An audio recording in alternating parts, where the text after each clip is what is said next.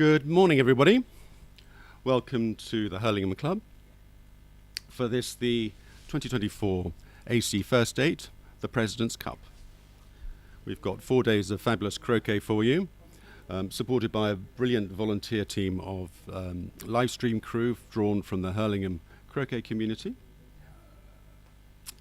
And we also have our expert team of commentators, whom you will see in a minute. Please feel free to make comments on the YouTube channel, and we'll be covering Lawn 4, which is what you're looking at now. This is our show lawn. Will be familiar to anybody who's seen our live streams from Hurlingham in the past, and when it's appropriate to do so, we'll also give you some coverage on Lawn 3 when play on Lawn 4 is suspended or has finished.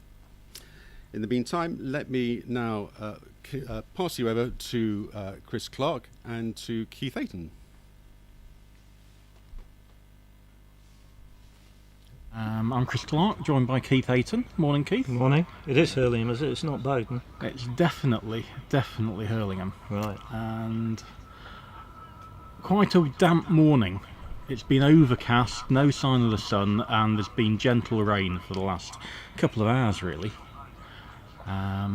Will that affect the lawns much, Chris, do you think? I think it will. Lots of people will have seen the World Championship here last year, and they're nowhere near that speed, whilst at the same time being much faster than when we were playing in the 80s, where they would have been sort of dark green and 9 seconds, wouldn't they? Yes, but still very good.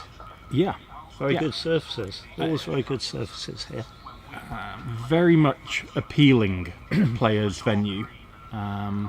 Be interesting to see how many peeling turns are finished this week, because there's really no excuse for breaking down once you've made hoop 1, really. It's interesting, Debbie's approach to hoop 2 there. We're going to be featuring Debbie Lines v David Gocher, and she's just approached hoop 2 and it's actually drifted on an extra couple of feet. So they're faster than they look, and I would think they're probably 11 plus. Yes, they could be. Yes. Yeah. And we've got the Codway hoops in. Indeed. Which so will please you, Chris, I'm sure. It will, yeah. And they're particularly important when you're peeling. So when you're actually just playing a break and you can get straight in front of them, they're very easy to run from straight in front. When you're not quite in control of a peeling turn and you maybe have to peel from 30 degrees, and normally they just sort of slide through, they'll be jawsing more often, or maybe even bouncing out to the side if you catch the near wire. So that's probably going to be the main difference. People who can play controlled peels from a short straight distance are going to get some benefit. So shall we have a look at the players for this 8? Yes, why not? They're in alphabetical order, and it's quite a mixture, really. Quite a lot of experience, I think you'd say.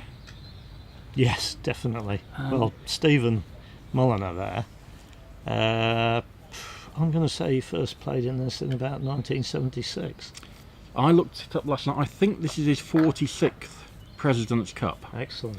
That's a fantastic record. It's miles clear of the next highest, and he holds the record for winning the most games in the event, fairly unsurprisingly, given that number of entries. That's obviously starting at the bottom. Debbie at the top. Debbie, a winner in 1996 of the McRobertson Shield, and then took a good sort of 20 years off almost, certainly 15, and came back and was much worse than she used to be, changed the mallet, and immediately found her old form again. Right.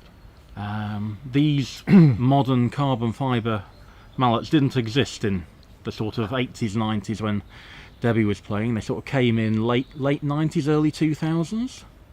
The carbon fibre ones probably 2000 or thereabouts. Right. We used to play with a block of wood with a stick in it. Yeah, yeah. And you were certainly one of the players who changed and immediately got much better. I did. I didn't change straight away. I wish I had now. But and I was one of the few that never changed. Oh well. Anyway, in second spot, James Death. and I tried to look it up last night, but I ended up not getting all the information. I don't think he's lost an event this year. I think he's won every single event he's played, AC and GC, singles and doubles. Do you think that makes him the favourite then? I do. Right. I do. Having said that, only 2 of the players on this list of 8 have won the event before, and James isn't one of them. James has won the event before. Has he? He certainly has. I looked through last night, I didn't see his name. He certainly won here in 2007. Oh, I must have missed that. I'd got 2 for Patel and 6 for Mulliner, I think. Okay. I know Harry's had a runner-up. Goach has definitely had a runner-up. It's interesting because James has really started to win events in the last 8 or 10 years. So you're saying it's 17 years ago he won this? He did. Sort of before he'd won anything else? Yes. One of the first things he won, I suppose, yeah. Big events. But he's just won the European AC. He's won the Men's Championship. He's won the Open Championship. He's won the Open Doubles. And that's in AC. And GC has won the Cheltenham Open weekend and the English National Doubles. Yeah, he's done well then. Probably, I'm just trying to work out, mixed doubles. Mixed doubles, maybe that was entered that and didn't win. So almost a perfect record this year from James, which is very rare in the sport, isn't it? Yes. So a clear favourite for me. Gabrielle had her first sextuple a few weeks ago. She did, yes. But has Was also that in Ireland? in Ireland, yeah, at the European AC. But has also had a couple of slightly disappointing losses in match play as well, and she'll be hoping to sort of pull ahead and get some. This isn't a match play tournament, we should explain. It's a double round robin, single game, so everyone plays each other twice. Yeah, 14 rounds. And in one round you win the toss against an opponent, and in the other round you lose it. So it's as fair a method of determining the winner as we're going to get, sort of like a league system. Now, Gabrielle's had a couple of big wins this year. Yeah. Big names on her record. Yeah, we've got Bamford, probably the biggest. Yeah, and Fulford. And Fulford in sort of early Compton Cowhorn tournament. That's right. So you could argue Robert might not have been completely up to speed. Reg was certainly playing at what he would think was a good standard. You know, he'd played in the Golf Croquet Open, got his single ball strokes working, was doing the odd sextuple, and Gabrielle had a very good win against him.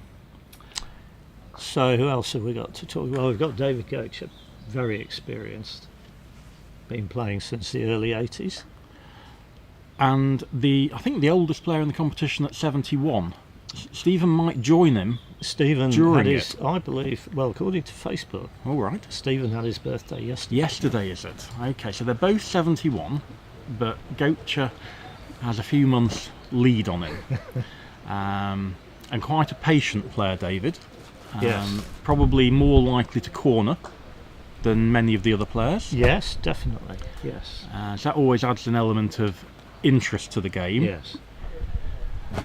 He won't be rushed into making any rash decisions, will he? It's interesting when you do get a player who plays slightly differently, and the modern players just tend to shoot at virtually all the time. Yes. And when you get a player who puts a ball in a corner, it does ask the question, can you dig a breakout? And some of them will struggle. The better players will probably make it look like a bad decision. So doing David at the moment, approaching hoop 1, and I think it's important.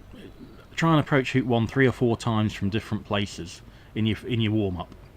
Yep. It's going to be something that's critical to getting the first break. So approach it from the side, approach it from 4 or 5 yards in front.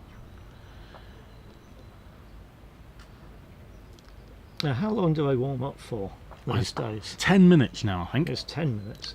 Which is very much what they're doing in WCF events. Are you in favour of warm-ups? I'm not, to be perfectly honest. I liked the fact that the start of games were a little bit scrappier, because people were trying to find form or the pace of the lawn a bit through skill and judgment by looking at the balls just rolling immediately. I know I've got a lot better at playing since they introduced practice. I can immediately start at a higher standard. And perhaps that's what people want. Certainly, it's not likely to change back to when we were playing in the 80s where you didn't get a hit up. No. I think it is now ingrained in worldwide croquet. But yeah, that approach from Debbie, which she's just hit, and it just drifts on that extra foot. So we might see a couple of pace errors in the first 15 minutes or so. So moving further down, Samir, he has won it a couple of times. Yes. And he's actually been in quite good form, I think, this year. I think he's won it both times on the Isle of Wight. Ah, a ride specialist. It's interesting. I've never been to Ride. Is there any reason that would suit him? No reason I can think of. Okay. No. I played in one of them. And then I think which was 2013, and then I think he won in 2022. Okay. He's been shooting very, very well this year. And that is probably the key thing that's going to differentiate people this week. How many shots can they hit in the opening and lift leaves? And perhaps talking about lift leaves, do you think we're going to see any one-back leaves? I suspect we will. At the start, or as people... Well, we'll see. We'll see, okay. We know Stephen likes doing them. He does. We know James likes doing them at least for fun. Yes. Whether he regards it as a winning tactic, I don't know. These are ideal conditions for doing them, I think. You'd think so. Yeah. So we won't be getting any super advanced in this event unless both players agree, I think. That's correct. Yeah. So just be normal advanced. Well, I think some of the players will agree though. But we'll see. That's interesting. I would have thought players like Debbie and Gocher, who we're going to watch to start off with, would prefer the more old-fashioned Yes, I think format. that's probably true. And probably Gabrielle. James and Samir might be going for super advanced. The next on the list is one of England's top players from the Robertson Shield, Harry Fisher. And Harry hasn't played much this year. Quiet, yeah, from Harry. Yeah. And I think many of the AC players are going, well, look, there isn't a Robertson Shield, there isn't an AC World Championship. This is my chance to show my wife that I'm actually going to spend some time with the kids. And you really can't blame them, can you? No. He's got a young family. And two children now. Right. So next year again, we're going to be having a World Championship AC. And we'll be picking him at Robertson Shield team at the end of that year. So lots to play for. As we now got Debbie and David Gocher about to start. Yes. Debbie blue and black. Had Debbie won the toss? I think she had. Normally players go first if they win the toss, don't they? Yes. Particularly early in a tournament. Well, if your name's first on the sheet, you've won the toss. You've won the toss. So I think, pretty sure hers was. So she's probably decided to go in, I'm guessing.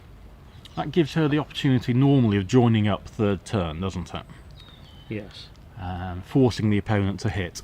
And Gocher, we've mentioned a defensive player. And I'm expecting just south of corner 2. Yeah, but interestingly, he does play Duffer Tices as the tournament progresses. Does he? If he thinks corner 2 is not his best option, he will let a duffer occasionally.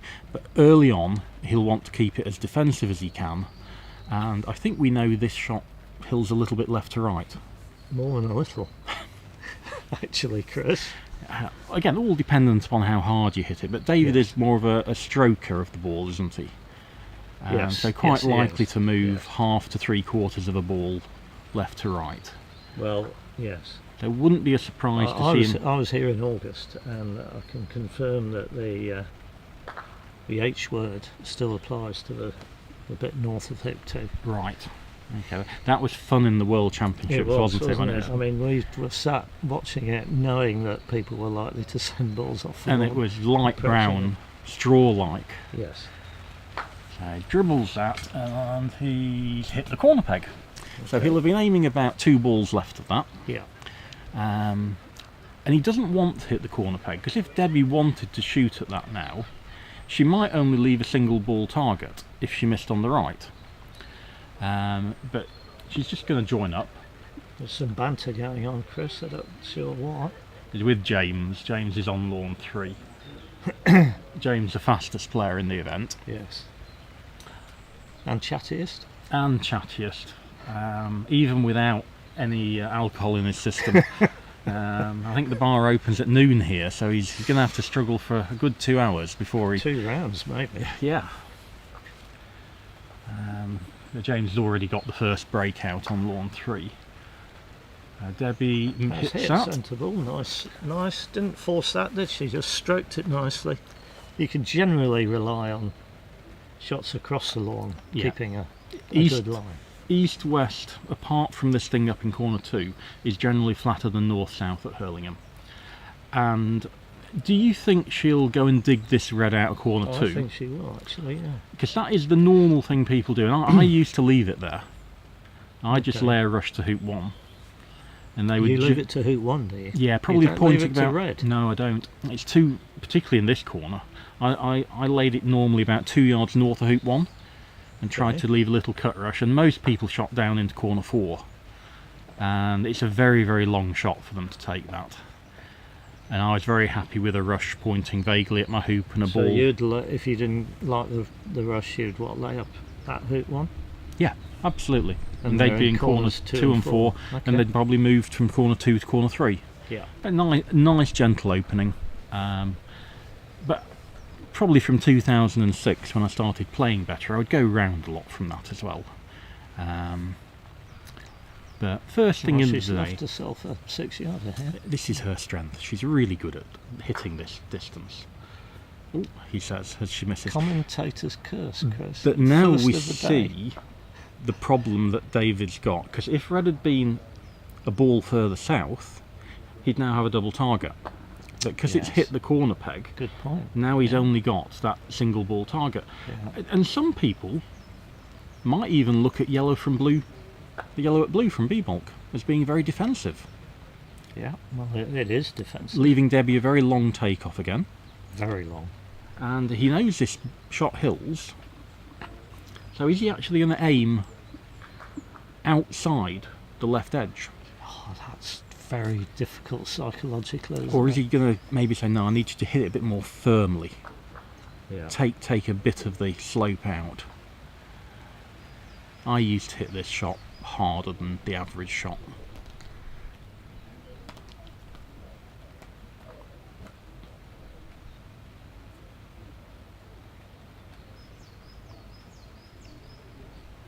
And even now you can see little hints of brown in this area, indicating that, you know, a few weeks ago they were actually quite quick up here. We've had a few good weeks of summer, haven't we? Yes.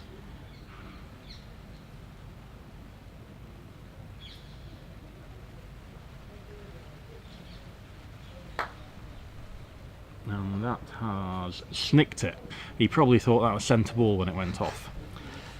He's got a slightly unfortunate result, really. Yeah, he's going to end up getting a rush on red to blue. Yeah. And I think that's probably a little bit easier. He doesn't want to risk it going too close to the corner area for a rush to hoop 1, because it hills a little bit away, it slopes away, and probably a little bit quicker as well still in that area. But blue's a good 4 feet in from the boundary. And a good precision player can pick up a break quickly from here, can't they? Oh, should do. First things first, though. You need a good rush towards blue, don't you? And hoop 2 is in the way a little bit. Needs to go about 2 feet south of hoop 2. Would you go south? I would, actually. I would be trying to rush level with it and get a perfect rush line to hoop 1. And once I've done that, I think I'm away. Well, in that case, I think I'll be going north of 2. Did I say south? You did. There we go. I'm going north of 2, Keith. Yeah. I am hopeless nowadays. But you don't want to put black in the way here. No. And that is off. That is off. Well, there's corner 2 for you. Everything we said about not getting a rush to hoop 1 and getting a rush to blue Yeah. That's why you don't try and get a rush to hoop 1. Yeah, well, he didn't even come close to playing a thin take-off, did he? He was clearly trying to get black out a long way. Yeah. Well, he would wish to have that one again, I'd suggest. Yeah.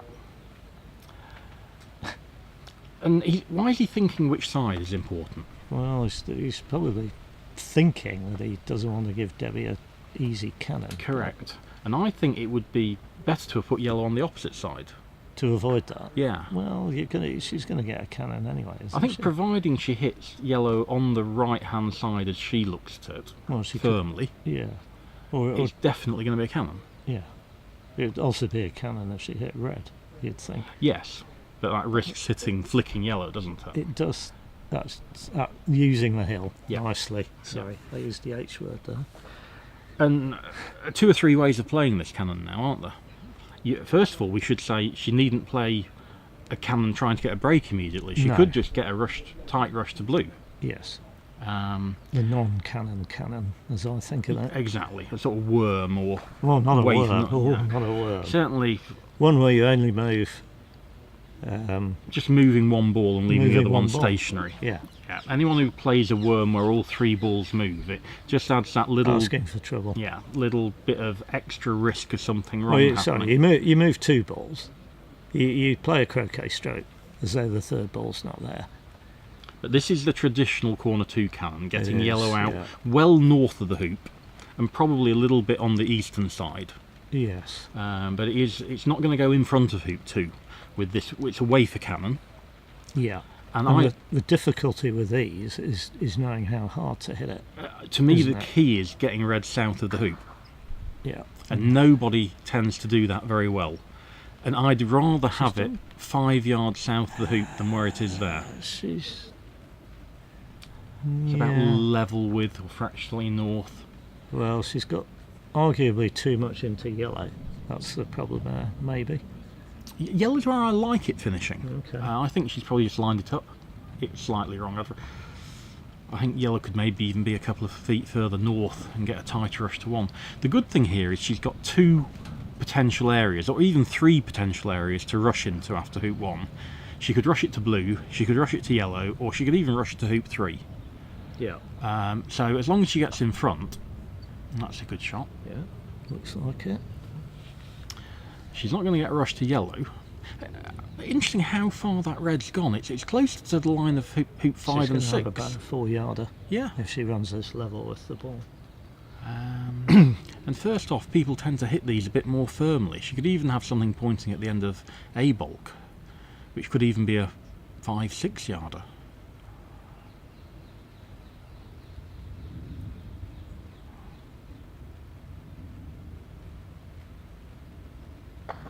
Oh, hit that hard. It took quite a lot of wire, didn't And it? it's Lovely come out rush to quite blue. nicely.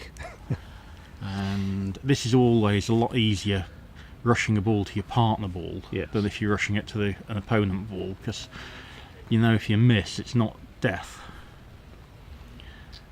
But I did say this was her strength. She's already did. missed 1. You're going to say it's her strength again? It's definitely her strength, and it will remain her strength. We should say that she's really quite a precise break player as well. That's what won her the Women's World Championship in Christchurch last year. She played breaks much more tightly. Well, conditions were considerably trickier. Yeah, you didn't want to have to run a hoop from 18 inches away at 10 degrees, and Debbie was getting, 6 to 9 inches straight all the time, and it was a massive advantage. And again, this blue being 4 feet off the yard line makes this shot so much easier. You really want to get a rush to corner 2. Yeah. Well, behind hoop 2. Yeah. On the boundary. Which she has.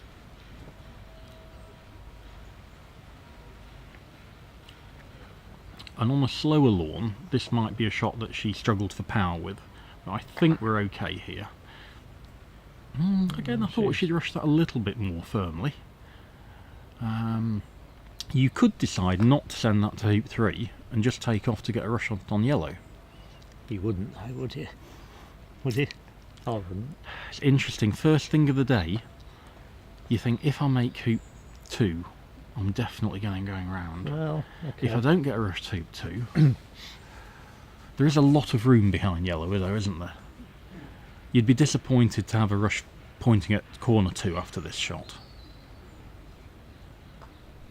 So let's see, she's clearly lining blue up to move it part of the way. Is it going to go all the way? Looks like she's playing a thick takeoff. That's gone too far. Yeah. I still think it's pointing in a better direction than if it was pointing at corner 2. She shouldn't have a backward takeoff here. Just starting to rain a little bit more steadily.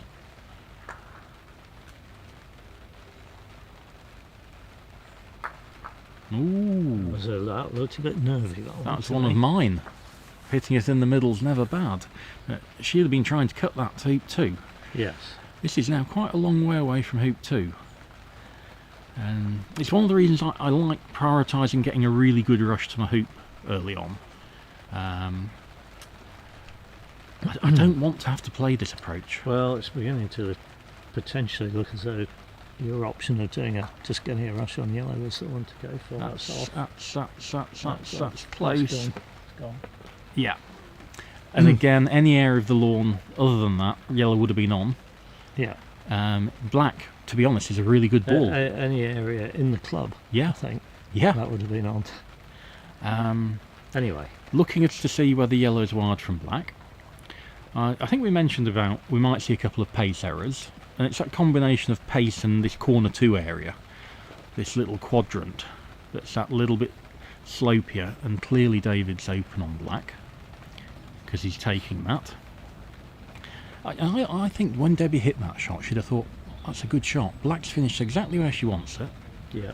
And yellow's waiting to receive black when it goes through the hoop. Yeah. So David is straight on. Probably got, what do you think, about 85-90% of this? Well, it's hard to say. We got that slight angle earlier. It looked he can easily hit it in the middle, but I don't think he can quite hit the left-hand edge of it. There, from this angle. Well, maybe he's got all of it. Yeah, that He's looks got like a lot of it. Yeah.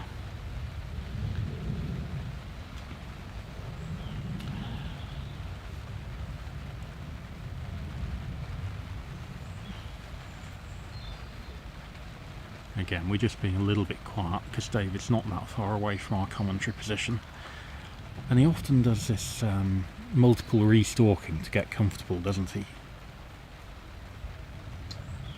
Yes, he tends to, or at least he used to be quite a... Flick the hoop. He used to be quite a nervous player, he told me. Yeah. And he's using that time actually to try and settle himself. Okay, well, nothing wrong in doing that. Ideally, as you settle during the turn, you start playing quicker though. Or if you're nervous for the whole game. Well, yeah. Well, I know what you're saying. So Debbie will be playing black at blue here, the obvious shot. Oh, that's interesting, she's playing this.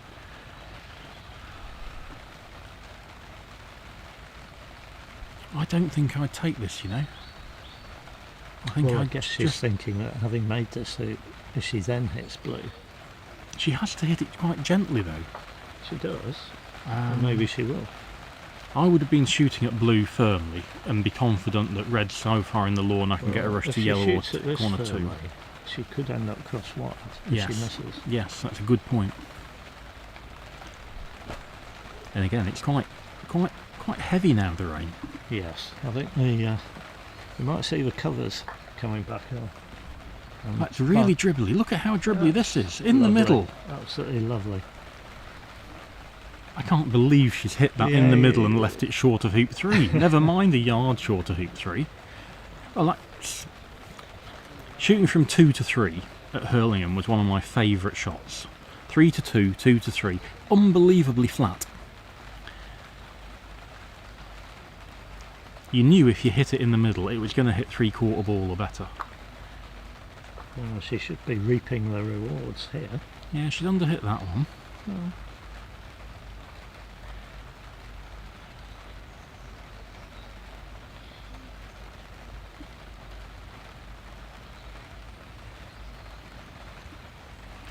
I suppose one of the benefits of Debbie's line of play was if she'd missed partner, she was going to finish much closer than I was going to finish on my shot. Yes. And that's very useful, being, a yard away or 4 feet away from partner than 7 or 8 yards away. She's got a nice rush to yellow here. She has. Would you take it? I would. It's good to get. It's pointing directly at it. Okay. Yeah. Pretty well. That's not right on top of yellow, though, is it? I'm going to get some sort of in-lawn rush here. Even if it points at the end of A bulk, it's sort of okay. You'd want to be a couple of yards closer, though. You would. Because you're going all the way over to the west side to come back all the way over to the east side again. Yep. Ideally. Some players may choose to send blue to hoop 5, hit yellow and take off. Ah, yes, true. But I think most of the I players... want a better red to be doing that. Exactly. Personally. Yeah, I think most players here are going to just try and get a rush on yellow. There's no real hill on that part of the lawn. You can trust it. So she will have improved. She hasn't. She's really just swapped blue and yellow, but she will get a rush on yellow to east of red now. Absolutely. So she can approach probably more down the rush line. Again, she hasn't cut that enough. She hit red. Yeah, hitting red would have been really bad there. But now coming into it from a pretty good angle. Very good angle. And she'll get a good hoop 5 pioneer as well, and probably just going to take this turn to settle. Yeah. James, meanwhile, is already on a sextuple. First round already on one. Yeah. And it's going quite well as well, isn't it? Yeah. Well, he's going to be peeling 3 back, going to 1 back, I think. Yes, he will be. Yeah. Anyway, we'll keep you posted. We can actually see James, or the viewers can see James in the background. Always fun to watch James. Just such I'm a sure pleasure. we will see James on lawn 4 at some stage. Yeah. That's the other thing about this great format is you swap lawn every time. So you play in each of the 4 lawns at least sort of 3 times. And Debbie now got this fairly well under control. I think we'd prefer yellow to be in front or a little bit on the other side of the hoop, the eastern side. But she may be going back to blue after the hoop. If she goes back to blue, yellow's in a quite good place. But I wouldn't go back to blue here. No.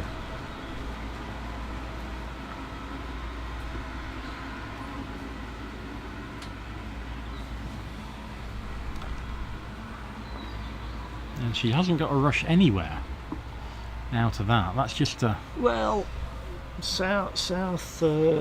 west rush. Oh, no, it's not even that good. I think she's got to hit it quarter ball to get it on the western side of the lawn. So she may just make sure hoop 5 doesn't get in play. Yeah, just making sure hoop 5 doesn't get in play, making it a bit straighter. But again, you prefer yellow in a slightly better place there. Just in case your pace control isn't quite right at this early stage in the tournament. And again, they're going to be getting that tiny bit slower all the time at the moment with this steady rain coming down. Yes. Just to keep you posted, James, I don't think is able to peel. Oh, that's going not very to good. 1 back. No. And it's 2 back pioneers sort of In the northeast wrong of the place. peg. Yeah. That's a nice Meanwhile, black, really good black. Red's sort of one. Red hasn't pulled really. You'd want red west of the hoop, wouldn't you? Yeah. Hoop, so. Yeah. So you either want it in front or west, and that's because blue's on that side. Yeah. And 1 back's on that side as well. Yeah. And I think now she will try and get a rush to blue. approaching this from almost the ideal spot. And again, really useful to have a good stop shot here. Get yellow that extra 1 foot, 2 feet. Has.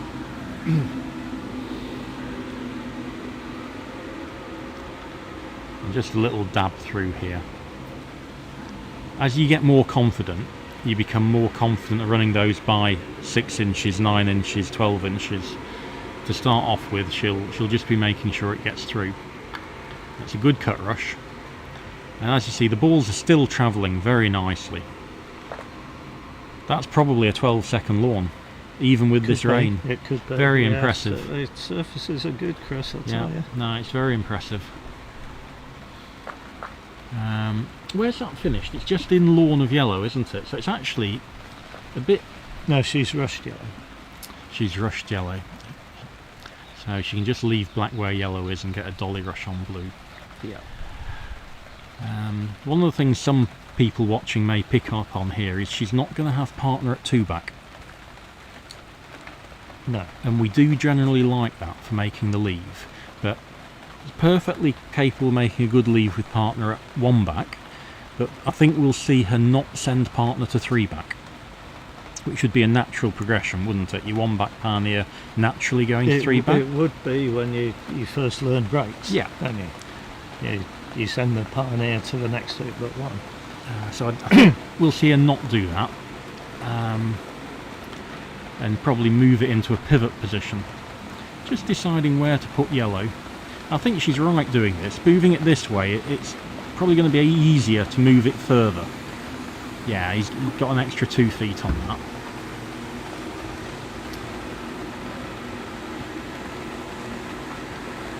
Notice how this manoeuvre here would be so much easier with red the other side of the hoop. Absolutely. She'd be able to play this from probably 5 yards closer, 6 yards closer. She'd have only had to rush blue 8 yards. Yeah. Instead of whatever that is. Best part of 20 yards. Yeah, and the pioneer is going to be sent out from double the distance. Yeah.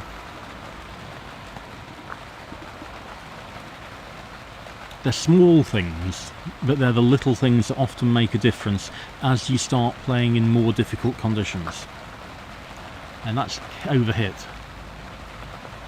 Yep, blue's travelled a bit.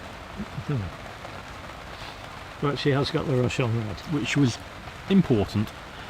And she's got yellow off the boundary as well, so I think she'll be able to get a rush on yellow to corner 2.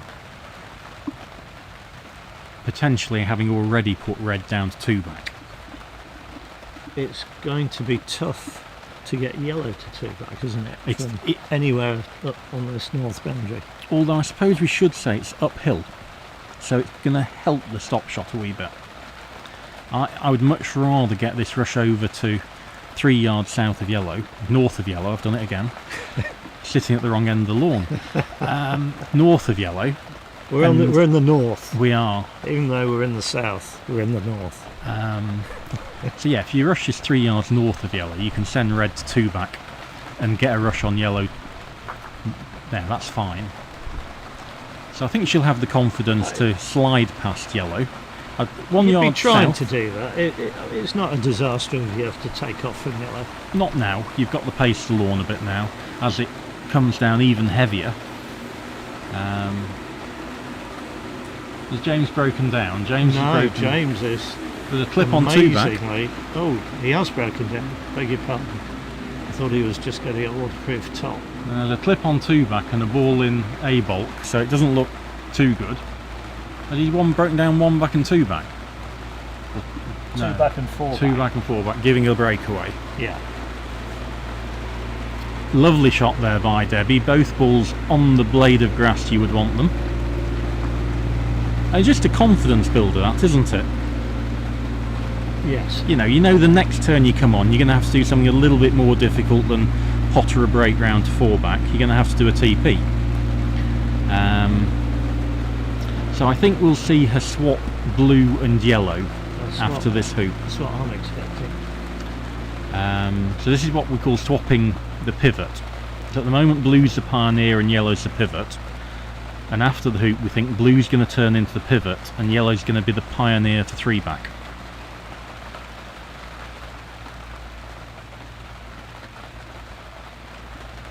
I like that position for yellow. Very easy to swap the pivot when you put yellow there. Yeah.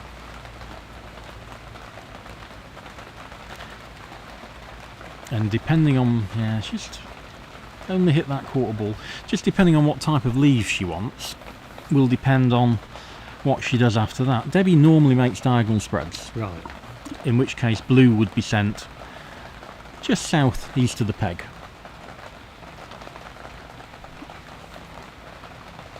Red is such a good pioneer that you're really confident of getting a rush to the peg after 2 back.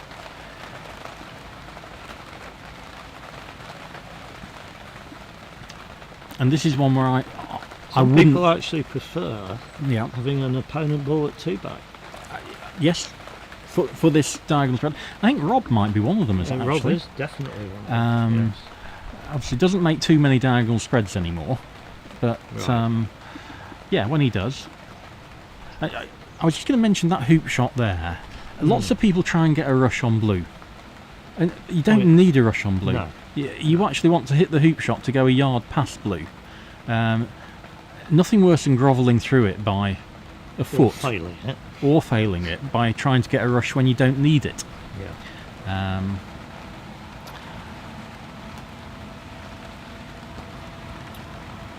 And yeah, I suppose this method involves a bit more rushing, and if you have your opponent ball at 2 back, you get to rush it up to the peg, whereas the other way it's a bit more croquet stroke orientated, and we all know how good a rusher Robert is.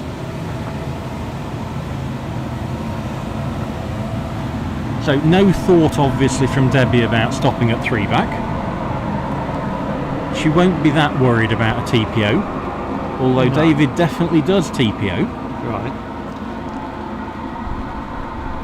Loves to have that control of the game, and he can play it at his own pace, as you were mentioning then. He can sort of dominate as the 2-ball player. And again, the thought process I'm going through here is I'm playing David Goacher. David Goacher likes taking long lift shots. So I'm going to try and lay up quite a long way south here. Right. Whereas if you were playing someone like Paddy Chapman or David Openshaw, who like taking short lifts, you might lay up between hoop 5 and the peg. If you're playing Bob Jackson, you might lay up level with hoop 4. Yeah. And that's quite a big difference, isn't it? That's a 7 or 8 yard difference in where you absolutely. where you lay up. So yeah, I'm probably laying up level with hoop 5, maybe even a foot south of that against David. No, we haven't actually. We're assuming she does get to 4 back. to 4 back. I often tell people, just take the shortest lift shot you can find. Against a strong player on a good lawn, I think it's a very good advice. Whether it applies first game of the tournament when it's raining and you've got things that you haven't seen how Debbie's playing yet. This has been a very basic turn. Can she do a TP? Had 4 out of 6 at Nottingham at the weekend, which she won. She won all six games to win that tournament. So obviously coming in some level of form. I had someone tip her to win a couple of days ago, which I thought was a bit of a stretch. A very strong player, but I don't have her as one of my favourites. Okay. And yellow here is in a good place, isn't it, Keith? Yes, I like yellow. Yeah. I mean, I might like it a little bit. Well, it needs a rush. Needs a rush on it. You just need to make sure you finish short of it here. Yeah. But equally, not too short. Yeah, you don't want to leave yourself 4 yarder, but they're such lovely even pace lawns. In say, once we get away from corner 2 on this lawn, they're very dependable.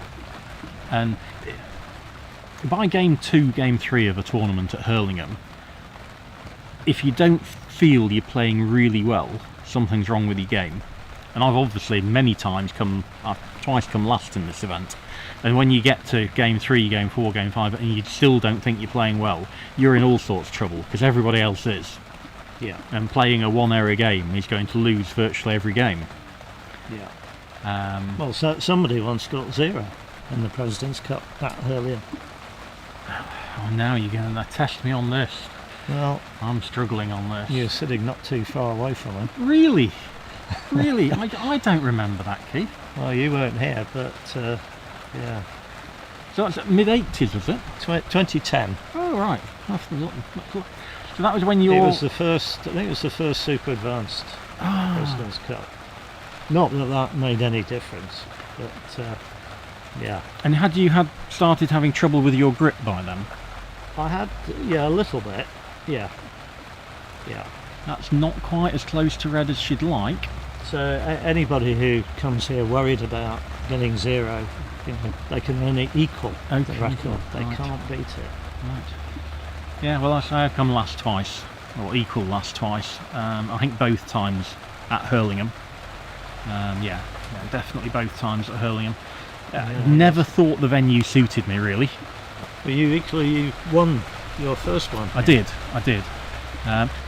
Having got a good rush on red, she's hit it quite hard, and now she's turning this into an OSL. She's rushed it the opposite side of the peg and doesn't think she can get it crosswired from yellow.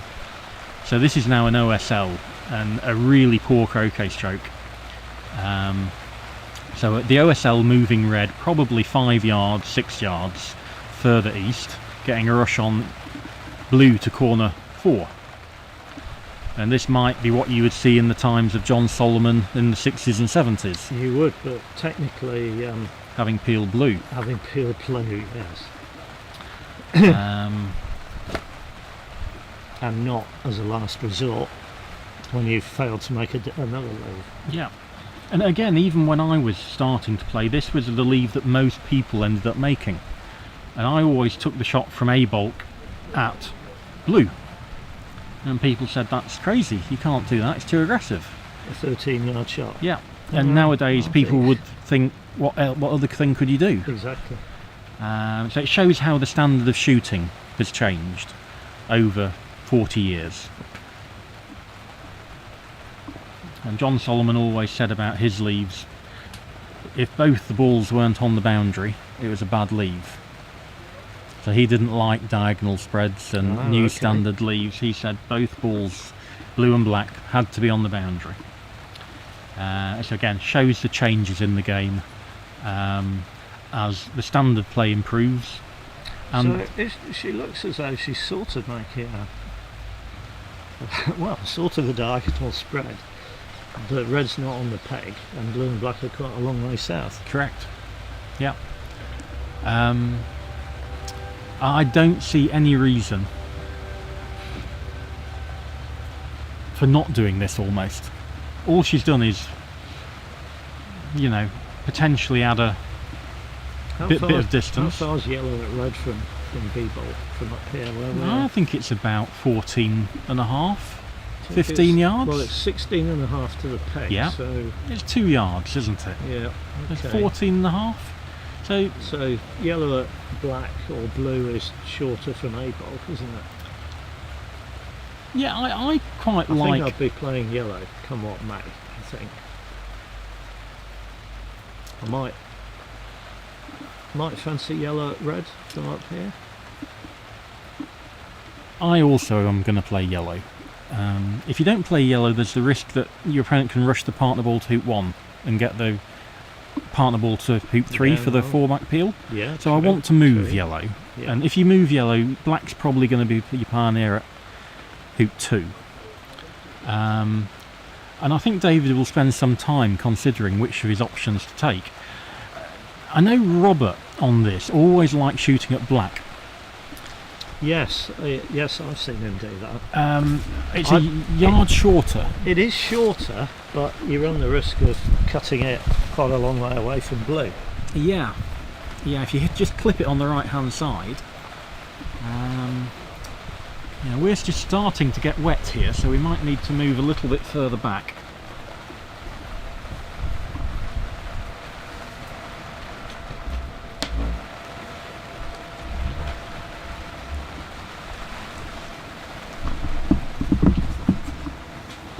Right, Yeah. that's an extra foot of dryness. So yeah, we do think yellow, but I think all 3 shots are takeable. the sort of direct shot from directly north of red as being the shortest at red. Yellow at blue from A bulk, yellow at black from A bulk. And if red wasn't quite as far east, he could potentially shoot at red from corner 3 going into corner 1, but that shot's taken away from him here. It's not. He's going to finish in front of hoop 1. He's going to finish in front of hoop 1, so, and he also hasn't got yellow through red at blue and black from the other end of B bulk, has it? No, so I think there really are probably only 3 shots. You could take a shot at red from the end of B bulk, which would go maybe 4 yards west of corner 4, saying, well, Debbie's not going to pick that up straight away. It might be my most defensive shot. But Debbie's south of hoop 4, isn't she? Yeah, I don't think she's going to pick off a ball that's 5 yards away. No. She might do.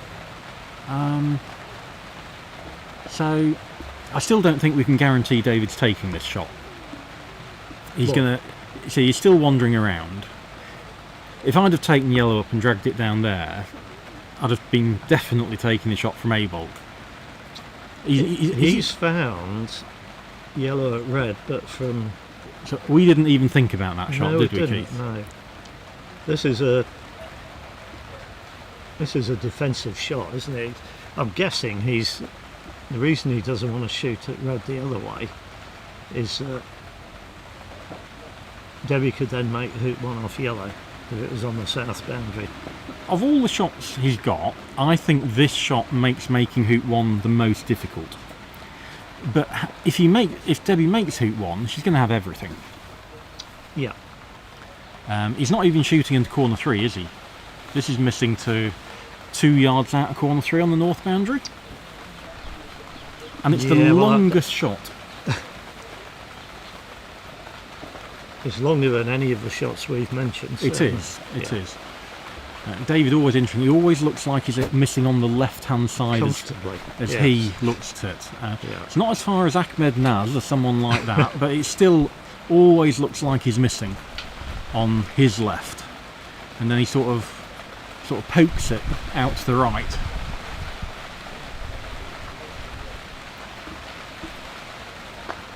Nice strike. It's Hilling. And he's got it. Nailed it. Good shot. Again, probably started on the left-hand side and hit the right-hand side, so will have looked good all the way to him, that. And now, is he going to be sufficiently settled to maybe have a TPO first turn of croquet? It's linking them, isn't it? You take off to blue, you rush black to 1.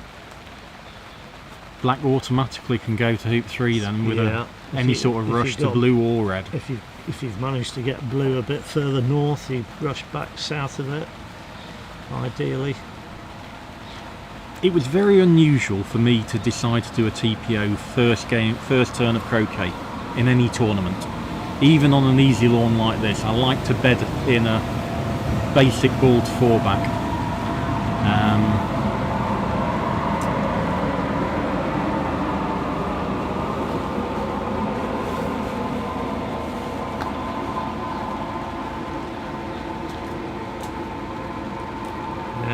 Where's that gone? It's nice. It's a really good shot. Very good. Yeah. And David has got really good touch, hasn't he? He plays quite a lot of takeoffs during his turn, and he's normally really good at them.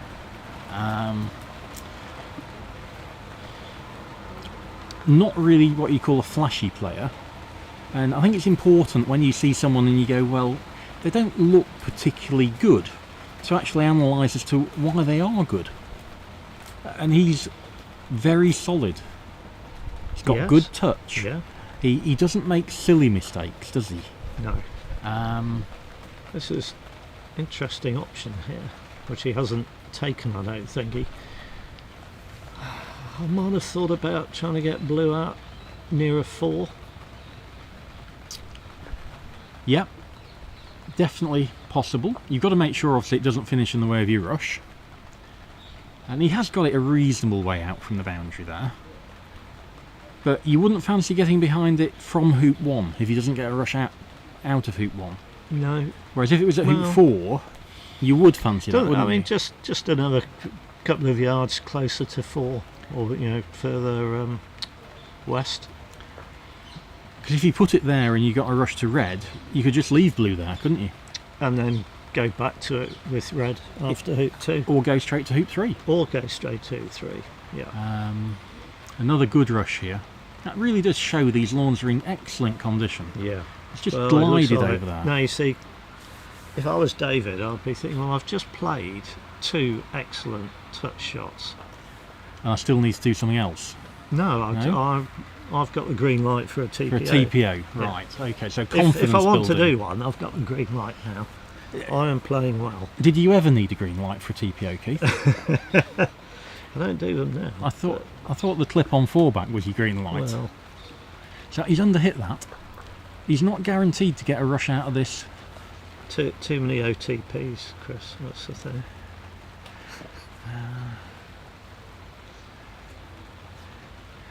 Certainly now if you look at the stats,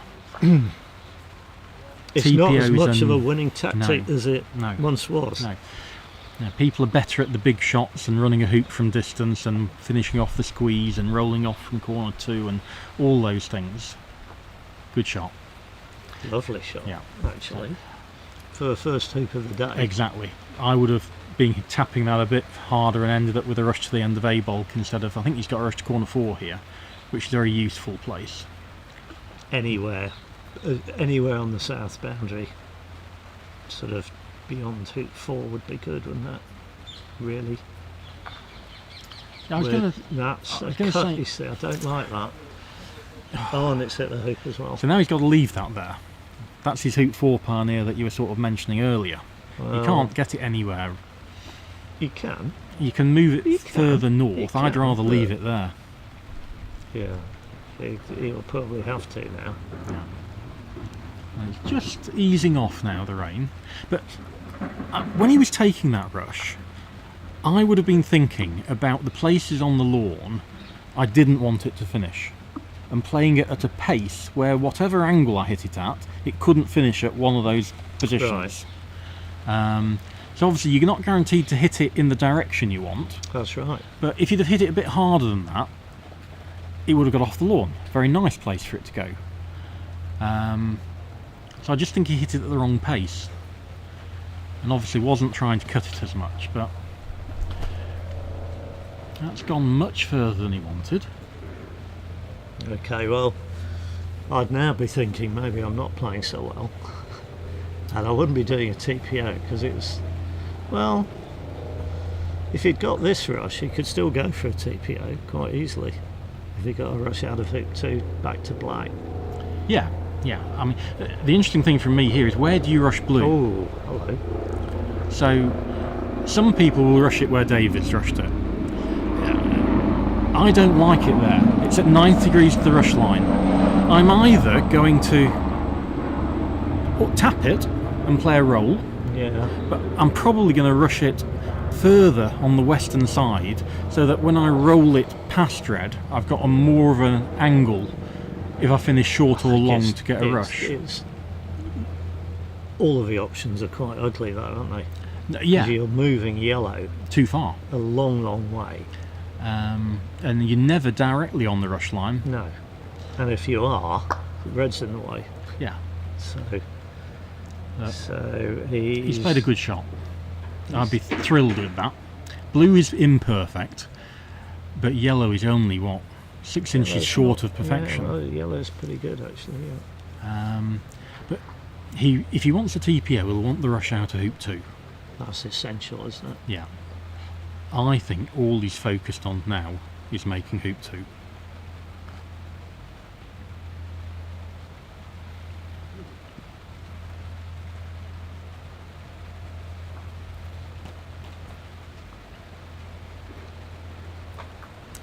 That's a It's a good lovely shot. Lovely shot.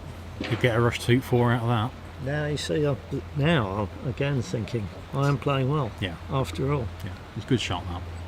so if I want to do the TPO, it's still there. It is. Arguably, blue isn't very good for a TPO because you've got to rush black up and put it in position to a slightly imperfect blue. I've never seen that stop you before.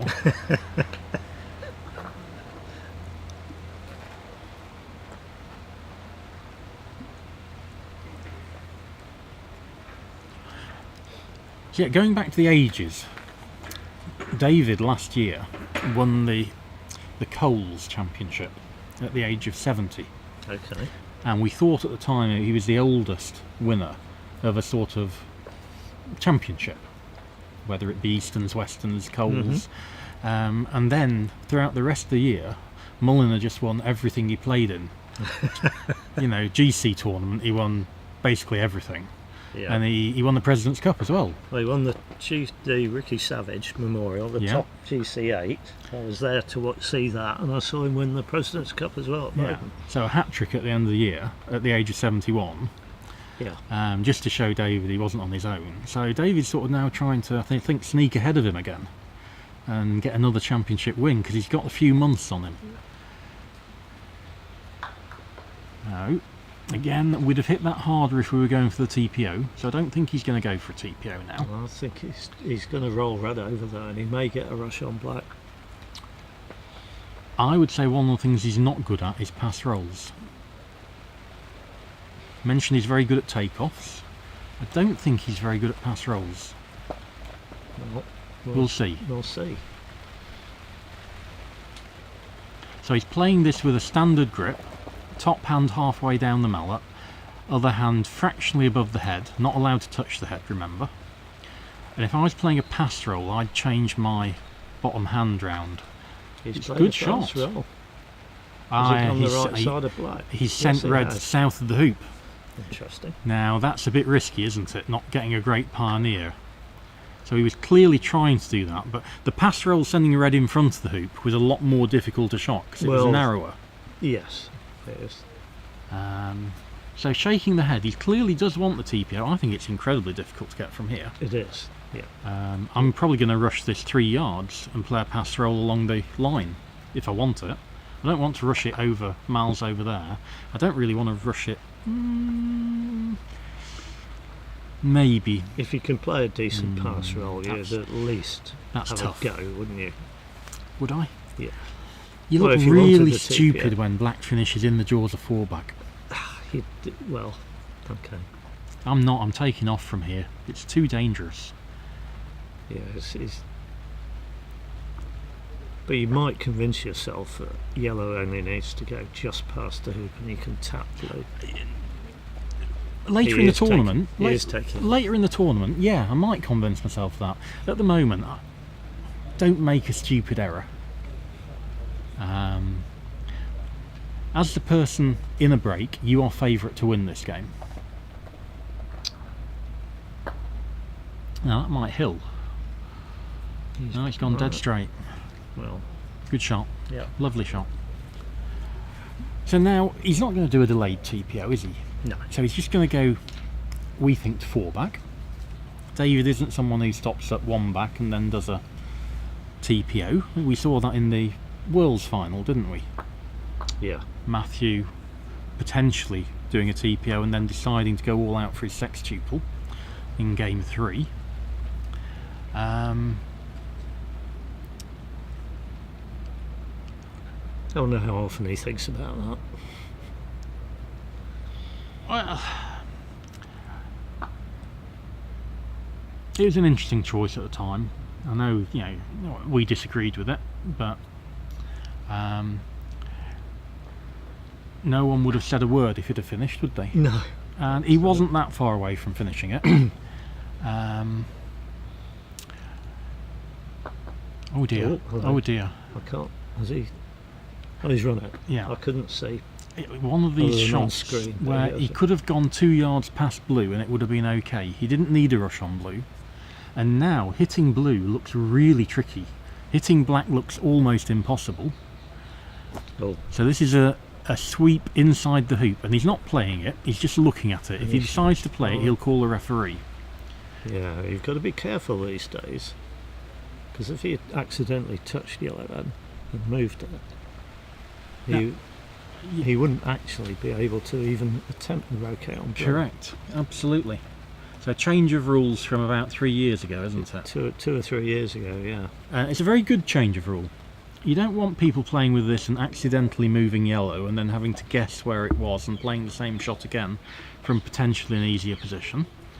Well, the old rule was that if you weren't trying to play the stroke and you accidentally moved the ball, you simply replaced it. Exactly. But as it's in such a critical position, you can still do that, provided it's been marked by a referee. I Yes. believe. Yeah. Which is fair enough. Yeah. So he can hit red, but shooting at red is probably going to be his last shot of the game. Whereas going into corner 2 or corner 3, he might get another go. Do you think he's given up on hitting blue? I don't think you can ever tell with David until he's actually played the shot. That's very fast into corner 3. Yeah, he didn't line that up, did he? So, big error. I think he's good at not making silly errors like that. Debbie will play blue at black. And in many ways she'll be hoping to hit it to the south boundary or cut it towards red. I don't think she's going to hit it hard enough to rush it to hoop 1. Right. But she'll obviously just be trying to hit it in the middle. Yes. But See where it goes. where it finishes, if you've got a variety of shooting strengths, you should be hitting it at a pace where you can cut it to red or to hoop 1. But I think that's a little bit harder than Debbie's general shooting pace.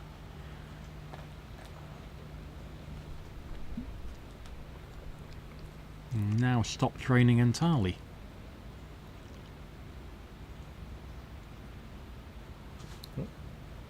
Oh, we got some. Yes, so good shot. We've just got sight of some YouTube comments. Thanks very much for confirming that James did win this in 2007. That must have been his first major, really, mustn't it? And really quite surprising, given he's won it, he hasn't won it again 17 years later, given he's really almost a dominant force for the last, 4 or 5 years. Has he not won it again? I'm sure I haven't got it wrong twice, Keith. I'm going to be confident about that. Well, you've called this the south boundary a couple of times. And yes, Tim, I am going to go over to Chesapeake. Really looking forward to that. 24 lawn venue. Never been there before. Should be fantastic to have all the players at a single venue. The atmosphere should be wonderful, and GC, quite an exciting game. We've got so many good players playing in that from different countries. It'd be a fantastic tournament to watch. Really looking forward to that.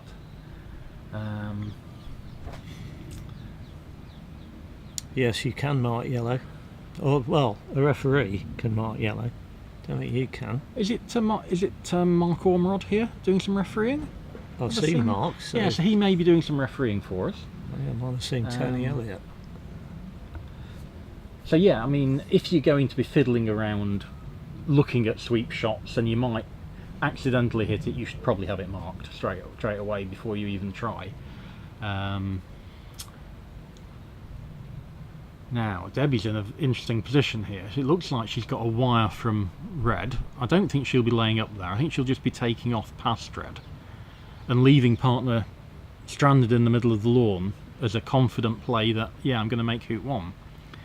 She could take off to hoop 1 directly, but most players would feel they were more likely to get closer to hoop 1 going to red. Her other option is to roll black defensively over to the eastern side, trying to get a rush. I think these lawns are too easy to justify that defensive line of play. You could do a thick takeoff, sending black a bit nearer 1. Again, it's a more difficult shot, It is isn't a more it? difficult shot, yeah. But it is what she's doing. She is, yeah. I think I'm beginning to think that I think the same way Debbie does. So I'd have played a thin takeoff there. Keep going. Has he got a rush to yellow? The hoop is directly in the way of the perfect rush to yellow, but she could rush it 3 yards west of the corner if she wanted. And now this corner is a fractionally more reliable, isn't it? It looks as though it is, yes. She's just tapped it. Okay. So she can justify splitting this to 2, Definitely. getting a long hoop 1, Yeah. and then having a go off it at partner. That's the benefit of the thick takeoff. Yeah. The downside is it's more difficult to get the rush. And I would have been confident of having some sort of rush pointing west.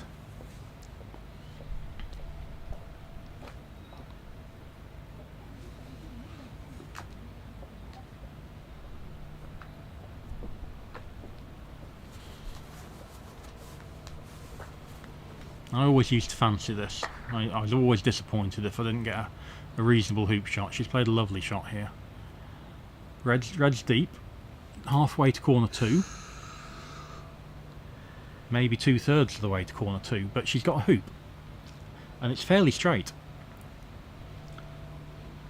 About, what, 7 foot?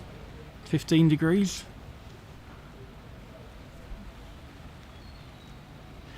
And some players here will run this hard, but I'm just going to dribble at this.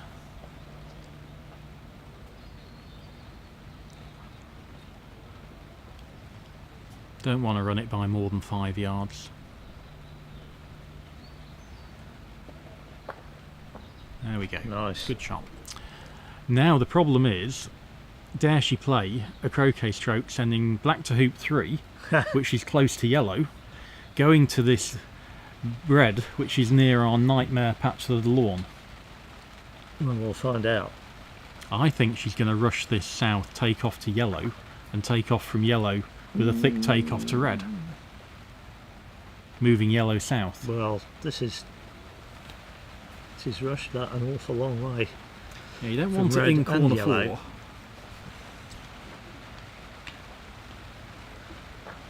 These were the shots I hated. A long takeoff.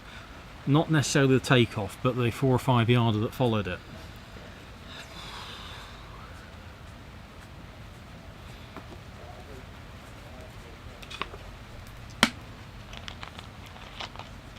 Particularly early in a tournament. So probably won't be doing much with black here. Just a thin takeoff and just focusing on getting 2 yards in lawn of yellow.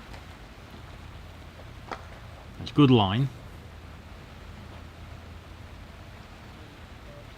And that's a good shot. She'll be happy with that. It's hard work to get a break even from here though, isn't it? It is. You're going to have to play some good shots.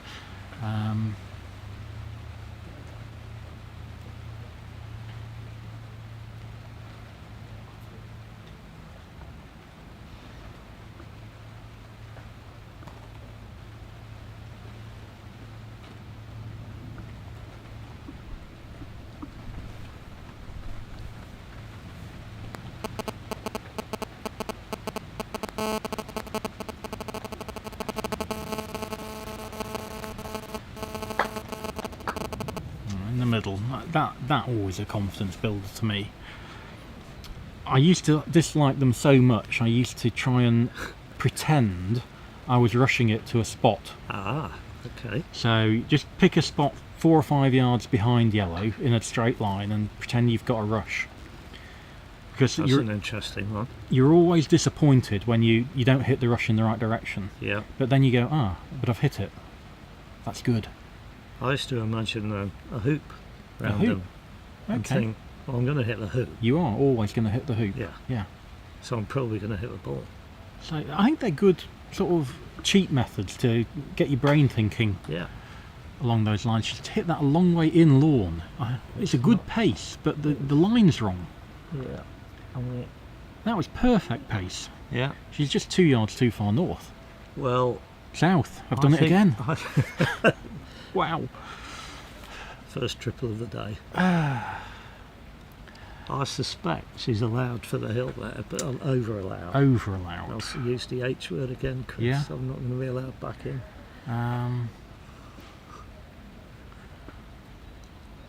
So it's a fairly easy takeoff. I think I'm going to rush this on the eastern side of the hoop. So I can play a thin takeoff. I don't want to rush it there. That's awful. That's, yeah. Surely, she's got to have been hitting that on the other side of the ball. I think this shot's a good 30 or 40% harder than where she was trying to rush the red to.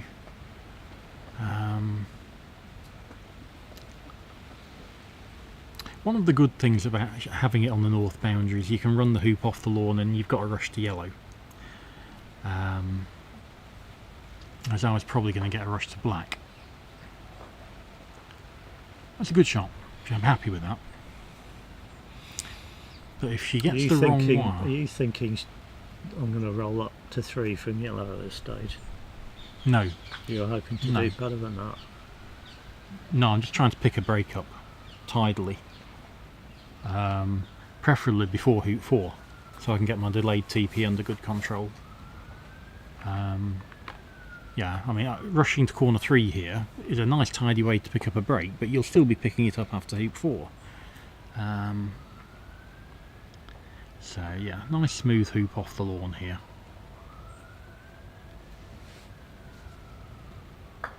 Yeah, nice shot. Okay. So shall I dolly rush to corner 3 and be able to dig red out a good 5 or 6 yards, I would think. Well, if you can do that, you could rush yellow down to black, couldn't you? She's Rush not. black. She's not put red on the yard line. Oh. So she must have had taken off from the wrong position there. Okay. It can't have gone 2 balls north. I've got that right for a change. From with a little takeoff, can it? No, that's interesting. So in the corner is much better than a yard south the corner, and that's a yard south the corner, I think. Well, 2 feet, yeah, a foot. Just denies yourself the extra yard of getting red out. And getting red out as far as you can here is helpful.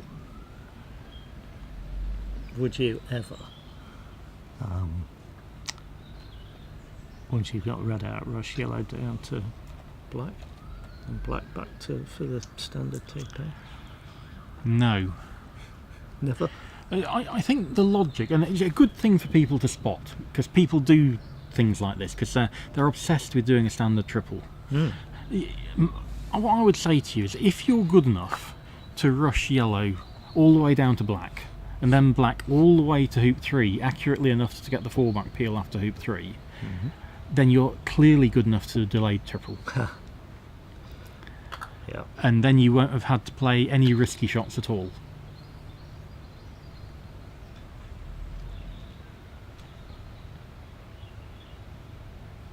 You don't want black to be a hoop 5 pioneer here. Whereas it is sort of naturally being a hoop 5 It pioneer. is, yeah. Yeah. So she might have to do some slightly more difficult things around the hoop 4 area to get black not to be a hoop 5 pioneer. And the reason we don't want it the hoop 5 pioneer is it makes the triple so much more difficult. You've got to make hoop 5 with a rush in front of 4 back to get it done quickly, and if you don't do that, you're peeling 4 back before 1 back, so it's very delayed. I still think there's a lot to be said here for just thinking about how am I picking a break up. Well, Your opponent's on 1 and 4. I can see a way. Yeah. Well, ignore black and just rush red to the east of 4. Yep.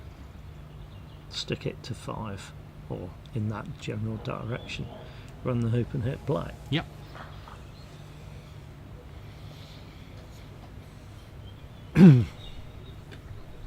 But if you weren't worried about trying to pick up a delayed TP, I'd rush red to corner 4 or between corner 4 and black. Yeah. Then get a shorter rush on black to east of 4. Send it to 5. So it's quite a good illustration of the things you're... Well, she's doing that anyway, by the look of that. The things you might do differently if you were simply picking a break up. Absolutely. Compared to trying to get a TP out. Yeah. Yeah, there are lots of plays here. There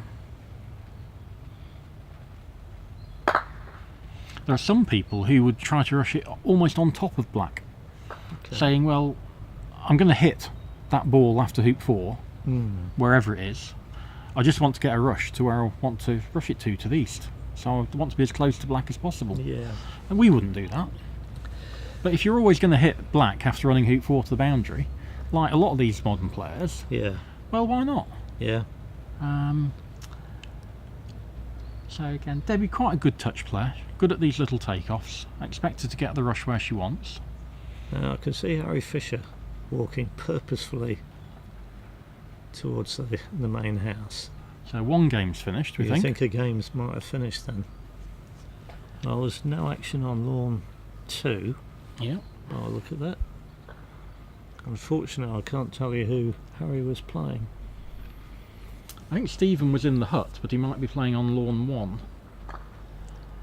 A lovely takeoff from Debbie, and this is sort of a halfway house, isn't it? You can't send black to 5, but you can send it a third of the way to 5. She's got quite a good stop shot, so I think it'll go a decent distance. Okay. You were mentioning sort of a yard to the east would be your nice place. Yard and a half for me. Yard and a half, okay. See, I wouldn't be trying to get it all the way. I think Right. 2/3 of the way is fine. Yeah, okay. So underhit that, but she'll be able to smooth this through to the boundary, and she should end up with quite a good rush line to get a rush to hoop 5, having hit red. I think the hoop's going to be in the way. We'll see. Although she may rush red all the way to the side, might make it easier. Yeah, I think this is going to go. She'll try and definitely hit this fractionally off centre on the right.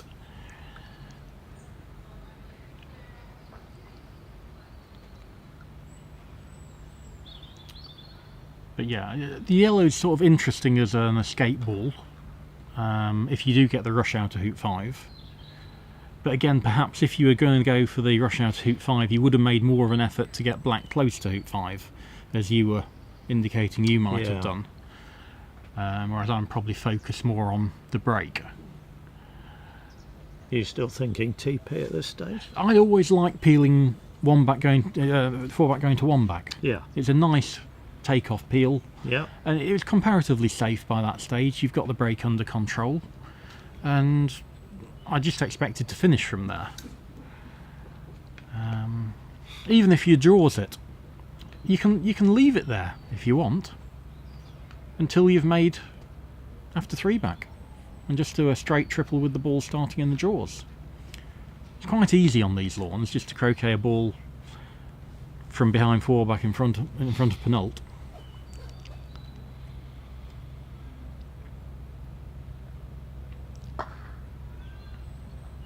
It's an awkward shot, that one. Just had there. Yeah, didn't get either ball up, did she? No. So we had a hello from Pepe Riva, who's just recently welcomed his first child. Has he? So, Oh, well, I congratulations to He was saying Jose. the Pepe Riva the 5th. Right. So many congratulations, Pepe.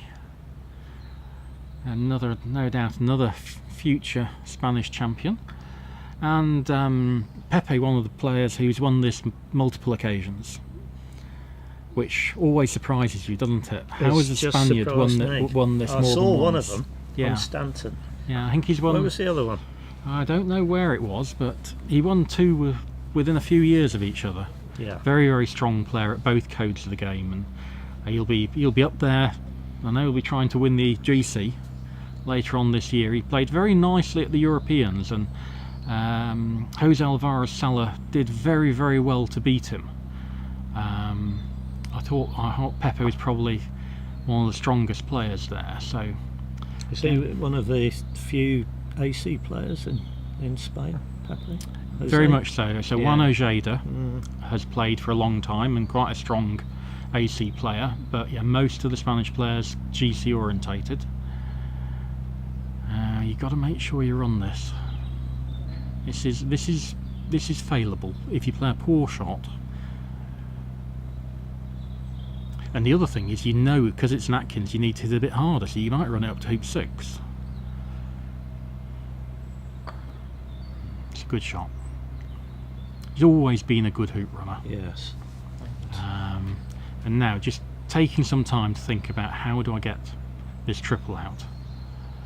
And Not easy, actually. it is not easy. I mean, Not easy. I'm going to rush this off the boundary.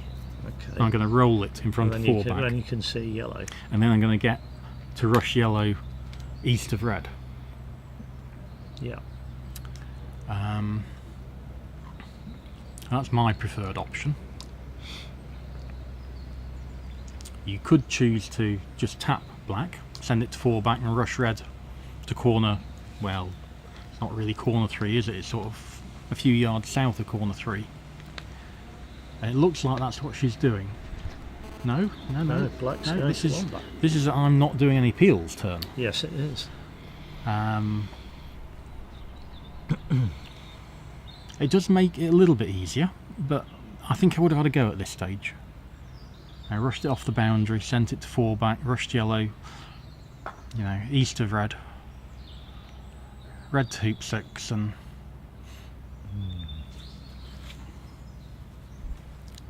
Again, black's short, but it's much better than being long. Yes. Always err on keeping your balls inside that outer 4 hoop rectangle. That's a better rush.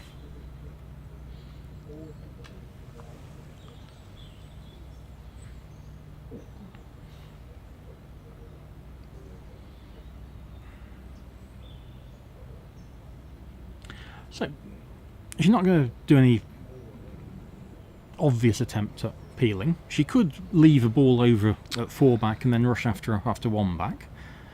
I'd be surprised if she did that, having turned down the option before 1 back. If you don't do that, you could potentially, if you send red down to 2 back, peel red. Black. No, peel red, peel red through 1 and 2, well, and get David on 3 and 4. Well, yes. Okay. It's getting a bit late for that, but it's still on. Yeah. You've still even got the angle, but I don't think she'll be looking at that. No. Is she going to leave a ball near 4 back for a potential rush over after 1 back? I think yellow's going to be the 2 back pioneer.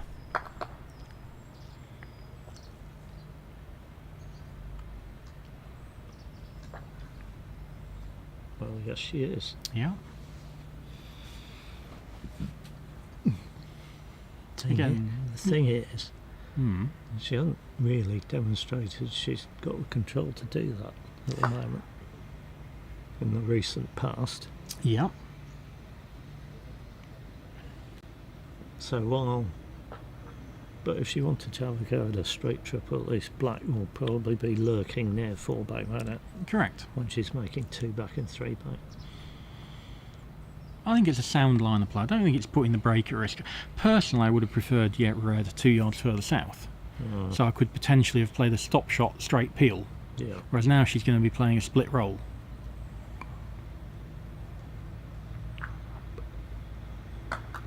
Oh dear, that's not good. Yeah. That was always on though, wasn't it? It was.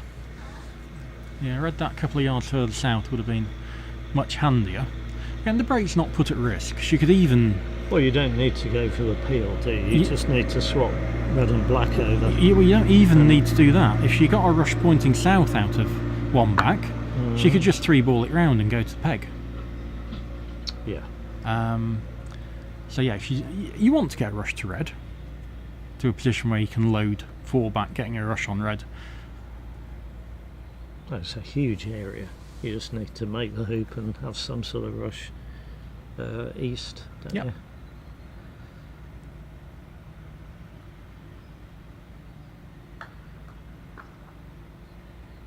There's plenty of room north of road. There is.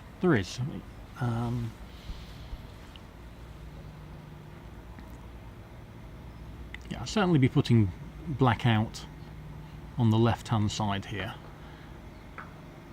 But equally, if she ends up running this by a yard, I don't think I'm going to go to red. She's trying to run it by 4 yards. Interesting. She didn't have to put black there, did she? No. No, that's a deliberate choice.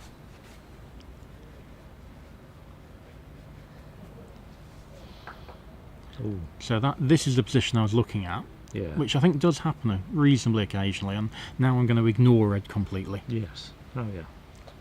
So it's going to be a ball to the peg. And can she do anything clever because David isn't on a standard hoop position? Over to you, Chris.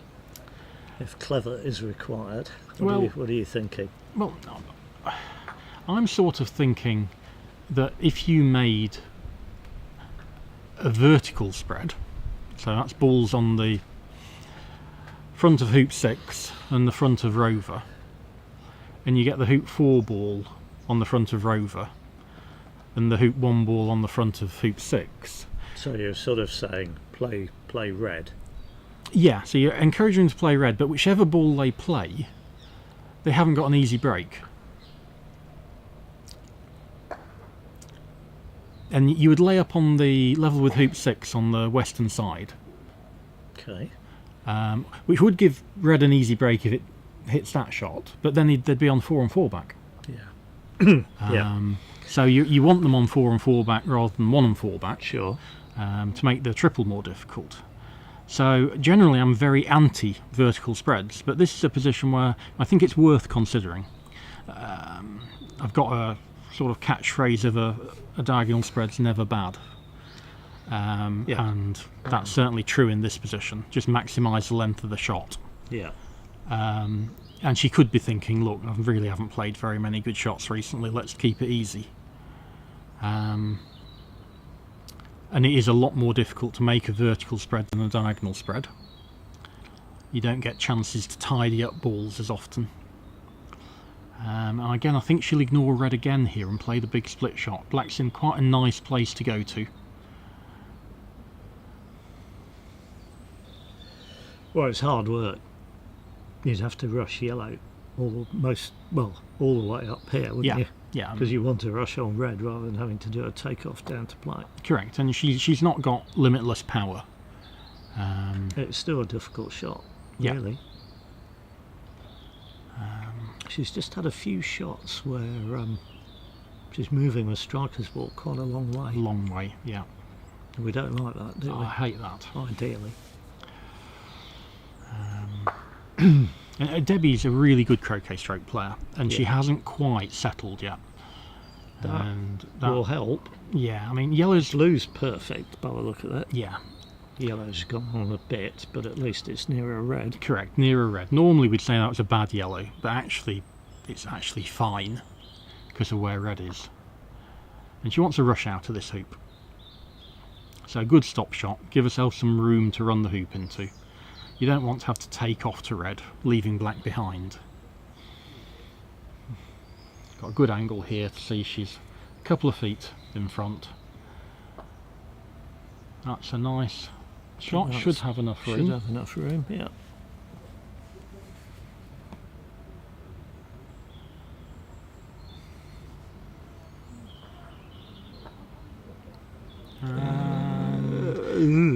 Again, it shows the pace of the lawns. She Yeah. tapped that Yeah. and it just dribbled on. That was a reasonably well controlled hoop. And it's just dribbled onto it. So I think she'll play a take-off again. And she is.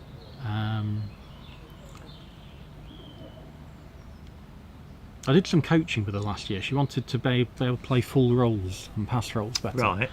I think she was getting better at it, but there's no need to play that shot here. No. It's unnecessary. All you got to do is finish 2 or 3 yards short of red. And she's gone. Yeah, it's troubling. She's gone west of it. Now we've got a That's- peacock.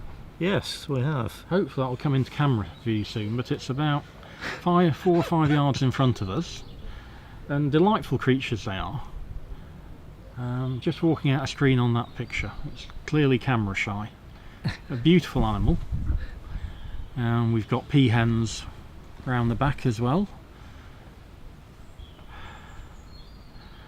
Debbie just looking as to what spots are available to potentially play the croquet stroke, sending red closer to penult, getting a rush on yellow. And she's opted for somewhere where she can't play that shot, Yeah. but she can just move it a little bit further south Well, and guarantee a rush on yellow. Guarantee a rush on yellow, which is pretty essential. Yeah. But at this point hasn't got any control of the break for a clever vertical spread leave. No. We're just trying to make sure you don't make rover off partner. So yellow will be going to rover, and then she'll hopefully get red at the peg after making penultra of diagonal spread.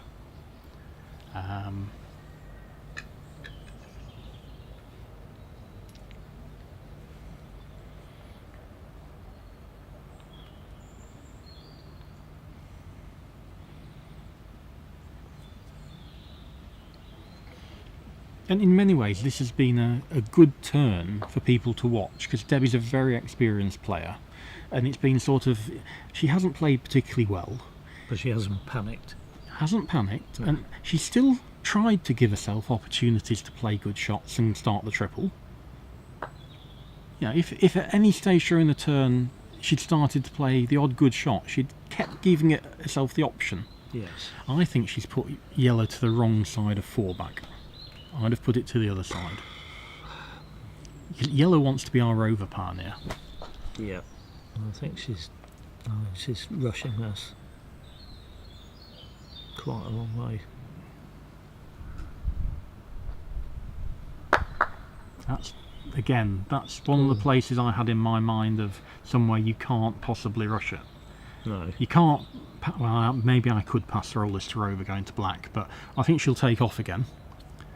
And she doesn't want to make rover off partner ball. It's getting quite scrappy. It is. Isn't it? Yeah, we're almost starting to think, is it going to be another OSL? Yeah.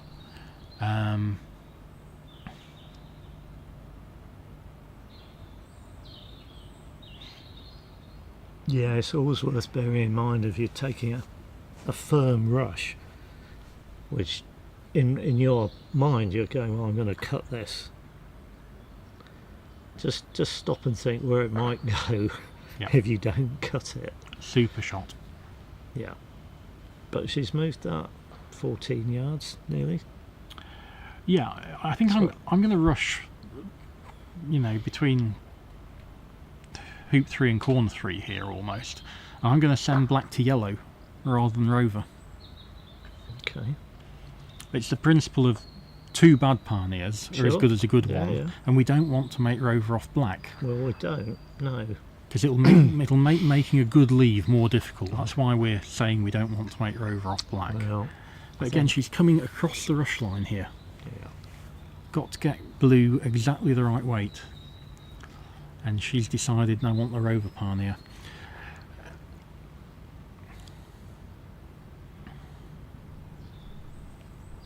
So if you do this line of play, after penult, you rush red to a position where you can send red to the peg, and then send yellow to the peg as well. Yeah.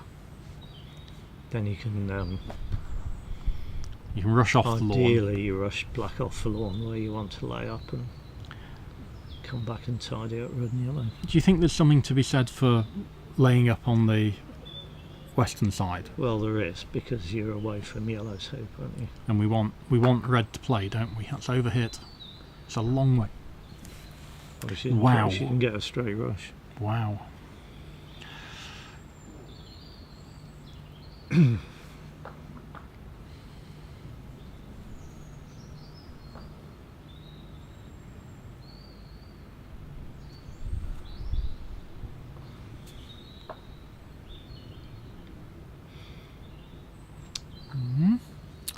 Pretty good. Well, taking me, yeah. I mean, you want to be heading red after the hoop, but black and yellow could be available if this goes too far from red.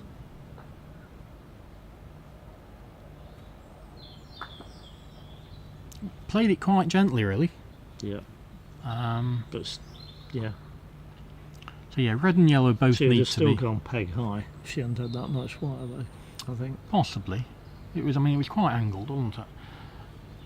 So red and yellow both getting sent to the peg is the way to get your diagonal spread out here, and then get a rush on black after rover to wherever you're going to lay up.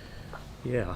if you're laying up on the west side, you'd probably want yellow on the east side, wouldn't you? Yeah, you want to be leaving red at the peg, don't you?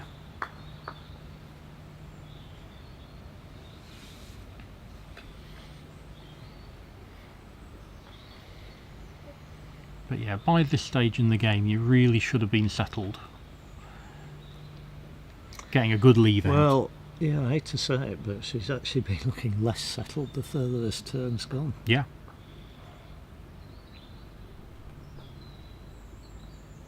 Maybe she's wondering what we've been saying about it. Yeah, I think that's important. You know, when you're playing on camera, and you know, Debbie's not used to playing on camera, having played her main bit of croquet in the 80s and 90s. Yeah. People start thinking about it, and you shouldn't. It should be the last thing in your mind. Absolutely. Yeah. You know, it's just you and the lawn. At GC, it's always you and the opponent and the lawn. But here, you can take the opponent out of it. You can take everything that's happening around. The mowers going round, the coffee cart going round, someone having a shout on a different lawn. It's just about you and the lawn. Yes. So sending yellow to the peg, as we anticipated, just needs to sneak past the edge of black, and she's worried about that, so she's not sending yellow to the peg. So this is a thick takeoff, moving yellow out of the way, and it's just going to making the leave a tiny bit more difficult. So she's got the rush, needs to get a rush out of the hoop, preferably, as we've been saying. Which side do you think she's going? I think by where she's put red, I think she's going to the eastern side, which gives yellow a break if it hits, but makes it an easy finish for her if it doesn't. Yeah.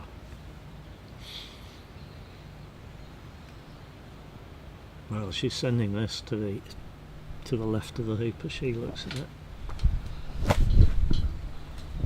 Yeah, it's nice. She sent that a good distance. We saw at 3 back that running them by 5 and 6 inches is actually quite difficult due to the pace of the lawn. Yeah.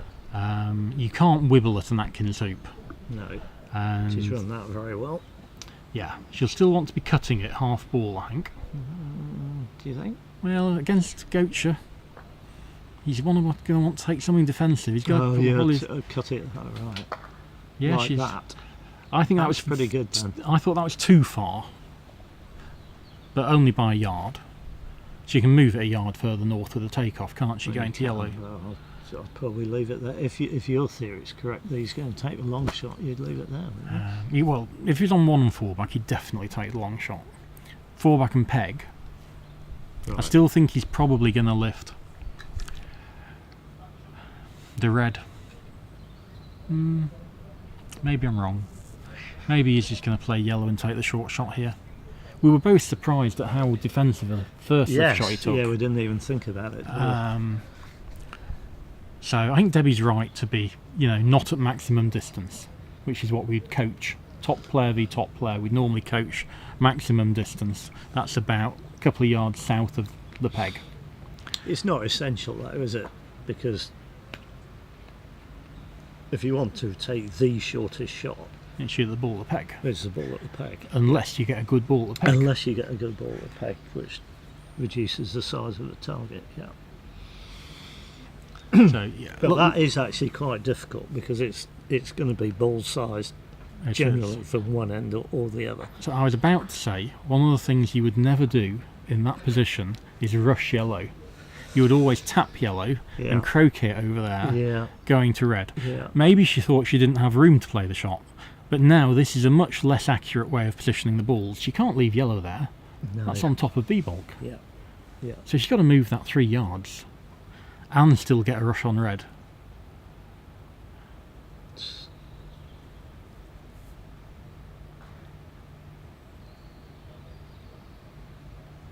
Well, she's moved yellow. Yeah, that's okay, but that's a bit short on the blue. Well, can she tap it, position it, and then trundle back to black? Again, when you trundle back to black, are you leaving a double target? Well, could be for a double for yellow. If red's not tight on the peg, could be a double for red. If you overhit it, a double from A-bulk. yeah. Or b-ball. And one of the interesting things about this is I think Debbie's got a chance to get Goethe to take the long lift with the red ball. So she wants him to play the red ball, and she wants him to take a long shot. And if she deliberately leaves herself a 3.5-yard rush, Ah, okay. David might go, that's a very long rush, I wouldn't be happy taking that. But the lawn's fast enough that Debbie can still take it to 4 or 5 yards away from yellow and finish. And yet she'll have got him to play the ball she wants him to play and take a long shot. So there's a case to be made for deliberately leaving yourself a long rush here.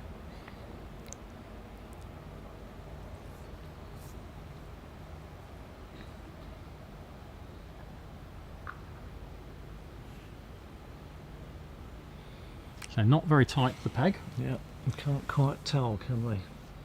Probably cross-pegged, certainly ought to be. And she's hampered here, so she's calling for a referee. I think we've got Mark Ormerod there, so we hopefully won't have to get up and do something. Yeah.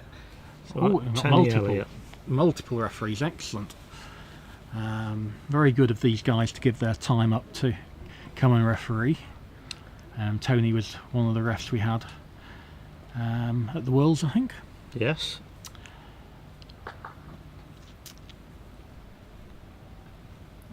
Yeah, as you were saying earlier, if you know you're going to play a hampered shot, before you start fiddling around with it, why not just get it marked? Nothing can go wrong then. And well, the reason why is people haven't got used to a new law. Yeah. No, and just old habits die hard. Yeah, definitely get used to getting them marked. So she's playing this shot, was mentioned on the knots board, sort of going down and sort of hitting down on the blue a bit. I don't think she's going to hit down at 45 degrees, but I think moving the hands up the mallet is better. Oh no, she's going to. So the blue probably needs to jump here. Oh, hello. That's gone all the way to the boundary. Yeah. No question. So the jump meant it was clean.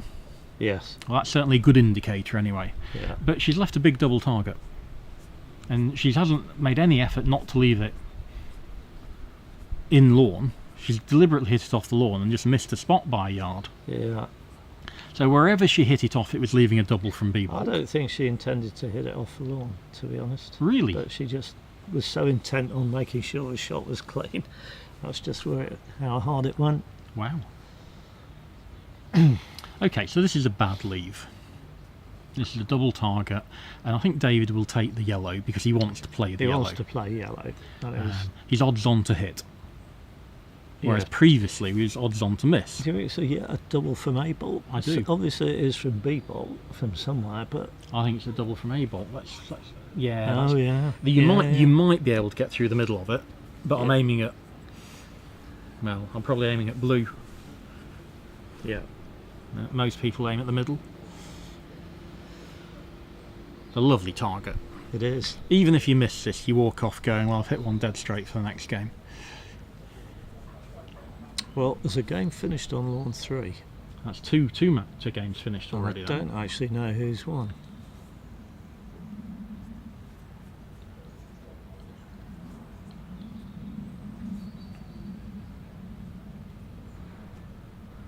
Trying to play 4 rounds a day here, aren't we? Yes. 4-4-4-2 format. Yeah. With the option to play a best of 3 playoff if people are tied at the end.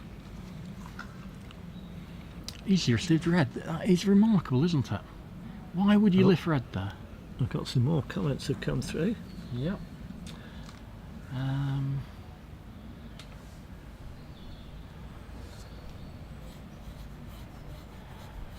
So Graham Good says it's very windy at Ramsgate, 40 miles an hour, and it is pretty dead still here, isn't it, Keith? Yes. But Ramsgate, seems to be. one of the windier venues in the UK.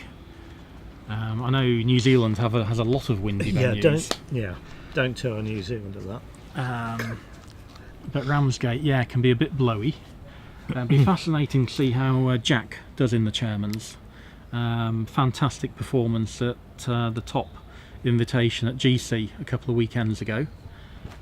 Played to an enormously high standard. I think he's up to world number 4 or 5 now. Is he really? Yeah. Wow. Yeah, and he played to that level as well. It was very, very impressive. Won all 9 of his matches. Yes, he's a very impressive ball striker. Yeah. Technically sound. Yeah. Good pre-shot routine. He's still a bit got a bit to learn at AC. Yeah, as you would expect. Which is understandable. You know, yes, obviously. One of the things we're both hoping is these young GC players who've been focusing on getting in the Openshaw Shield team this year are going to be focusing on AC next year and trying to get in the Robertson Shield That's team. what I'm hoping. Yeah. So, cross fingers. Well, it's generally the case, isn't it, that anyone who's got a good GC game ought to be good at AC. Yeah, and vice versa. And vice versa, yeah.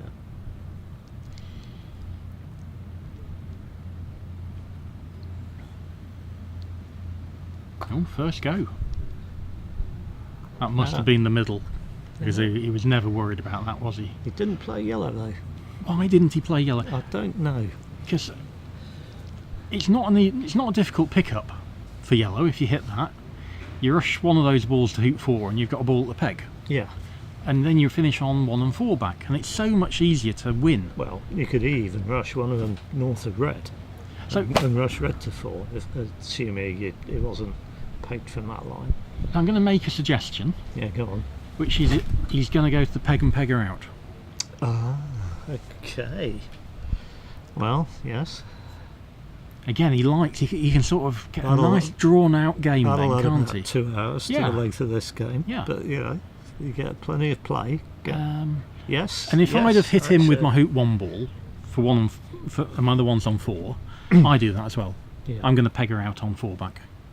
Okay. I'm going to leave my balls in corners. Well, you're conceding contact, aren't you? 1 and 4. That.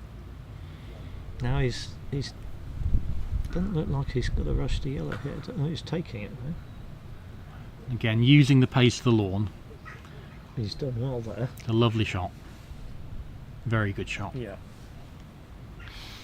And really, on most lawns that you would play in on the UK, David wouldn't have the power to do that. No. And Roehampton obviously would be another fast-paced club. But yeah, in the 80s, playing on the President's Cup, that would have gone 2 yards past the peg. Yeah. You're going to make us sound like old codgers, well, Chris. We are old codgers, talking about the 80s. It is. This is the 1980s we're talking about. It is. It is. Just checking. But you have to remember that a lot of these players were playing them. Well, that is actually true. Obviously Harry Fisher and Samir weren't playing in those times, No, but David and Debbie both were. Yeah, and Stephen. Yeah. Gabrielle obviously more recent. Robin Brown. He was playing at the Worlds in late 80s, I think. Was he? Was he one of the class of 89? Oh, I think he might be. Not sure. Certainly close to that period. That was a great trivia question at last year's Worlds, wasn't it? Was. People who played in 89 and last year. Yeah. So again, some of our people who might have been trying to get into events haven't quite got the results to get in this year, and David won the plate at the Opens, I think. Very good result. And he also had an extremely good Coles from memory. Or was that the previous year? I think it was the previous year, yeah. maybe. Yeah. But yeah, won the plate at the Opens. Well, he's He's very competitive in the chairmans. Yeah. And if some of the top people aren't available for the President's Cup, then he often gets in the President's Cup, doesn't he? So yeah. I don't know what his record is in the chairmans without looking it up, but I imagine it's pretty good. I think he might be joint leader with Jeff Dawson. Yeah. Maybe he's one behind. Jeff might have a one tournament lead on him, but he's got a lot of wins in the chairmans. One of the things I thought may be interesting to talk about is when David casts, he is literally 0.5 millimetre over the striker's ball. Right. And he does occasionally snick it, doesn't he? Mm-hmm. And when he does that, he'll just move it back to where it was. And he does the same at GC. I think it's so risky, because if you fractionally touch your ball at GC, it's a stroke. Yeah. At AC, you just put the ball back. And I think in 20 years' time, the two codes will be consolidated. Okay. I don't know which way it'll go, but I think both codes will be the same. Which way do you think it should go? I'm more in favour of touching it's a stroke. Mm. So a good approach there from the side. Well, that would be more like golf, as in real golf, wouldn't it? If you fiddle about. Well, if you touch it on the tee, it's not a shot, is it? No, that's true. And you could argue that these are such pristine conditions that we play in that everything's like teeing it up. It's not like, is it in the rough or on a downslope on the fairway? It's always on a tee in the middle of the air, wherever you want it to be. So you could argue almost the opposite. Yeah, you could. But yeah, very, very close to that red ball. And yeah, no problem getting the pace. And he's hit that to a good position. Should be able to load 3 and hold for a rush on black towards blue. Yeah. And all we've got to ask now is he stopping at 4 back? What's his plan? Or is he going to go and peg her out and give us an entertaining pegged out game? If he goes to 4 back, the leave should be blue on hoop 4. Yes. So a sort of Yeah. NSL with blue on hoop 4. You could have blue on 4 and black on 5, or Yes. rover rather. Yeah. If you wanted it.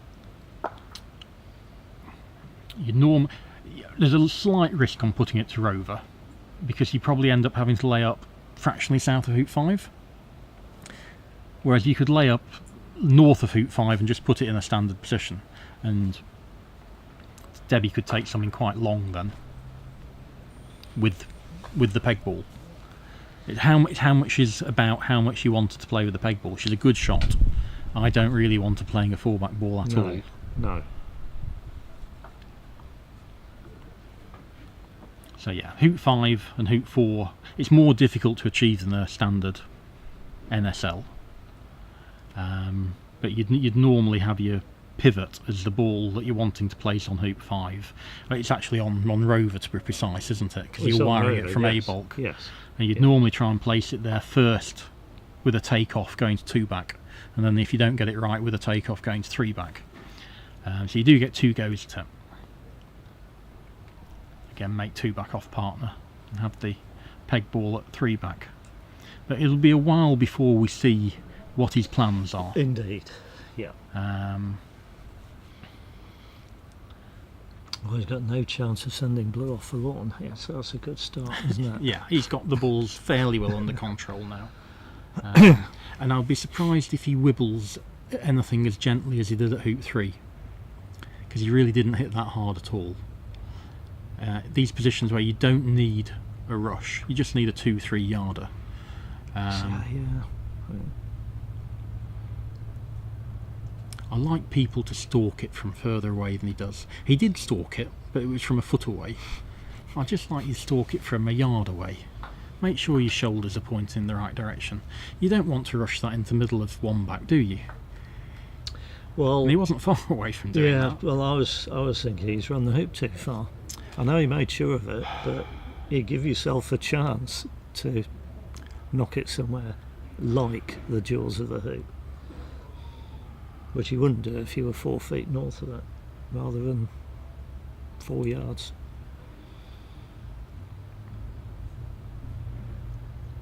So swapping the pivot and the pioneer, blue becomes a pivot. It's all right. It's okay. He does want to rush black past the line of 3 and 4 here. Well, ideally, yes, definitely. So this is a quarter ball cut. No, he's decided to just do that. I think that's a sensible choice. Nothing could go wrong with that shot. No.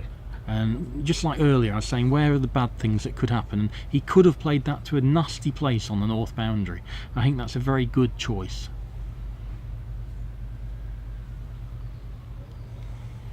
Yeah, Paddy was saying it's good to hear that there is a good time to do a vertical spread, because I don't like vertical spreads at all. Some people have it as their leave of choice for 4-back and peg, and I think it's absolute rubbish, because when they lift the ball at penult and miss, it's so difficult for you to finish. Yeah. And it's obviously more difficult to make than a diagonal spread as well. Lovely Yeah, black. it's nice there. And red's okay. Yeah. I'll take red. Yeah. I think the hill at hoop 3 goes towards corner 3, doesn't it? Hill? What? Yeah, I think there is one. Yeah, That's a lovely shot. you want to be approaching from this side. Yeah, that is the uphill approach. Yeah. Yeah. All very minor around this hoop, but I think we know more about it because it's where we peel. We do a lot of peeling around 4-back, so any slight undulation you get used to over time.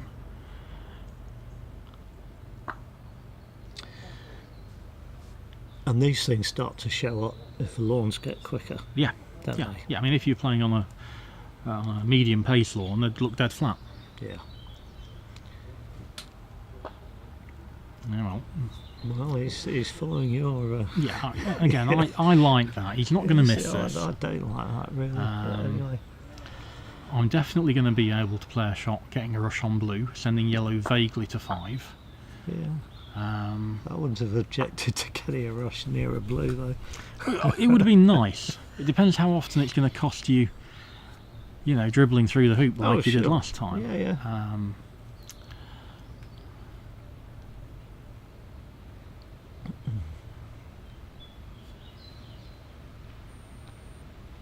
And when you're playing an 8, you need 3 of the 4 matches to finish, 3 of the 4 games to finish before the next one can start, don't you? And you can always get one started. Yeah, but you can only because get you one need, started. Yeah, that's right. One and only one.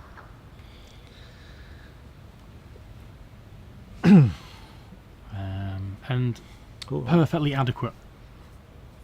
It's adequate. It's not great though, is it? It's adequate. You Again. can't. You're going to get a second chance to put blue at 5. Yeah. And yellow's in play. I'd rather yellow there than be up at 4 yards away from hoop 6. Yeah.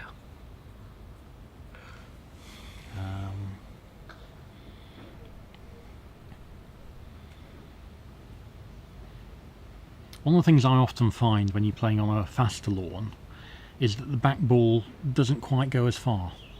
I think we've seen already a few of the croquet strokes, the back ball hasn't gone quite as far as they expected. Interesting observation. So you get a better stop shot and a less good half roll on a quicker surface.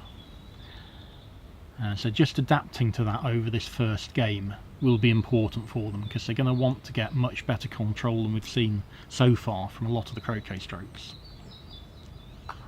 So blue's too far here. Oh, blue's. He's lost blue. Yeah, that's a bad shot.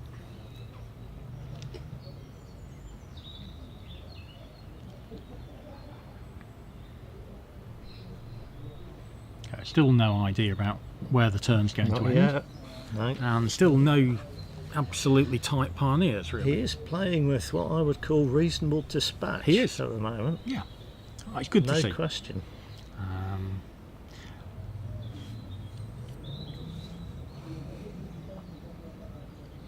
And I think the lawns help that. They do build your confidence, don't they?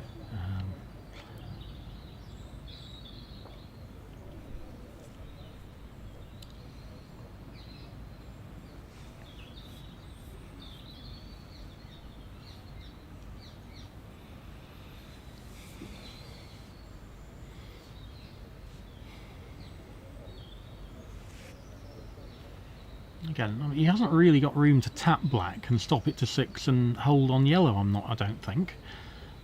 Just possibly, but barely. But Maybe. you don't want to rush. A lot of people go, oh, but there's a rush pointing at 6. Why not? Why don't we just rush there? Which is what he's done. Yeah. And to be fair, that is okay. Yeah, it is. But there's lots of places it could have gone when it wasn't okay. If it rushes 2 yards north of the peg, it's not a good place to have it. Simply because you can't get it near a 6 No. going to one of the other balls. No. Or if you'd rushed it 3 yards beyond 6, Correct. say. Arguably, then you could play a roll into hoop 6 going to one of the other balls. Okay. But, Yeah. so still just tidying up break. The break that was absolutely perfect 2 hoops ago. Yeah. Which is... Well, yeah, the playing a turn like this I've found was the complete opposite of a confidence booster. If I've thought, right, I've played a lovely pioneer to hoop 4, everything's going nicely. Yellow did actually move a bit, didn't it? A bit.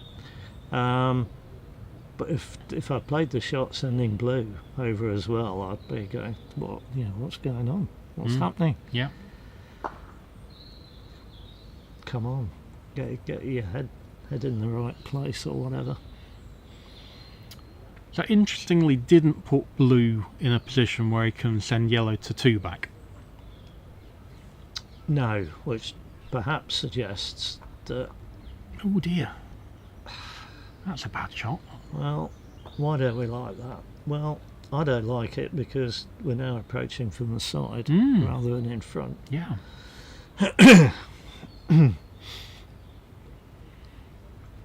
Now, this should be the last difficult shot of the turn.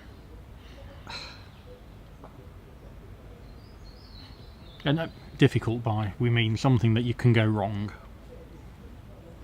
Yeah, it's just so much easier approaching from in front Yeah. because if you're approaching from a yard in front and you're trying to move your ball 2 feet, and if you move it 2 feet, that's great. If you move it 18 inches, it's still okay. But if you're coming from the side, you don't necessarily have that much margin for error. Correct.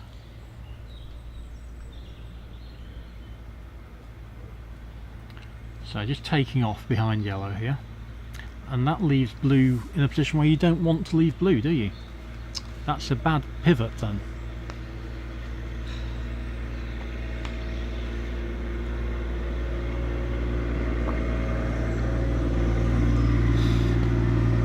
Yeah, it's just that we found it with Debbie's turn, and we're finding it with this turn that the striker's ball's starting to move longer and longer distances. Yeah. And normally at this standard, the break gets tighter the further it goes along. Yeah. And both these last 2 turns, it's been the opposite. And to be fair, it is first round still. Yeah. It is. But there's no rain anymore and there's no wind. So hopefully I'll be getting the hang of it soon. Yellow again, a fraction too far there. It's a very similar stroke to the one he played before hoop 4, isn't it? Yep. It's just not enough roll or too much stop, whichever way you look at it.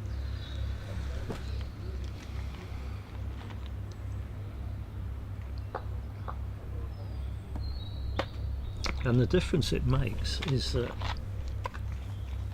he now needs a rush on blue, which a blue that's in the wrong place. Yep. You'd want blue basically mirror image the other side of the lawn, Yeah. wouldn't you, in the other half. Because then it's nearer 2 back and it's nearer 1 back. Yeah, I think the other thing to say is he hasn't got the option of rushing blue behind yellow and croaking at the 2 back either, because yellow's too deep. Yeah. So black has to be his pioneer unless he's going to play it from almost behind hoop 3. And I can't see straightforward shots that are going to get a rush on This is awkward now. blue to yellow. This has to be played well, doesn't it? Yeah. It's playable, but this is a shot which a lot of croquet players are going to find challenging. A wide split shot where he needs to send a good pioneer out and get a rush on the other ball to a bad pioneer.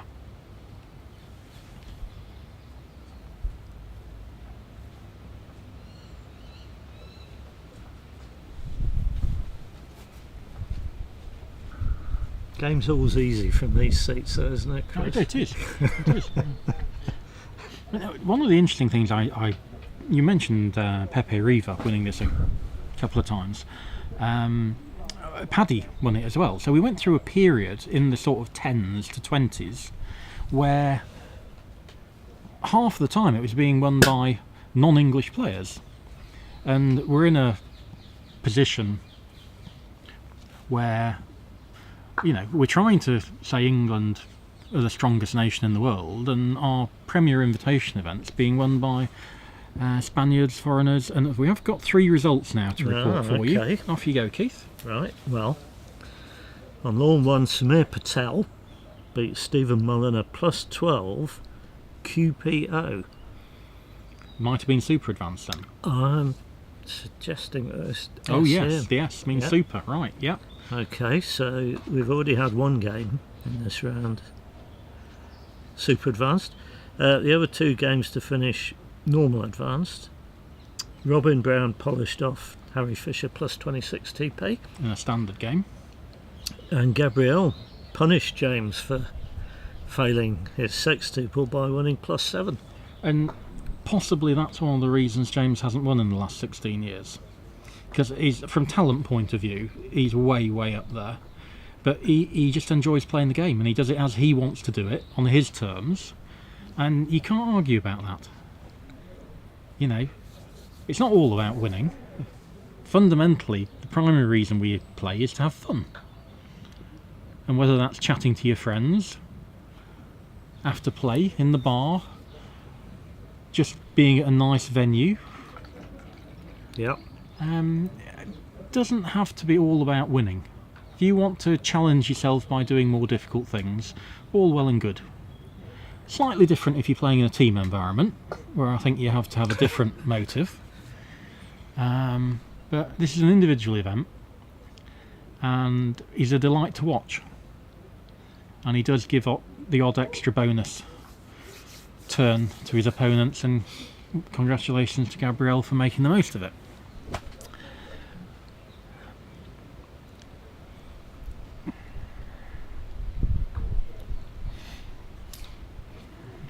So David's done well. He's got this break back under control. Yeah, he should be able to get a proper pivot again.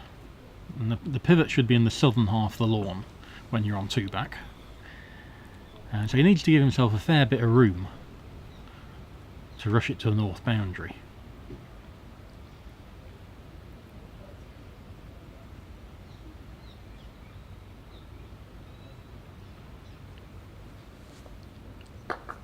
Yeah, good shot.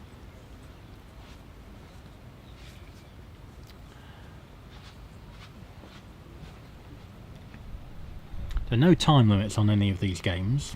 Not If yet. you ever find one that goes to 3.5, 4 hours, it's normally a pegged out game, and they normally peg it down, don't they? So the rest of the games can start. Yes. And then finish it at one evening after play.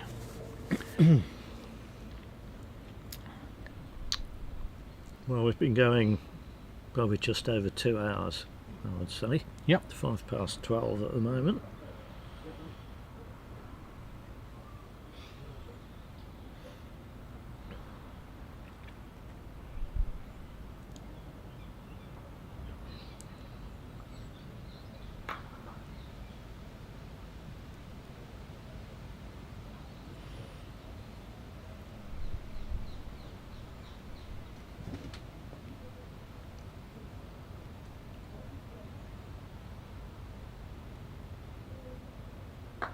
I'm thinking about other foreign winners. We've got one of our Christchurch residents as a past winner. Not me, I'm talking about. Go on. Ed Cunningham. Oh, yes. Indeed. Ed played fantastically well in that event. 2000. Just made it look easy. And anything he did just looked so easy. And yes, won it very comfortably, I felt. And he's been living in Christchurch now for quite a long time, married with children. He's rebuilding Christchurch, He is, isn't he? yeah. After the earthquake. Yeah. But yeah, that was a very strong performance, almost out of nowhere, I sort of felt. He wasn't expecting to do well, and he just came and he made the game look easy. I'm guessing David's deliberately put that there because Hoop 5 was in the way. He didn't look disappointed with where it finished. So, oh dear, again. He's trying to hit that in the middle and he's only hit it quarter ball.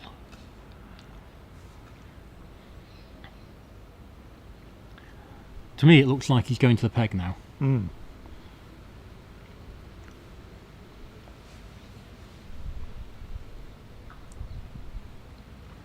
Yeah, good approach. Yeah, he can smash this through to the boundary, can't he? And It's fascinating how deep he's managed to get black from. He wasn't that far away, so you can get really quite good stop shots on these quicker lawns. And he'll hit this to the boundary.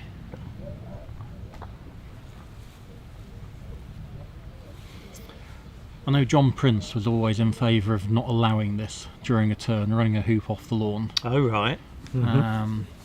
He thought it was a bit ugly, not very precise. And, I remember Robert Fulford telling me about playing him in the 1990 Mac, and it was a pegged out game, and John had been pegged out, and he was on 2-back on a 2-ball break.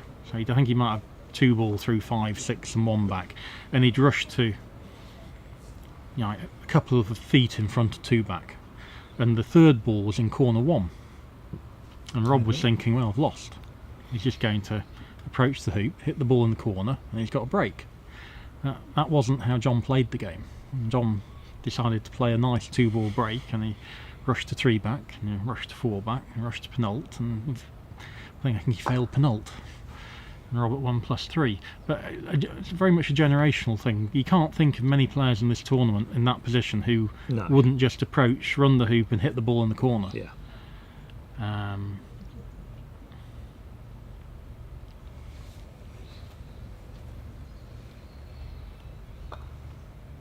So definite 4-back pioneer here. I've said I'm going to leave the balls in corners 1 and 4. I'm probably going to leave the peg ball in corner 1 because it's easier.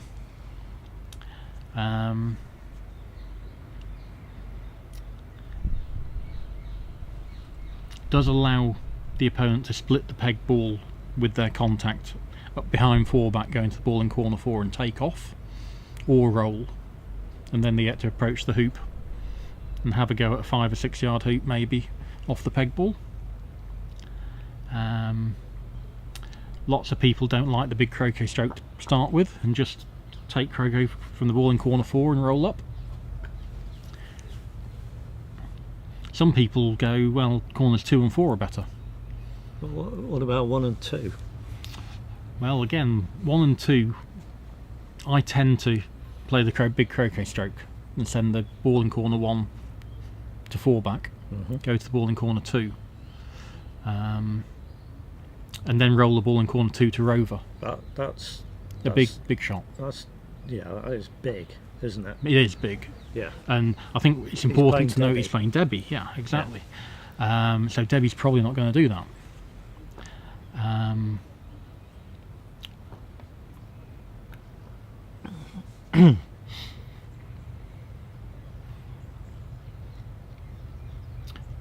Well, what she could do is do a takeoff from corner 2, thicker takeoff to corner 1, take off to 4-back, run the hoop and hit the ball. She's just done a thick takeoff. I don't like that. Well, I don't like that. Doesn't involve any big rolls though. It doesn't involve any big rolls. The roll from corner 2 isn't that big. If I'm going to do that, I'm probably going to take off from the ball in corner 1 first and move it 4 yards. Because then when you fail to roll up to 4-back, you can just go and cuddle the ball near corner 1. Right. And you've got a ball at your hoop as well. So they've either got to move the ball you've cuddled or leave a ball at your hoop. So I think it is important to move the ball sort of along the south boundary.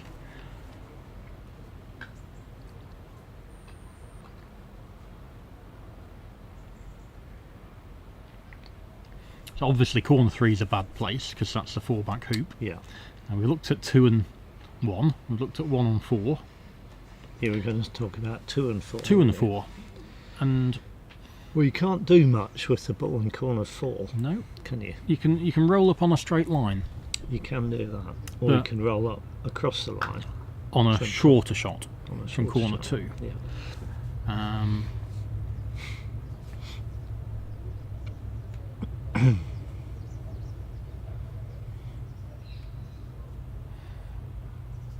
One of the good things of 2 and 4 is neither are a lift corner, so if you miss them, it doesn't really matter. Whereas normally you end up putting the peg ball, your peg ball, into the lift corner, Yeah. because it's easier to just single ball it off with your last shot.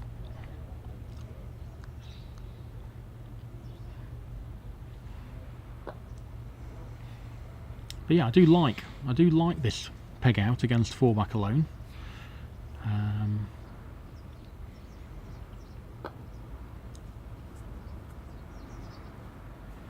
So doing the right thing, making Rover off not partner and not the ball you're going to peg out. We've been talking about playing turns where you're trying to finish. Yeah. The other option is just to make sure you get right in front of 4-back. Yeah, get a point. I think that's a strong tactic on a challenging lawn. Mm-hmm. I don't just like making a point on an easy lawn. And this is quick enough that Debbie can play some of the big rolls and that she can rush in front of Pinault from somewhere, and she can approach Pinault from anywhere near 4-back. Well, you've always got that. You've always got to decide as a 2-ball player what you do once they're a foot in front of 4-back. Do you join up? Oh, this is why I like approaching from the ball in corner 4, because you're not leaving a ball down by his hoop. And he doesn't want to join up in corner 2 because Debbie will shoot after she runs 4-back, and it's a tough finish. Well, she's going to shoot anyway. If you join up in corner 4, she's probably still going to shoot. Is she? So you So I don't think that's guaranteed. Okay. If you're down by corner 4, one ball in corner 4, one your ball 2 yards east west of corner 4. Oh, sure, there's a risk attached to it, but I think she's going to wait for a 1-back lift well, and go to corner 1. time will tell. I think she's going to try and do something more positive than just taking off to 4-back. I'm not sure she is, but we'll see.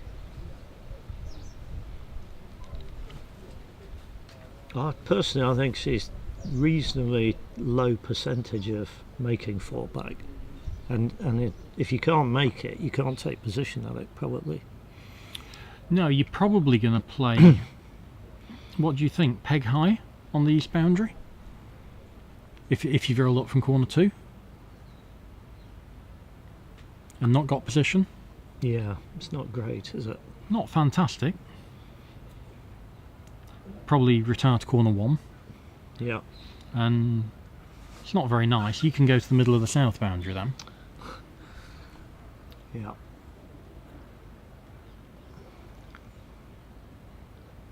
It's one of the beauties of the game is that we don't know actually what they're going to do. There are so many options, aren't there? Yes. Um, Well, that's the beauty of the 3-ball game, isn't it? Yeah. We might have personal preferences. We've already mentioned the fact that one of the things David needs thinking about here is I'm playing Debbie. Yeah. You know, like if you were playing Dave or myself, and we can play a very big croquet stroke followed by a hoop, well, maybe doing different things. I once got caught out playing Miranda Chapman Yeah? at Cheltenham. I did a TPO. I can't remember whether I popped her to hoop 2 or whether she was already on hoop 2, but anyway, she was on hoop 2. I laid up in corners 3 and 4, thinking, well, she won't be able to play the big rolls. And she did the takeoff that I Yeah. described from corner 3, Yeah. going down to corner 4. Took off to about 3 feet straight in front of hoop 2. Ran the hoop, hit the ball she'd originally taken off from. Did a drive approach to hoop 3, sending the ball sort of probably 10 yards south of 3. Yeah. Or 12 maybe. Ran the hoop, didn't get it all the way to the south boundary, got it to sort of just north of hoop 4, and luckily for me, missed my ball in the corner 4. But I thought, well, I didn't actually even anticipate that as a possible turn, but having seen it done, I'm now aware of it. Yeah, I'm not a big fan of the big takeoffs, but I like a big roll. So, in many ways, it doesn't really matter where David leaves the black, does it? As long as it's not in front of 4-back. Yeah. That can be just sort of floating anywhere in the middle of the lawn. Debbie's got contact, remember. And it's an optional contact, isn't it? It's a contact or a lift. Or play it as it lies. Or play it as it lies, yeah. So if he goes to a lift corner, he does need to hit the corner. Yeah. Or else she'll be able to take a lift and have a rush somewhere. It's a strange place he's looking to peg out from. I don't know where he's trying to rush the yellow. Oh, he almost looks like he's trying to get a rush to corner 3, but he won't be doing that, No. surely. I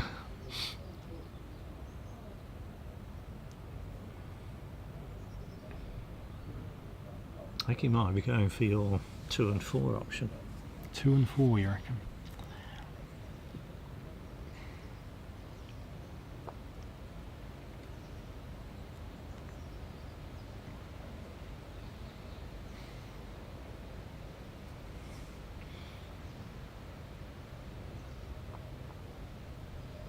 Okay, well, you want to give yourself a peg out you can't miss. But equally importantly, don't give yourself a peg out when blue can bounce back onto red. True. So I'm aiming for the right hand side of the peg here.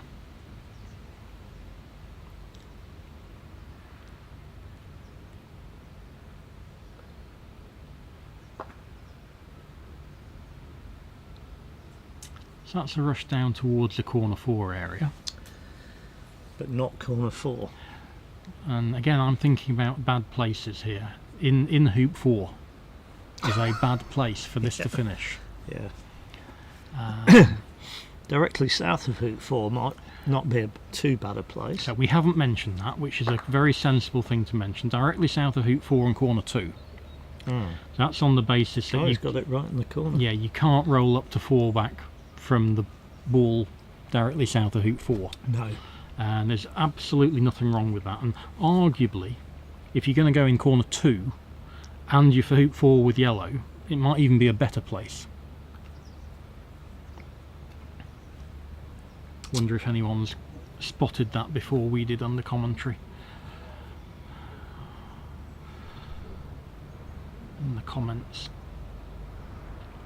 Thing is, though, it's harder work, but you can take off from corner 2. You can you're move probably going to move yellow when you rotate it. But the benefit of forcing them to play that takeoff is worth it, isn't it? Oh, of course. Yeah. So this is a simple Corner 1. 1 and... so okay, we're going for 1. So he's going for maximum distance from 4 From back, 4-back. which is what I may be an element anticipated. of playing the opponent. Yeah, I think I'd have taken these against Debbie. I don't honestly know what she's going to do.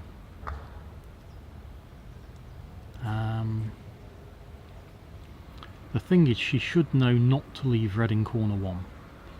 If she takes off from the south of it and moves it 3 or 4 yards north, then allow it again, she can cuddle that ball. That means sort of joining up with it on a triangulatory system so it can't shoot at you without going off next to you.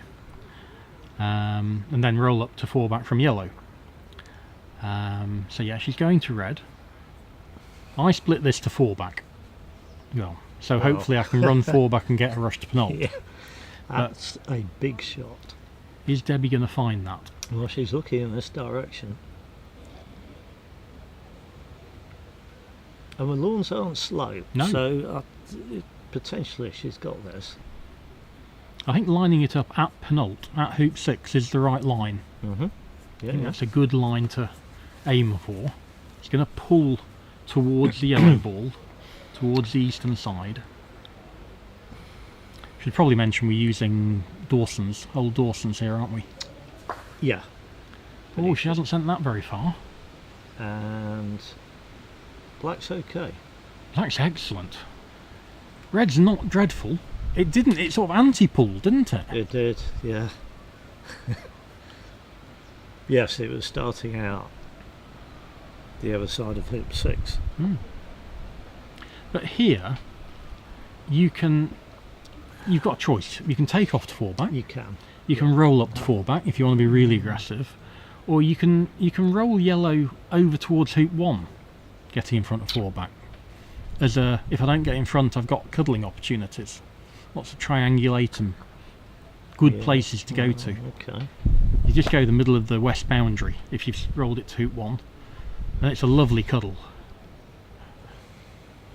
Debbie, I think, will be favouring the takeoff.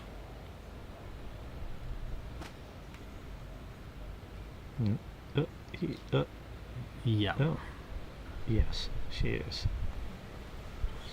As I would never play a takeoff here. Yeah. I think yeah. I might if red was closer to 4-back. Correct. If you think you can run 4-back off the north boundary and you've got a nice rush. Has she clubbed this? Oh no. Yes, she has clubbed it. Needs to go into it. Needs to go into it. That's hilled off the middle of it. Now the problem with you leaving yellow there is you can't go 5 or 6 yards or 8 or 9 yards away from yellow. No. Whereas if it's 3 or 4 yards one way or another, you can. So I don't know where she's going to go. She could just take position. She could. Because if she takes position, it's risky for red to try and hit black. It is. I think that's what I would do. And then red gets the decision to make that I was talking about earlier. Where do you go? And there's no downside for Debbie, is there? Because red's a peg ball. Exactly, yeah. I think she might have already done it, were it not for the fact that she's almost directly behind it. So taking position isn't absolutely trivial. No, but you've got to... That's hilled. It's hilled a bit. I'm not sure that's runnable. No, I think it probably... No. It's pretty angled, that. Certainly, I'm not shooting at it anymore. I'm joining up. No. There's a crowd going off for lunch. One of the, I think we're out of shot now, but... Yeah, everyone else is lunching. From David's point of view here, would you go 2 yards west of yellow, or would you risk lagging in lawn to really try and stop the shot, risking finishing 5 or 6 yards short? I'd go 2 yards or West. 3 yards. 3 yards. He's west had the of wibble. yellow. This is good length, isn't it? It's short. That's enough to stop Debbie shooting at it. Debbie's not going to shoot at that. She may cuddle it, middle of the boundary. Yeah. Yeah, middle of these boundaries, sort of fine here. This is a bit less angled than I thought it was. I thought it was a jumper. But no, it's only about 35, isn't it?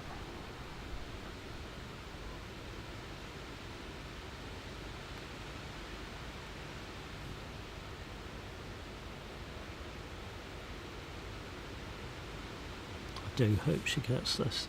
I want to know what's going to happen next.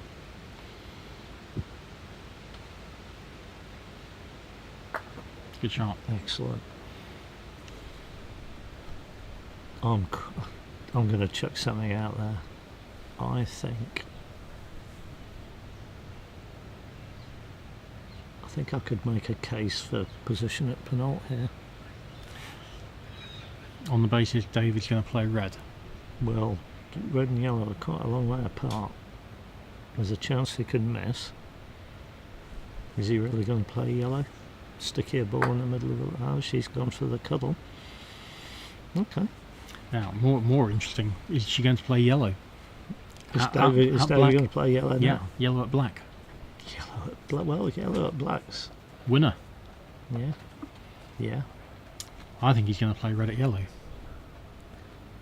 Providing yellow's on the boundary, not leaving a target. Well, she took off. Yeah, it should be on the yard line, shouldn't it? Should be. Yeah. She took off from the right as we look at it. Well, this is quite a confident choice of shot. Almost indicating that you wouldn't have been right about Pinault. I thought Pinault was very interesting. Okay. I thought it psychologically would have really tested David out. But my natural place to go is mid-east boundary. Hmm.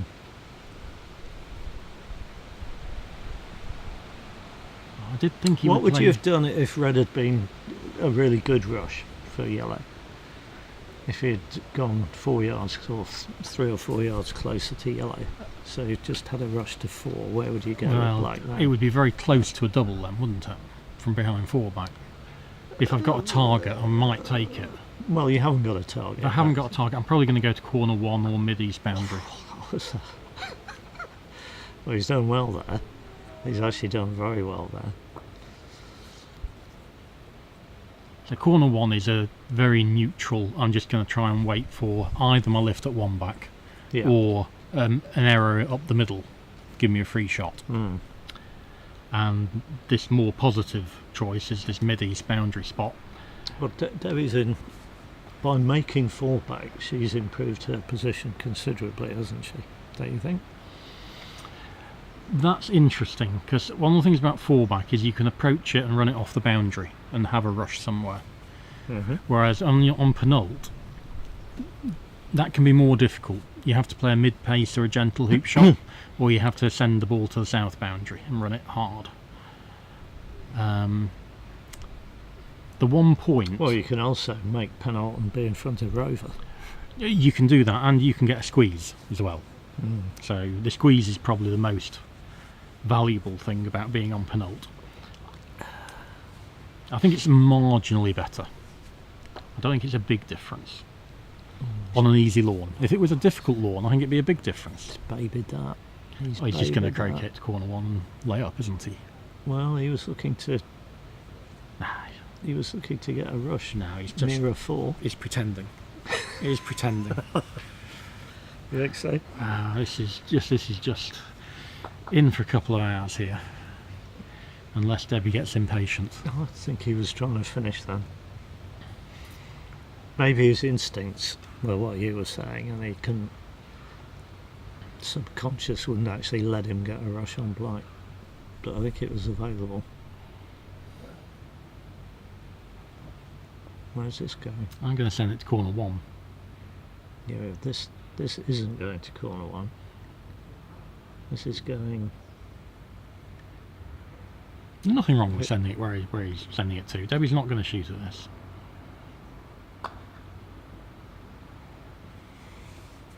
Yeah, adequate weight. You want it at least past the line of 1 and 2, don't you? Yeah. So just about good enough. And come back to where his mallet is. Debbie's not shooting at that. Debbie will go to corner 1. If she wants to be aggressive, she can go. Dear me, these people who sneak up from you by the side. It's almost like these Australian high-vis jackets. Yeah, she could potentially go a bit further east of corner 1 than that, couldn't she? She'd go 9 yards east of corner 1 if she wants to be aggressive. Well, she could go corner 4 if she wants to be aggressive. Yeah, I don't like either of those really. Yellow's got a rush to this position I'm suggesting of 9 yards east to corner 1. I'm just going to go to corner 1. Try and get an error up the middle. If not, transfer to corner 3 at some stage and wait for my 1 back lift.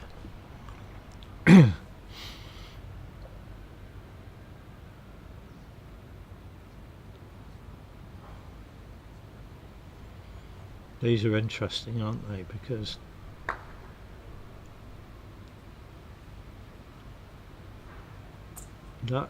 you want to be quite near the corner. You don't want to come out of that corner too far, because this rush doesn't necessarily have to go to 4, does it? No, and the other thing about that is if she's intending to transfer to corner 3 at some stage, I think she's put quite a lot of stuff in the way. And it's very much about who your opponent is. There's an argument here for just rolling back. Yeah, I'd roll back from a there. better rush. Yeah. Anyone who's seen my mixed doubles match from this year will realise how long I can drag 2-ball game out for if I'm not playing very well. And yeah, why approach it from here when you can rush back and Debbie will stay where she is, and you can approach it from 1 foot straight next time and get a dolly rush toot 5. So this isn't going to be a dolly rush toot 5. No. No. Well, I had a game with David once at the Northerns where I was the 2 balls and he went to corner 1, and I had a few goes rushing to hoop 4 from the east side and not like it and rolling back, and for some reason he then moved 2 yards north of corner 1 and I just rushed straight to corner 1. Yeah, I do it all the time. Yeah, try and get people to move from the optimal place, and if they're not patient, sometimes they go, oh, obviously you need to do something, and no you don't, you stay where you are. Yeah, exactly. And he said after the game straight away, he said, what was I thinking? Yeah. Why didn't I stay in the corner? Yeah. And the thing I was going to mention is, at this stage, we often play the lawn at AC. At this stage, it's very much about who you're playing as the opponent. You know some people aren't going to shoot. You know some people are going to shoot. You know some people are going to try and finish if you go a yard out the corner. Fulford's going to try and finish every time from that position. Yeah. So is Bamford. Yeah. Yeah. Paddy's probably going to try and finish most of the time from there. I'm going to be entirely about how well I'm playing. He's played a lovely shot there though. Super shot. So he should be able to dig red out, what do you think, 3 yards? 2.5 yards? I was going to say a couple of yards. You want it as far out as you can whilst holding for a dolly rush to hoop 5. You don't want to send it so hoop 1's in the way of rushing to hoop 6. No. But yeah, you can get it a little way out here. And black should be more 6 inches out, 9 inches out, rather than as far out as Debbie's put it. You don't. Yeah. Red doesn't have to go a massive distance here. Well, 2 yards is fine, isn't it? Yeah. Because if you can rush back to corner 1 after hoop 5 and get a ball at 2 back, yeah, you can job done. 2 balls 6 and 1 back. I actually think that's probably okay. Yeah, I think that's okay.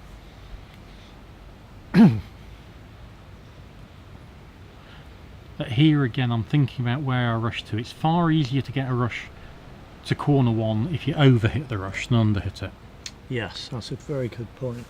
Yeah. Looks good. That's this okay. Looks, That's no? okay. Oh, it's overcut it. Yeah, overcut it. Well, it's nice and straight. You've got choices of putting it quite narrow and seeing whether you get a rush to hoop 6 or corner 1. Just put it like two or 3 balls offline. Give yourself options, or you can go all out for the rush to corner 1. Or even all out for the rush to hoop 6 is okay.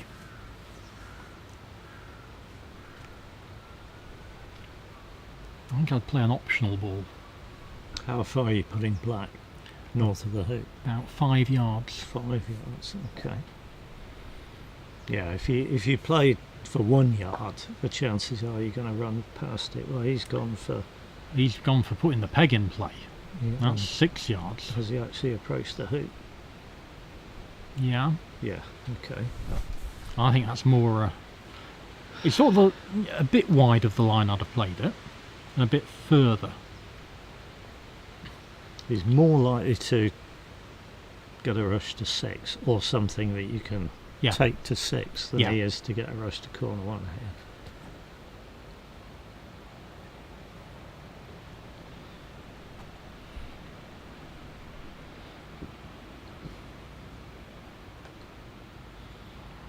Now, he's got lots of mannerisms. What's your favourite Gaucher mannerism, Keith? That's a good question. I think the what appears to be a gratuitous thigh slap. You like the thigh slap. Yeah. It's a I'll say- favourite for lots. That's a good shot. That's got yes, that's good. He'll need to hit this harder than he wants to hit it. My favourite's the wobbly knees. Okay. The wobbly knees are my... Yeah. Yeah. Well, I like the thigh slap because it's often done when he's just played a good shot, Absolutely. and what he's actually doing is chastising himself for the bad shot that was 3 or 4 shots earlier. So, again, you see the knee bend there. That's an Yeah. indication he's hitting it harder than he ideally likes. Okay. Well, now I wish Red had gone a bit further, but You've got to play a proper croquet stroke here, haven't you? You can't just take off from black. no. So this is a genuine play a good shot position. I'd be moving leaves that were in my way, and I wouldn't be moving leaves that were near the boundary. But you wouldn't be moving leaves from in the way to near the boundary, would you? That would be a bit naughty. Mate, you can do anything you want here. I don't think you can build a. Oh no, I wouldn't. Sorry, I see what you mean. No, I wouldn't be creating a pile to finish on. No, they have to either be moved off or left. I hadn't even considered that, Keith. There you go. Well, you're a model sportsman, Chris. So I think he's playing this too thin. Yeah, it does look like it, but you do want that rush to 6. That's don't you? too thin for my liking. Yeah, well, we can sort that out later. Is what he's thinking. If we get a rush back to black, That was one shot to win. One shot moving your ball 3.5 yards to win.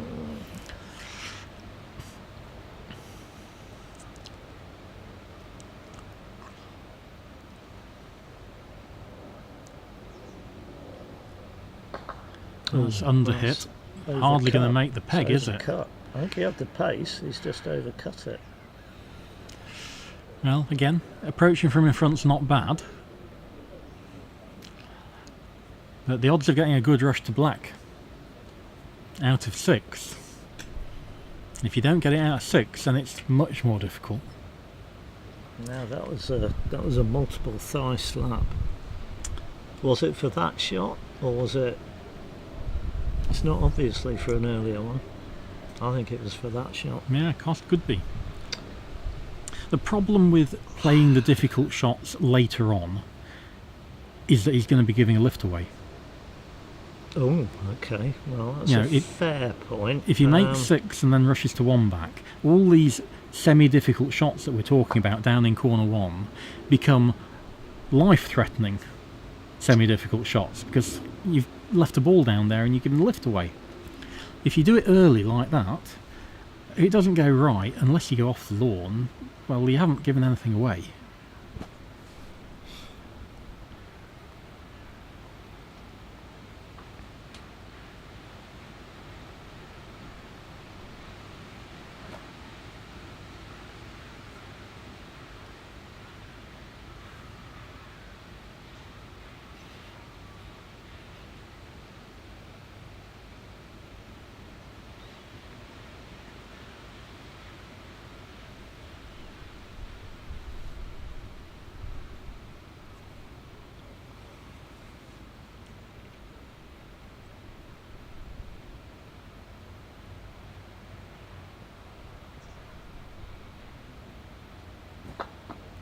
Again, knees went down. It's a sign he He's hasn't done hit that a a few times. proper shot. He's done that a few times. And that he hit that hard enough to get off the north boundary, didn't he? Yeah.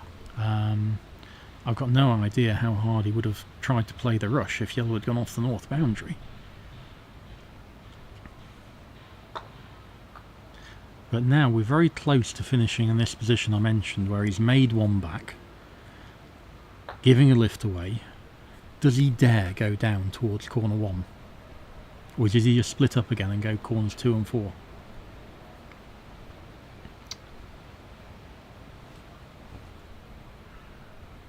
Well, he can, if he makes one back, with or without a rush, he can send red beyond 3 back, can't he? There's a sort of safer further away from A bulk, Yeah. and then have a, what you think And is a then free roll up. A free roll, if he doesn't like the Roquet on black, Yeah. go away. If he likes the Roquet, hit it, do the roll up. If he likes the hoop, run it. If he doesn't, go away. Yeah, that's a safe line of play, isn't there? Yeah. It's not the precision line of play, No. but it's a completely legitimate option. Yeah. The one that he probably doesn't want to do is take red down there and do the drive approach from black. No. Or even the precision niggling balls out option. That's too difficult as well. Yeah. Well, yeah. Those days have gone, I think, for this turn. Yeah.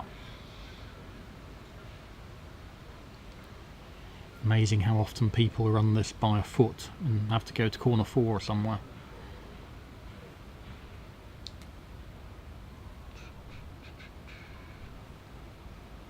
Running it by 15 yards is interesting, isn't it? Like that. Well, see, I'm disappointed by that. Because I am going to play that at a pace where it can only finish level with red. If it finishes level because it's flicked off one wire, fair enough. But otherwise, I want a rush south. Well, aren't a Roquet on red? But now your croquet stroke becomes a lot bigger, Keith. Oh, it does. Oh, 100%. Yeah. But it's a croquet stroke where I'm not that bothered if I have to just go to corner 2. Okay. I'm not trying to get a rush on black. I'm not trying to get necessarily. He's not playing that. No, he's not playing it now. What he can do is just leave that there, go down to black, and have a optional roll up, can't he? Yep. And then go to corner 4, I guess, if he doesn't like position. I think corner 4 is the place to go. And then we get the very interesting is, does Debbie take one of the 13 yarders? Or does she just take position?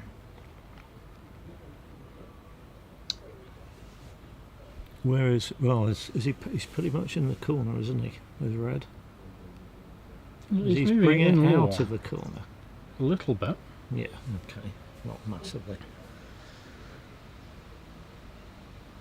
Good length. He's A bit short. yeah.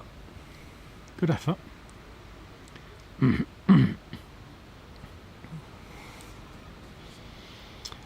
So, just as another thing, you've mentioned rolling up here. Does making 2 back improve his position? I know it's a point. No time limits. Is he better on 4 back and peg, 3 back and peg, or 2 back and peg?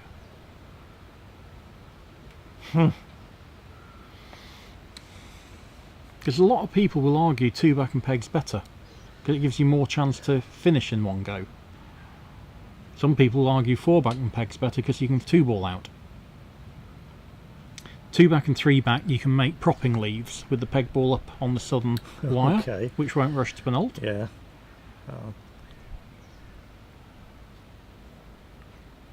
I don't think it's absolutely clear cut, and certainly taking on a failable hoop if he rolls up here is a no-no. No, absolutely.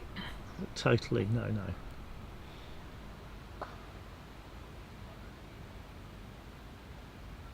I think he's got a good hoop, hasn't he? He's just sent black too far. Yeah, I think you're right.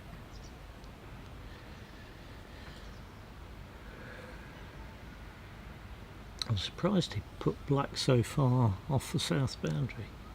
Yes. Because I'd have been trying to leave myself a chance of running the hoop to the boundary and getting a decent rush to 3-pack. Yep.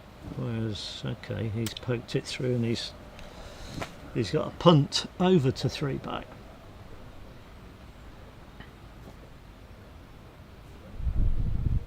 Let's see if you can play this without squatting down. Just, yeah. Because this is within his power range, just stroking this over. Yeah.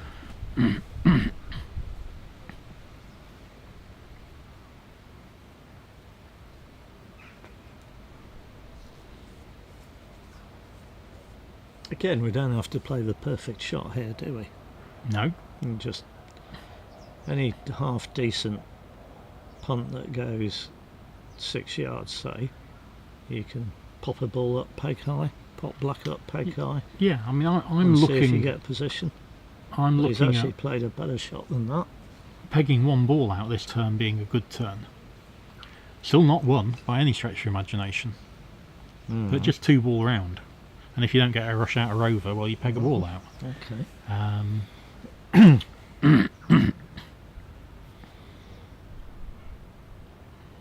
Nice straight approach, this, isn't it? Well, yes, and hasn't it been an excellent game for first round of the commentary? These pegged out games are just great fun. And nice to see a couple of errors early on. We had a pace error and we had a hoop error, didn't we? Yeah.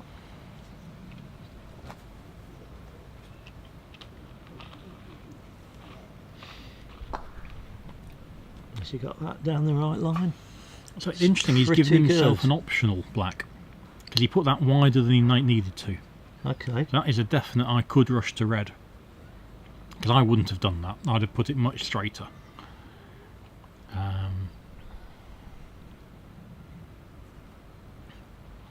I'm looking at after 4 back being my optional time. You can get a rush to either red or penult then. Yeah. I wouldn't be optional after 3 back. Well, he had to make sure black didn't hit the hoop. He gave it a lot of leeway. But yeah, running this past black, you can't run it past black here.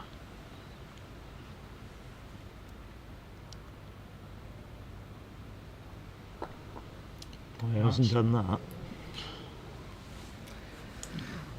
And he can't hit black, I'm going to suggest. So I think we'll be fine in corner 4, don't you?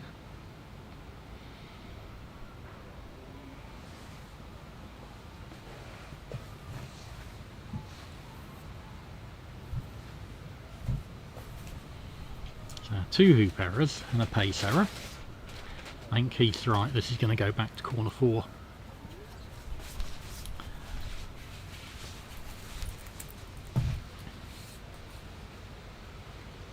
And then Debbie's going to have a choice of 13 yarders. And you'd normally shoot at the peg ball, because you can't give anything away when you miss the peg ball, really. He's looking at joining up. Not a huge fan of joining up, No. but it's playable. Well, You probably go 10 yards, 12 yards apart, don't you? So if they hit one of you, they're not guaranteed to get a rush. yeah. But taking off behind balls on that boundary isn't too difficult. There's no rush there, is there? Can just regroup. You can just go to He- corner 4. He could, because he could join up corner 4 and somewhere, you know, Well, we're thinking 4 about yards west of it. So. what happens if Debbie takes position at penult. That's what we're thinking about. Okay, yeah, fair enough. Well, And if you think that's a line of play, you would probably want to go 8 yards north corner 4, so red shoots at black and has a join, but black's too far over that side of the lawn to go in that place. yeah, So you've either got to go into corner 4 or have a wide join over on the western side.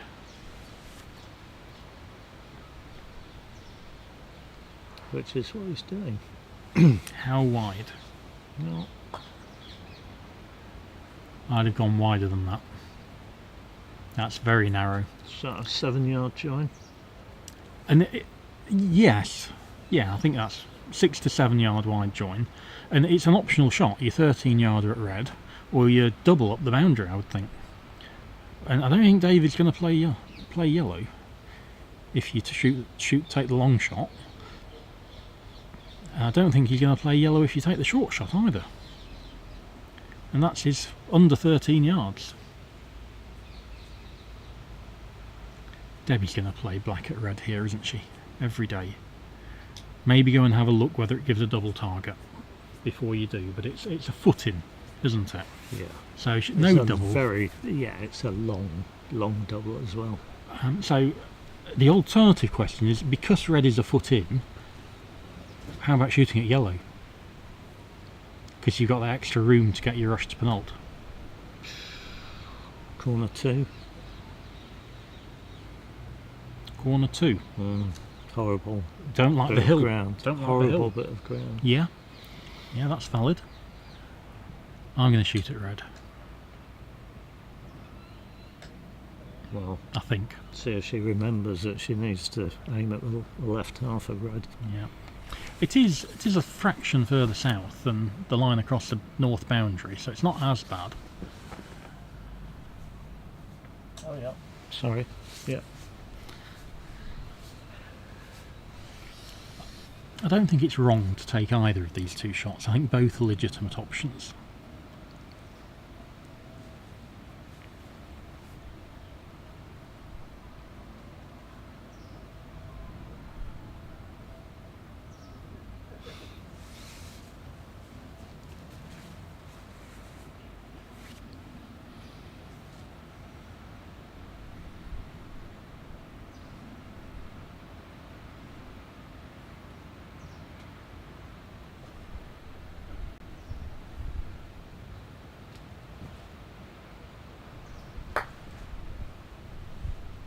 Yeah, good shot.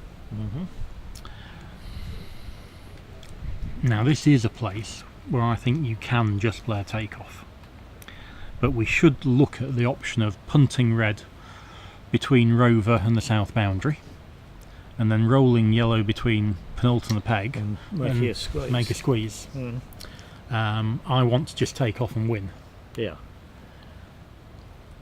because I think if you do play the squeezy option, you're never as committed to getting behind yellow as you should be.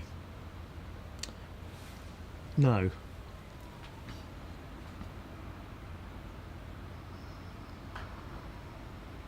And you've actually got to play. Well, That's the third option. You can send red there and take off from yellow, and Yeah. you force red to play next turn.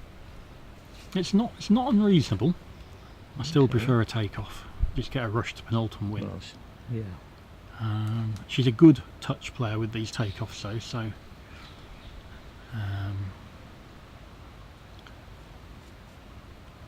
not completely wrong. I just think it's a trustworthy bit of boundary, that.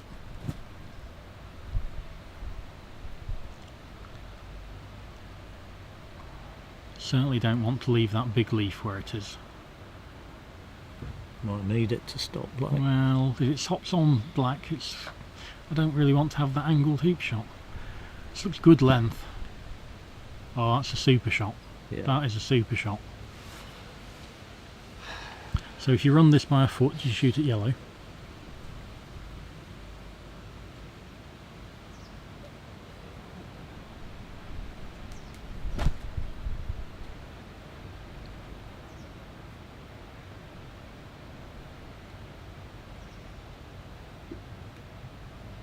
Whose favourite? Debbie's favourite. Okay.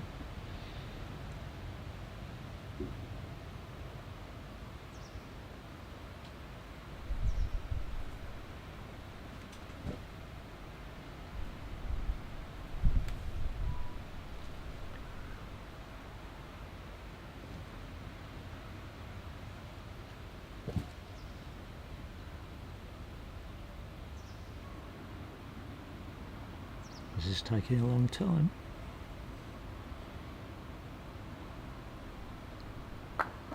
Good hoop. And we'll cross rod, cross pegged. No, she's all right. Oh, that's fine. Lovely shot. I have to say, having seen that ball move quite a long way right to left, I'm not desperate to hit this gently. I'm probably going to rush it 4 yards away if I hit this. Yes, Yeah. Anything that doesn't rush it miles away from over is acceptable, I think. You don't have to tap this. You don't want to start this out left edge, do you? No. This is taking a long time as well. The swing's dead at it.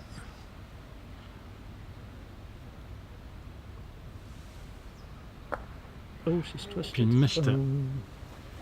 Oh, That was a miss hit. That's just poor pressure, isn't it? Yeah. First that round was of the tournament. totally. Yeah. That was almost won. But It's not over yet, though. It's not over yet. no, she's almost guaranteed to shoot next turn, isn't he? Wherever David goes, she will shoot at something. Yes. If he goes there, she's got a shot through almost the second corner.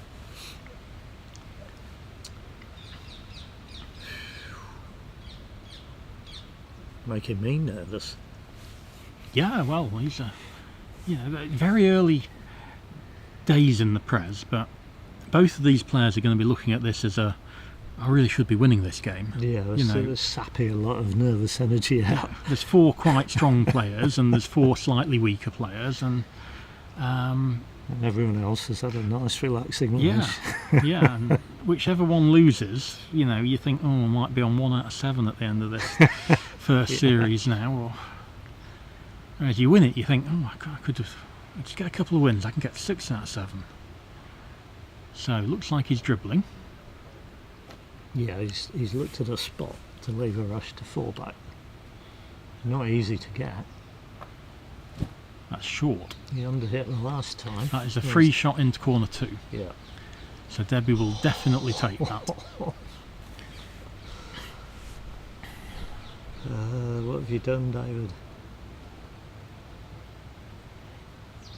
Might get some wobbly head out of that. Oh. Did he think he some could get thigh wide? slapping. Surely not. Anyway, Getting some leaf moving.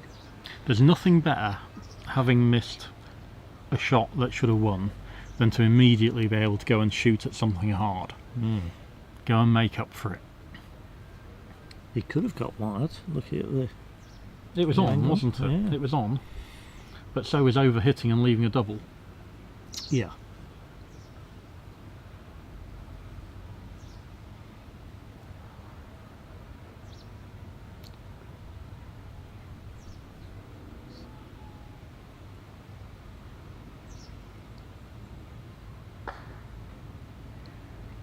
Looks good. Ooh. That's hit the corner. And now it is a bit adventurous, but this is a finishing turn, isn't it? If you get good contact on this first rush, Yeah. you've got to think about finishing. The downside is as soon as you made 4 back, you've given a lot of lift away. Lift away, yeah. So is it better to make a leave and let her have one more shot? Or do you want to finish it off now? I think we see where this goes first. Fair enough.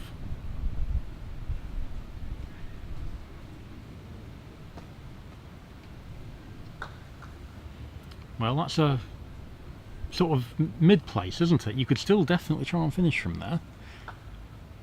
Equally, rolling away looks fine.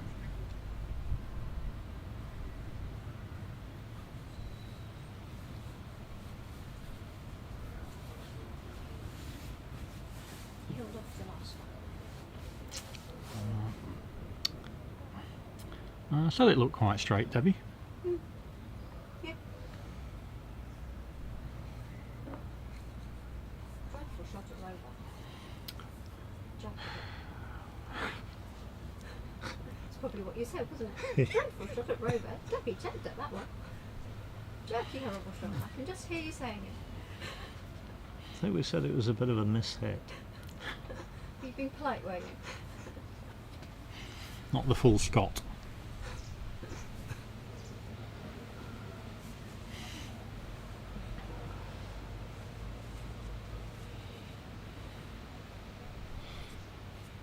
Well, I think if I'm trying to lay up, I think I want to go a long way away. Personally, Oh, yeah, admittedly, I wouldn't mind getting wired, well, but I want to go a long way away. I think this again is very player dependent. If you're a bit weaker, laying up in corner 3 and saying I've got a 3-ball break if you miss is definitely playable. For a strong player, adding another 7 or 8 yards onto the shot and saying, well, I'm only going to get a ball 5 or 6 yards in lawn and a rush to 4 back, and that's going to be good enough. That is going to be good enough. Is probably the right choice.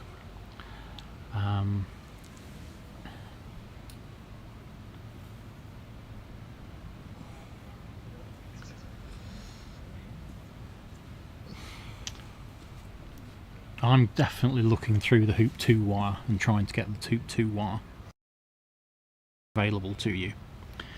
And if you get it, you might win without conceding another shot. Yeah. It's just you're moving the ball such a long way to get that. Good chance you won't get it. If you were to get it, Red is too far. Is still on the lawn, Yeah. but it's in the yard line area. So he's not going to get a wide rush to 4 back. I was going to ask if he had a wide rush to 4 back, would he try and run Rover in corner 2? Oh. The GC shot. Good point. Worth thinking about.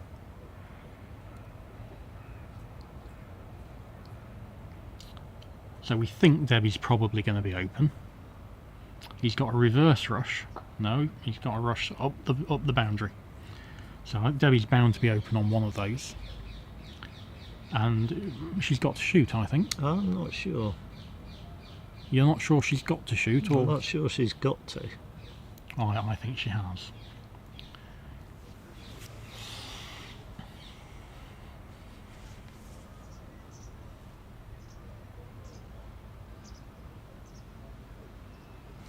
Those don't look as though they're both on the yard line to me, to be honest. No, they're not.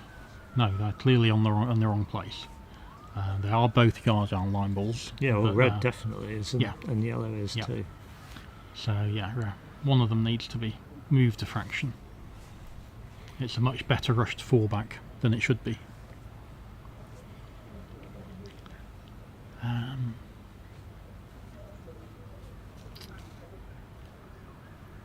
Where are you going to go if you don't shoot then, Keith? Well, yeah, I know. That's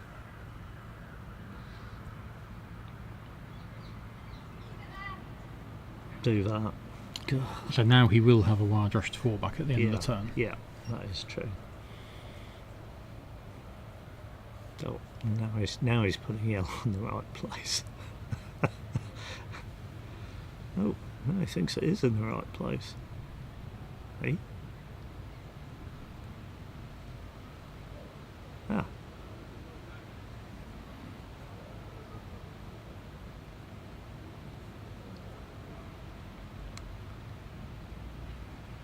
Well, he's looking at 4 back. There's no need to do this. Absolutely.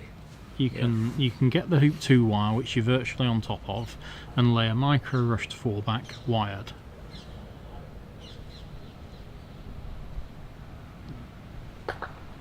It's a good shot.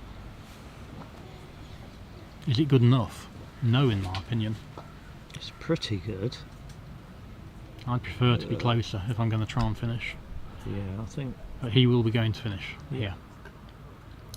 Already mentioned an option after 4 back is you do end up with optional rushes. You've got the option, you're trying for a rush to penult, Yeah. but if you don't quite get through far enough, you might end up with a rush to corner 2. Much rather have a rush to penult and just 2 ball out. Don't want to leave your partner behind near corner 2.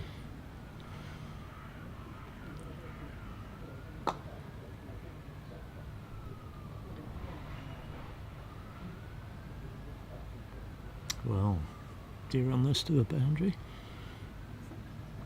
Well, David might hit it at a pace where it goes off on its last roll. He's not going to smash through it.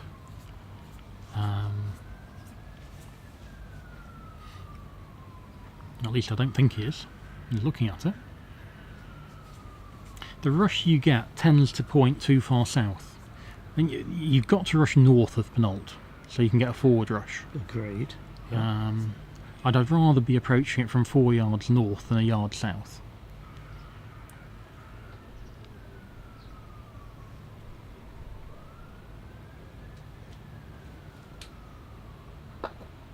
That's a lovely shot. That was a good shot. That's his rushed. You have still got black available. No, this is ignore that. This is pointing exactly where you want the rush to point. No, I mean after Penalt. No, just focus all out on this. You want a rush south. This is a lovely rush he's got.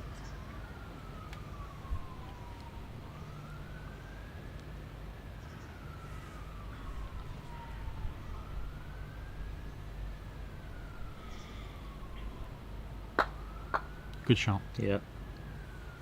Yeah, it's good. That's fine. Probably 2 bowls too far, but you can easily get a southerly rush out of that.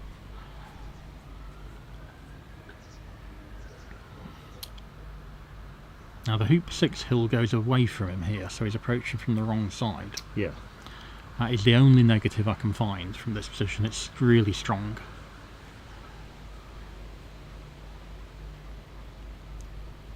And it's far less relevant at Penalt, I think, than the hoop 6. Oh, do you think so? I do. I'm not I sure do. about that.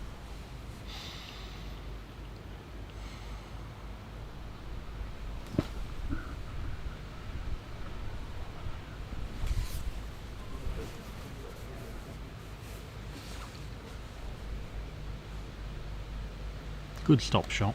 Get plenty of distance on red.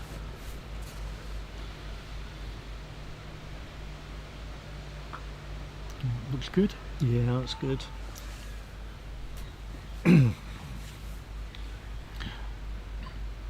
again, from there, you don't really want to play a wider split to give you the optional rush to corner 2, do you?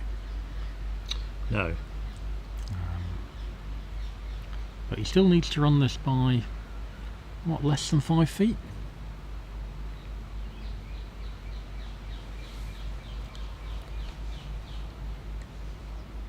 Two feet would be perfect.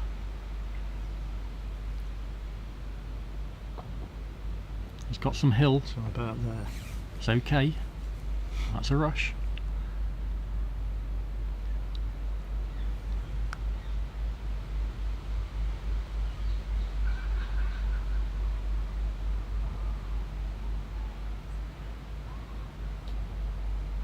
Well, it was a little bit in his way, wasn't it, on that first go?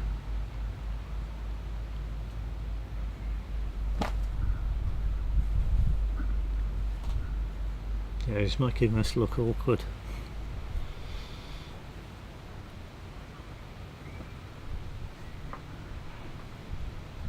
He looks pretty stable there. No. I think he's going to play a decent shot here.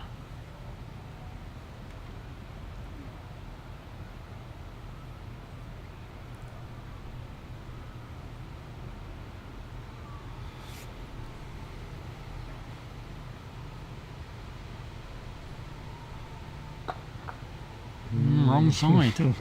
Wrong side. He actually hit that on the harder side, didn't he? He did.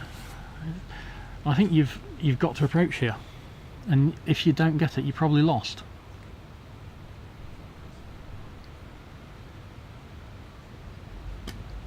There's an argument you can roll to a maximum distance spot here and leave a rush to rover. Which is your higher percentage, finishing from here or Debbie missing? Too hard to call. What do you think? I think having played the turn, virtually everyone approaches from here. I'm not sure it's always right. Because even if you run the hoop, you're not guaranteed to win. You need a rush to the peg. Yeah. So there is something to be said for laying a rush to rover from max distance. The stronger a player you are, the more you take the shot on. Well, you see, this is why I would have been... oh dear. I would have been thinking about rushing to black after Penalt. You're much 'Cause less then you- likely to finish then, though. You're going to give her a shot. You may give her a shot if you don't rush to rover perfectly, yeah. Yeah. And probably But you're a not- ball at the peg. You're not losing straight away when this happens. Well, no, I mean, he hasn't lost it yet because he can run the hoop. My problem with the shot he's played is having run the hoop, he probably wasn't pegging out. No, absolutely. And yeah, if you're not going to be more positive than that, then you might as well leave partner in corner 2.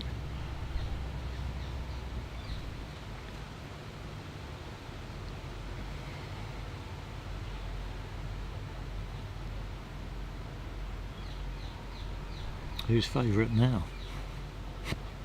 I think Debbie is a slight favourite. I think she's a massive favourite, actually. Really? I'm not sure this is running. No. And if this doesn't run, It could run. It's not that difficult. I just don't think he's going to finish. okay, well, say it does run. Yeah. Do you peg one out? He is definitely pegging one out.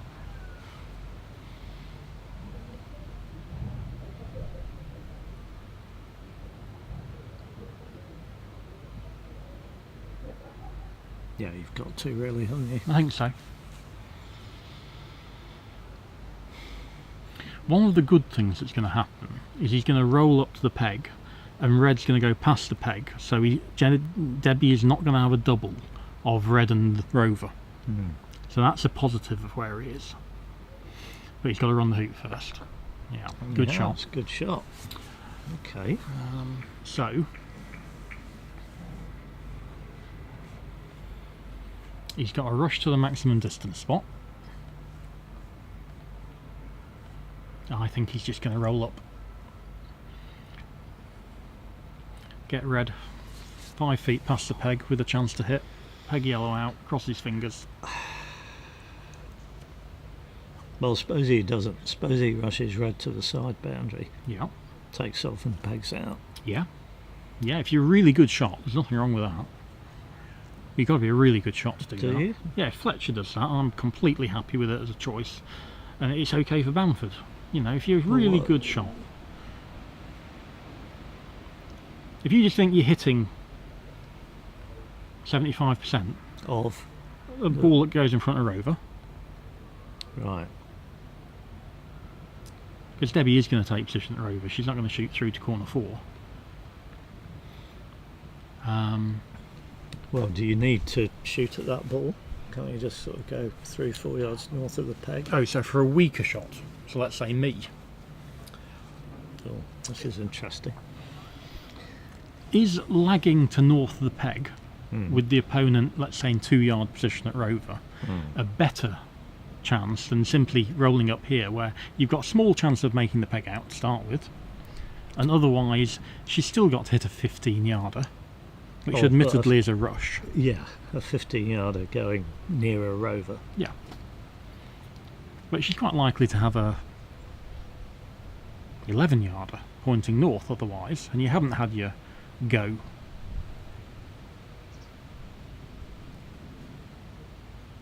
She might even be able to run rover and have a double. Lower percentage, but possible. Sure. So I think virtually everybody here is going to roll up. I think there's a legitimate thing to say you could have cut it to between 3 and 4 and then take a 7-yard peg out on. Hard. Oh, well, it wouldn't have been a 7-yard peg out though. I think if you cut it quarter ball, it's not far away from 7 yards. You've got to take a quarter ball cut from Oh, yeah. 2.5, 3 yards away, but I could see Jenny perhaps looking at that. Right. And she hits the ball straight, she lines up peg outs well, and fundamentally, if you hit the ball straight, you should hit an 8-yard peg out, shouldn't you? Yeah. Yeah, people generally miss peg outs because they don't hit the actual Striker's ball. straight. Yeah. Yeah. And it doesn't lose if you miss it hard. From between 3 and 4. Good pace. Got it in the middle. Oh, There you go. I told you should have shot. Yeah. Well,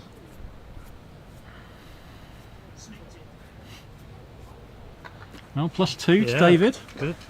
Well, Entertaining. I hope the viewers have enjoyed that one. I think we'll get some different styles of games for later on in the day. I suspect we will, yes. Are we getting lunch now, Keith?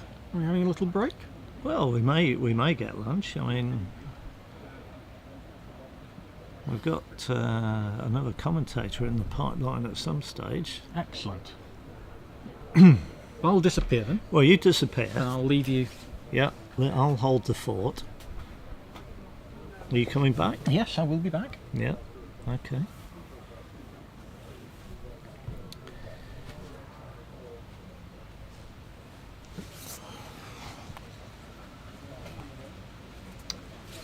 Well, thanks to Chris for that stint. I'm going to stay with you for the time being. There will be another game starting, I imagine, pretty shortly. I can see the game on Lawn 3 has already started from the second round. That's Robin Brown playing Samir Patel.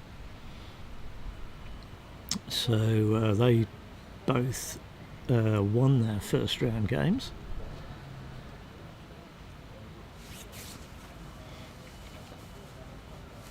I'm going to stick my neck out and say that we won't get too many games that are longer than the game we've just watched, which is about 3¼ hours.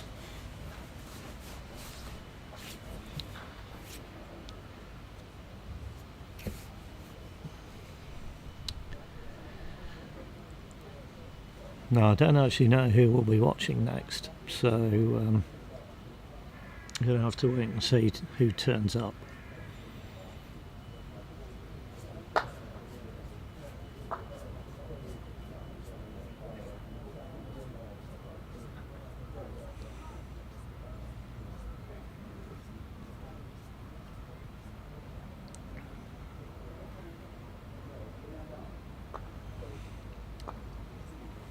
While we're waiting for the croquet to resume, you're getting a very splendid view of the Hurlingham house, the main building at the Hurlingham Club.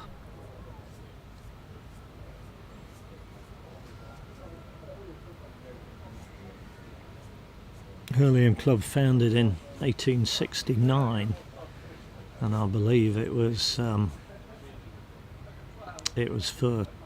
expats who were used to playing polo in India, had somewhere to come and play polo in England, and it's now a sports track, I think. But the Hurlingham Club at some stage sold their polo ground, and you can still see where it was, but no longer part of the club grounds. Right, well, looks like we're getting Stephen Mulliner and Harry Fisher.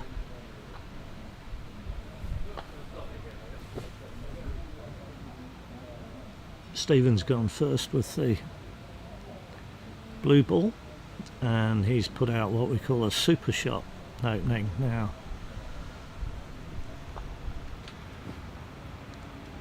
So that's a ball that's gone between 5 and the peg and a bit to the west side, and that's basically saying to Harry, look, wherever you put the second ball, which in this case is going to be red, I'm going to shoot at it with black, and I'm going to try and establish a 3-ball break.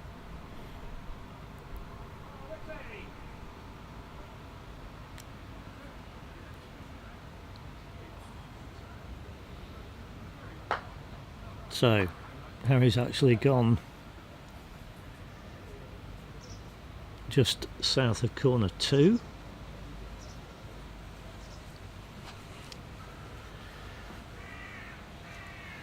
I'm just about to be joined by my co-commentator for the next session. That's Mr. Jack Wicks. You alright? How are we doing? Yeah, enjoyed that last one. It was fantastic, Corker, wasn't it? wasn't it? Yes. Tell you what, as soon as he hit that lift, I knew that was coming. Yeah. The old peg out, he loves it, doesn't he? Yeah. Chris spotted that straight away. Yeah, Anyway, I'm just saying we've got a super shot opening in this game. lovely.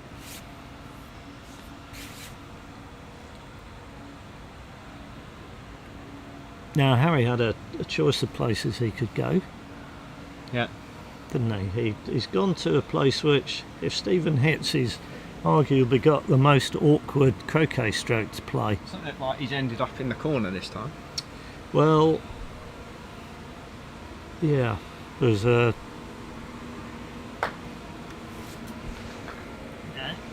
Does he miss that? He did miss it on the Yeah. south. Missed downhill. it. I think both these two lost their first game, They did, yes. so they'll both be keen to pick this one up.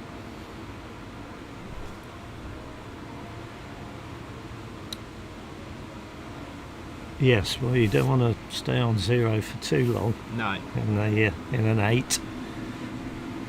no, it's always good to get off the mark. Yeah.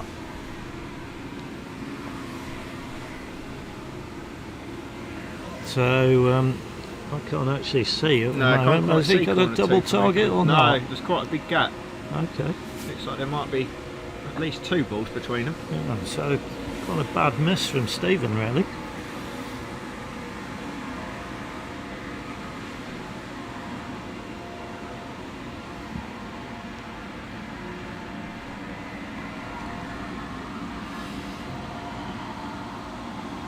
So we'll see what Harry can do. I mean, if he can hit this, then he Are can you aiming take. for the middle here? I'm not sure it's. It's too big, isn't it? Yeah, it's too big. No, I'm going for red. Oh, hang on, what's happened there?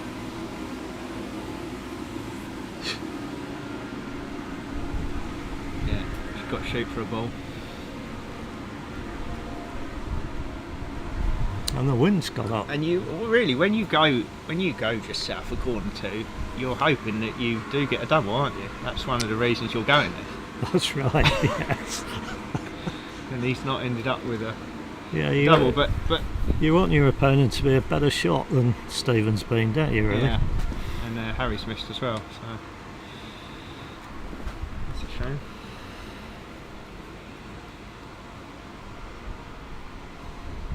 Oh, Chris is coming back. I'll make way for Chris again, shall I? No. He'll want a break. Will he want a break? Yeah, he'll want a break.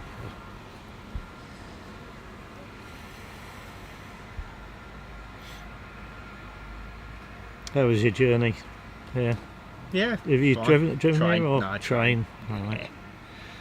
Yeah, the woman under the ticket office convinced me to buy a return, even though there's engineering works on the way back on Sunday. Right. Oh, Chris was She got another Chris was- £8 out of me. Chris was telling me his journey. He planned to get the bus Right. and got the bus. Bus came and stopped, and he was telling her, "No, you want the bus from the other side of the road." Oh, he's going the wrong way with him. So there was a bus coming on Right. the other side of the road, so he got on that and he asked for a return Yeah. to Putney Bridge. No, we can't do returns. Oh. He goes, "Okay, well, Putney Bridge then." Yeah. And then he goes, "No, we don't take cash." Oh dear. So he ended up having to drive in his Chris car. not got any smart technology. Well, I don't know. Right, so Stephen. Now, Stephen has done. Is there any way we can get the comments up on there? We can. Yeah. We Yeah. can't. Oh, we but can't, right, we okay. can be given the comments Okay, to yeah. look at. As if by magic. Oh, somebody's going to do it for us. Excellent. Here we are. Just in case anybody wants to write in. What are the rules? Well, Quite a broad question. So it's association croquet yes. to start with. Yes. So I don't know whether you know the rules of that, but then this is then what's called a level advanced game. So everyone plays irrespective of handicap on a level pegging, and the advanced bit basically means there's some additional rules to try and even the game up, because maybe the top players are too good to play sort of the normal version. So there's some rules where you, if you go through certain hoops, being 1 back and 4 back, you give away what's called a lift, which means at the start of the opponent's next turn they can pick up either of their balls if they want to, and play them from anywhere on either of the bulk lines. If you, with your first ball, go through 1 and 4 back, you give away a contact, which is means the opponent doesn't have to make a roquet, so you give away the innings. That's pretty rare in this form of the game at this level, and that's why you see some of the players making, stopping after making a certain amount of the hoops, trying to put the balls in certain positions far away from the bulk lines, so that you're not leaving the opponent short shots to take the innings. Well, we did see a contact in the previous game, Jack, didn't we? And that was because there was a peg out, wasn't it? So that's right. He had to go through 1 back and 4 back in his first ball in order to be able to peg out. Yeah, so it does happen. Ball. But it probably, I'd say, I'd put my mortgage on it that we wouldn't see it with the first ball of the game in this tournament. But yeah, if somebody's looking to peg the opponent out, then it's fairly common.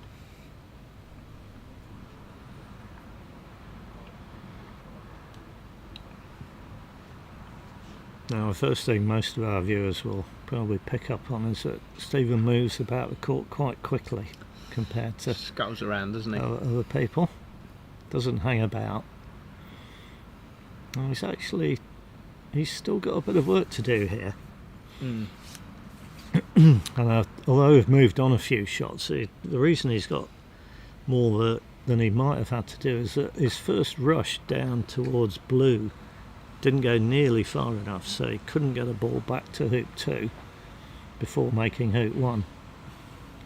Oh, he's played a very nice shot there. Yeah. Just squeezed past red. Wondering whether he was going to put yellow behind hoop 2 as a reception ball. Yeah. But he didn't fancy that. Confident that he could get a rush.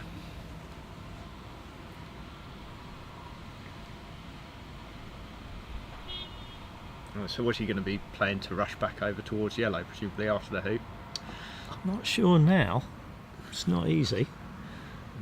He's underhit that rush.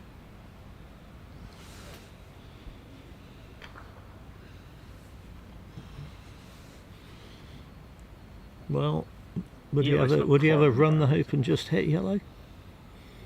I'd be fairly surprised if he did that. Yeah, I'd be. I think he's going to be hitting red, isn't he? And he's going to be nudging red in a bit, going to yellow after the hoop, presumably. Try and rush red off the boundary.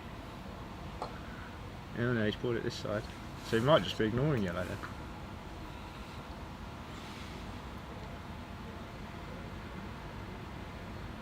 Well, Stephen plays a lot of golf croquet to a very high level, so he may just regard press-ups as well. Picking up yellow as fairly routine. I don't know. I'd be quite surprised if he just turned around and hit No, he's yellow. not even looking at it. No, he's just going to carry on. Well, he's a fairly good shot here though, doesn't he? He does need a rush to hoop 3. Yeah, and he's left yellow behind for now. Presumably he's going to try and pick that up after hoop 3, is he? Well, that's hard work in itself, isn't it? Depends where you get a rush to, I suppose.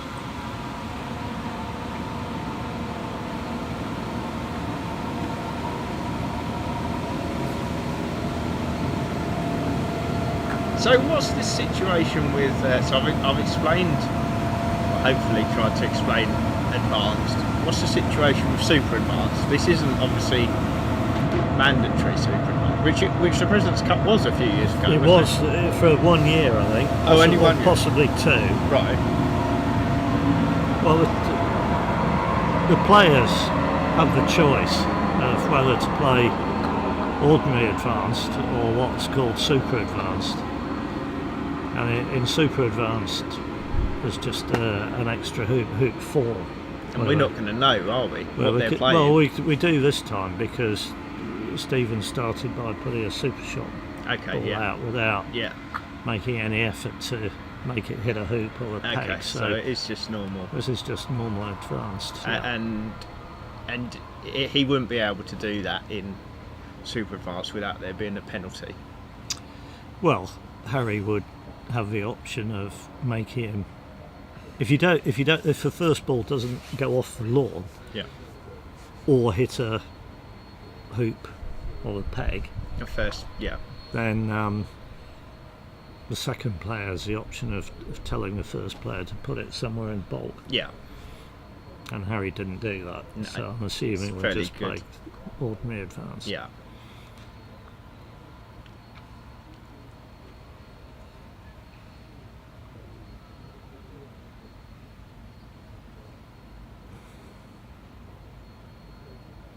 I feel like Stephen's got his feet wider apart than he used to have. Yes, I think you're probably right. Yeah. I wonder why that is. Why would that be? I don't know. Maybe you see, he's not doing it there. No, just a little bit more stability, maybe. Yeah.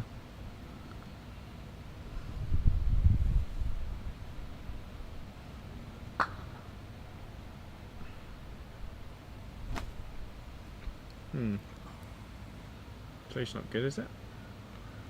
It's not great, but it's not gone too far. No. It's on the same side of the hoop as hoop 4.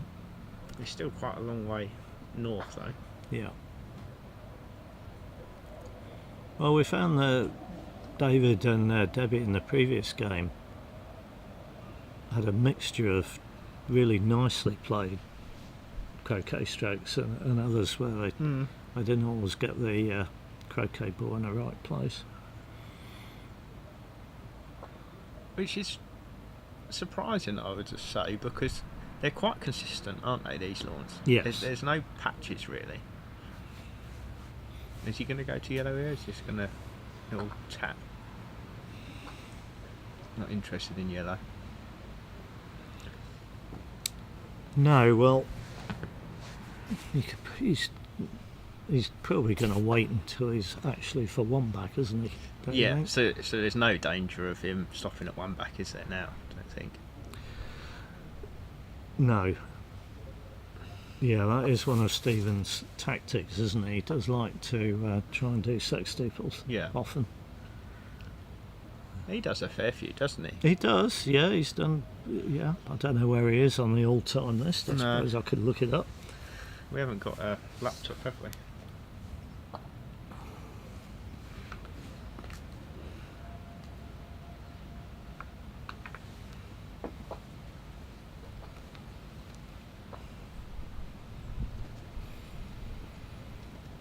Oh, he has got a rush to yellow this time.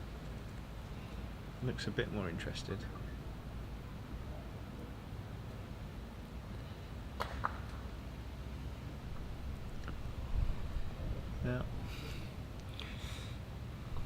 Yeah, that's pretty good. He can just put that nicely in front of one back and get a rush on yellow into the middle of the lawn. Well, going to Chris Williams' That was very quick, Keith. ranking site, he's done 111 sextuples. Yeah. Since 1985. Since 1985, yeah. And he's fourth on the all-time list, yeah. So Robert Fulford's done 409, Reg Bamford 344, and David Moore 124. And what's James's fifth, is it? James Death has done 103. Yeah.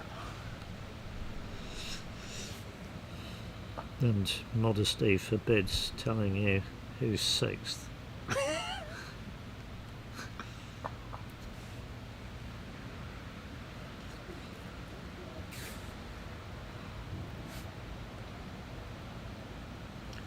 Yeah, I think this game will progress a bit quicker than the last game, probably. Well, All it is. commentator's curse, but yeah, I think you're probably right. The players were not slow in the last game, but you just tend to get a Yeah. protracted game when you get a 3-ball ending, Yeah. don't you?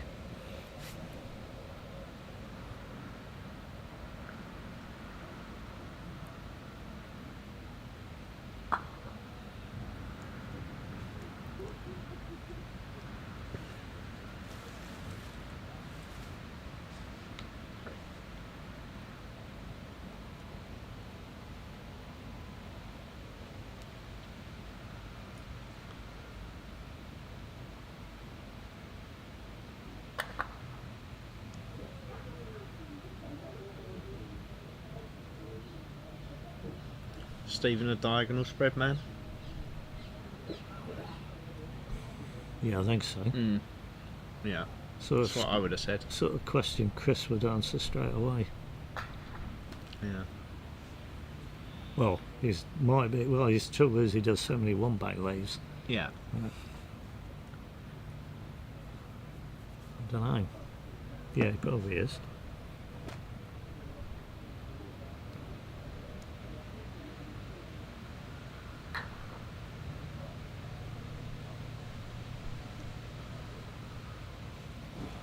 I did notice as I was walking down on lawn 3, Robin was having a third turn break.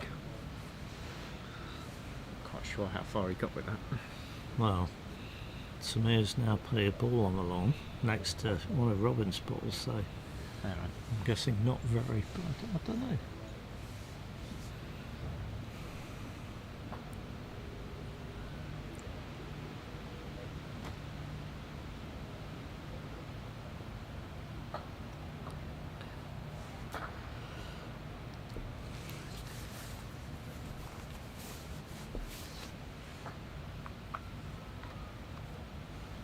Putting his pioneer out from Well, about as far away as he could be.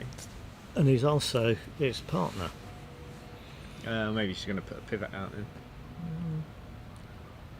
Not sure he is. I think he's. Looks like there might be a gap between them.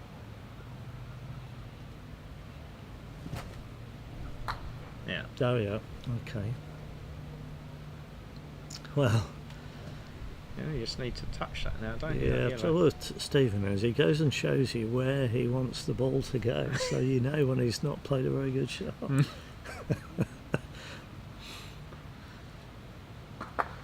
Oh dear.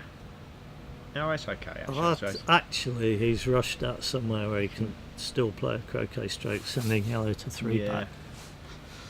Maybe he'd work that out. But I don't think he really wanted to Some rush it kind there, of did he? thick takeoff to nudge yellow in. Yeah.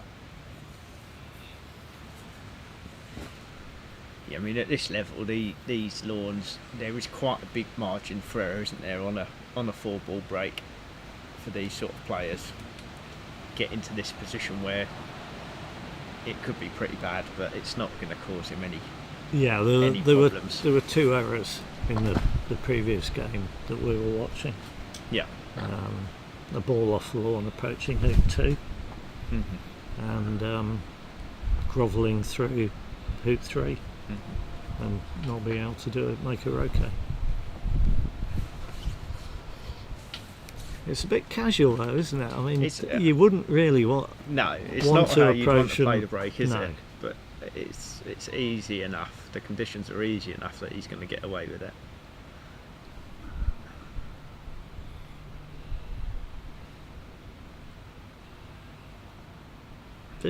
If that's the line of it, that's quite Now angled, isn't it? I've said that, he is making it look like that's quite a difficult hoop.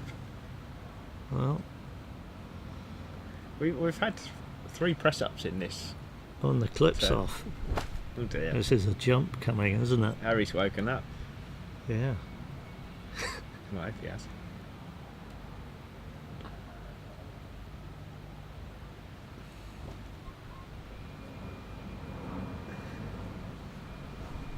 Oh dear.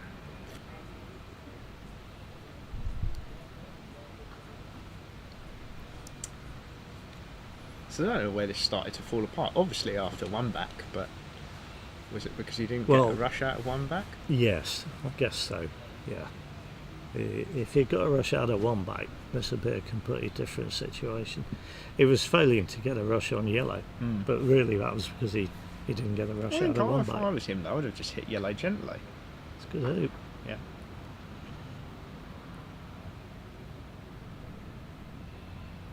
Nice replay.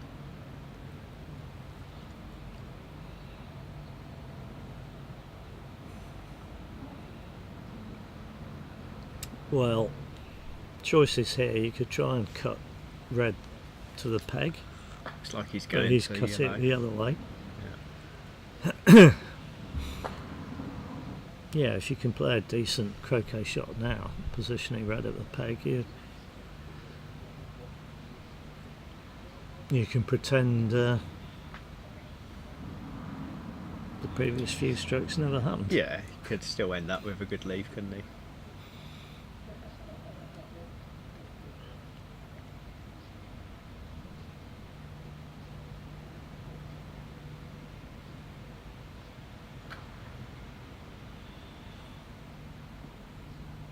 This is exactly the sort of ratio we saw in the previous game, that both David and Debbie were just not getting it right. Mm-hmm. It looks quite a natural ratio to me. No, he's played that fairly well, I'd say. Yeah. I mean, Red is- ideally, you'd like red closer of to the course, pig, but wouldn't you? But from that distance, he's done pretty well. yeah.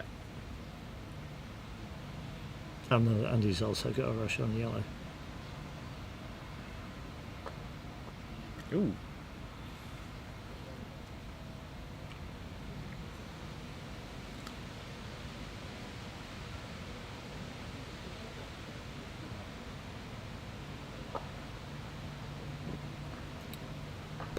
That wasn't. He doesn't look that was- 100% comfortable, does he?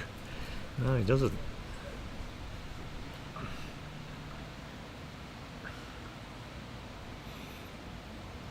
I don't expect him to run this though. Yeah, I think so. Now he's moved yellow a decent amount. Oh, he's failed it. Well. So That was actually easier than the one he jumped through at 2-byte. looked like it hit Thinking near the wire, near did wire, he? yeah. They don't go through, do they? If you hit the near wire, No. generally.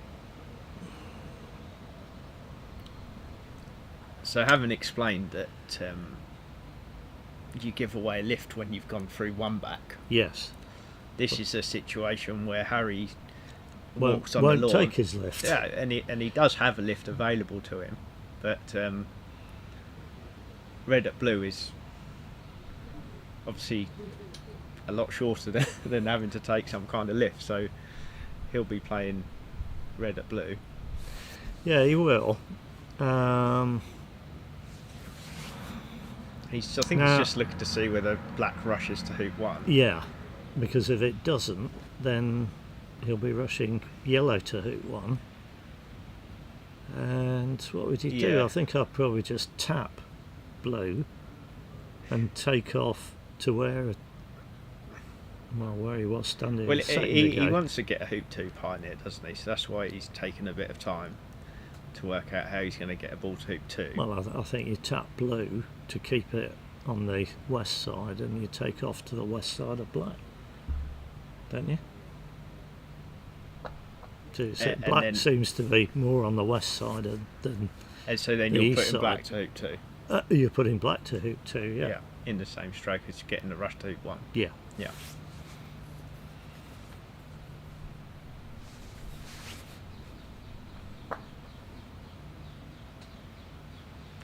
And I think Harry would be quite happy to have this opportunity, because I was talking to him earlier and he was sitting up in the clubhouse, and he was saying he hasn't played since June, I don't think, and he wanted to get some practice in last week but didn't manage it due to family, time with his Yeah. family and all that kind of stuff, life getting in the way.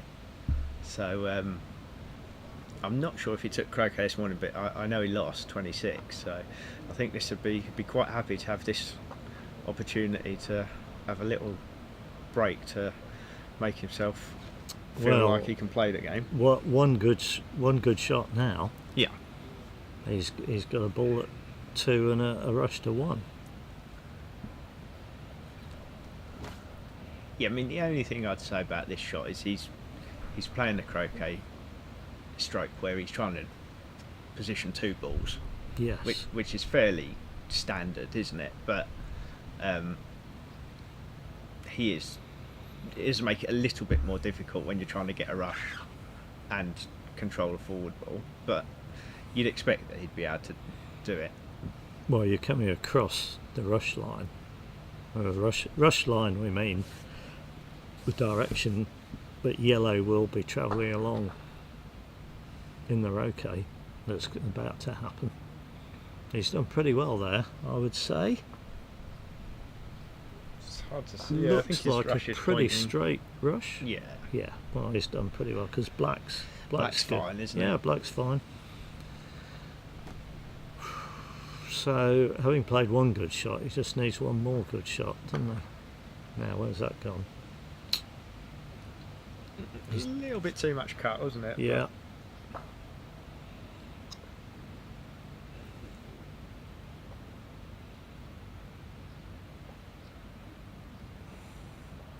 How close is he going to be trying to get here, do you think, to the hoop? 3 feet. 3 feet, yeah.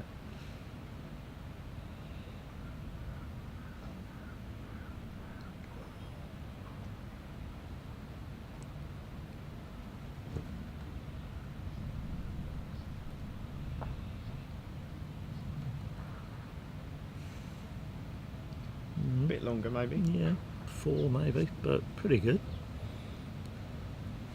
He's got to control his swing so that he doesn't run through the hoop too far. No.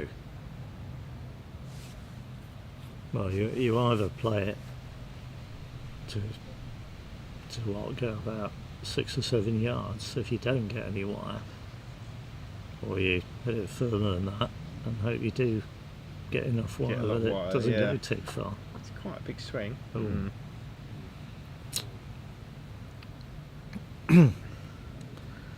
Looks like there could be.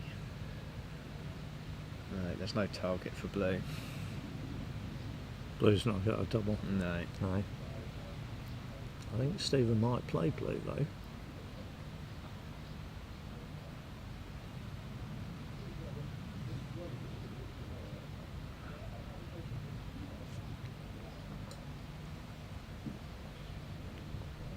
Yeah, I think he needed to be a bit closer, didn't he, to make it comfortable, that hoop. He was trying to run it quite gently, wasn't he, to stay near yellow. Yeah. Well, I'm slightly surprised he's playing black here. Well, not. Oh, he is. He is playing black. Okay, well, Well, the thing we've learned, though, from playing Super Advanced is playing black here, it can turn out quite well, can't it? Because he can make a hoop and then have quite a strong lead. yes, you can. He's not and, given- if And it- there's a sort of minor defensive element of black is more useful for red and yellow Yes. than blue is, but Yeah. I don't think playing black's wrong. I mean, where the balls are here, I think if I was Stephen and I decided to play black, I'd be thinking, right, if I make a roquet, there's a good chance I can be having a crosswire at one here yeah, after I've made 3 back. possibly. Yeah, true. That is very good thinking, Joe. And then you'd come up to corner 3, wouldn't you? Yeah, Yeah. and you've got miles away and no lift. no lift, and you've got a standard TP to do. Yeah. So how close together would blue and black need to be before you played blue then, I wonder?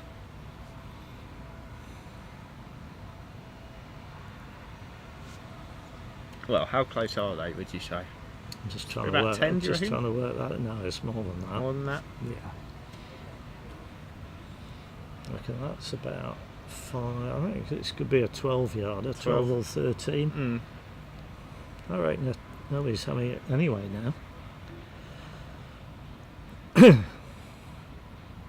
Well, the thing about this is, you hit this, you're reckoning you're going to have a decent go at finishing up. I agree with that, but I don't think if he'd have decided to have played black, I don't think I would have been critical. No, neither would I.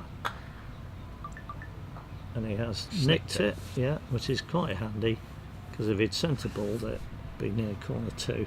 Yeah. And now he's in a... So is he going to put this down to 3 back now? No. You think he's Is going to leave he? it there? No. I think he's... Well, what's the advantage? You could okay, have, if you if you put it down there, you could have a potential peel 3 peel back going to hoop 2. going to hoop 2, you could. That is a very short take. Yeah.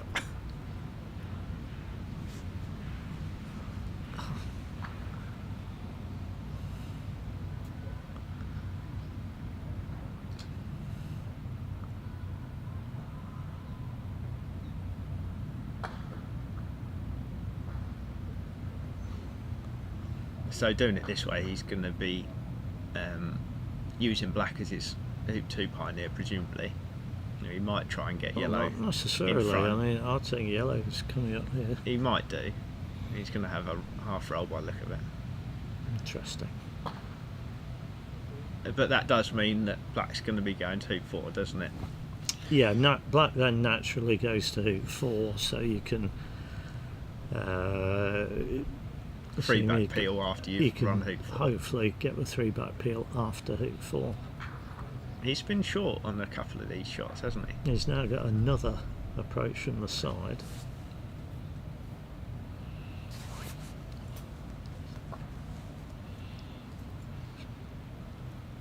Good approach there though. Mm-hmm.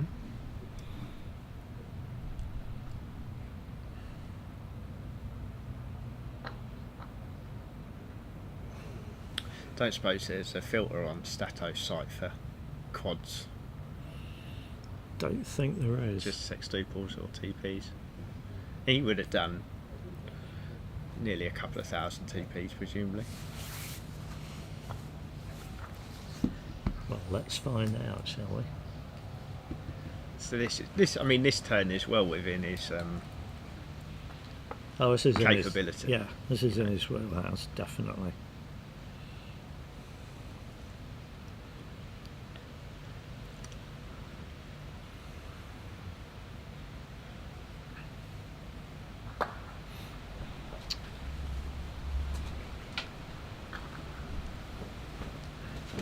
Pretty good red.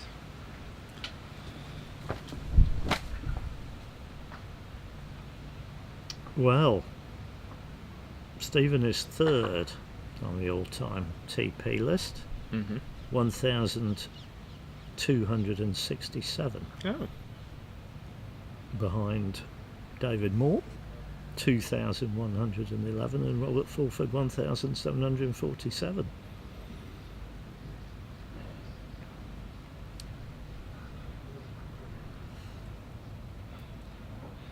Chris Clark, Trevor Bassett and Mark Avery are the only other ones to have Mark who? Avery. Oh. You heard of him? No? To have got over 1,000. Reg Bamford is 960.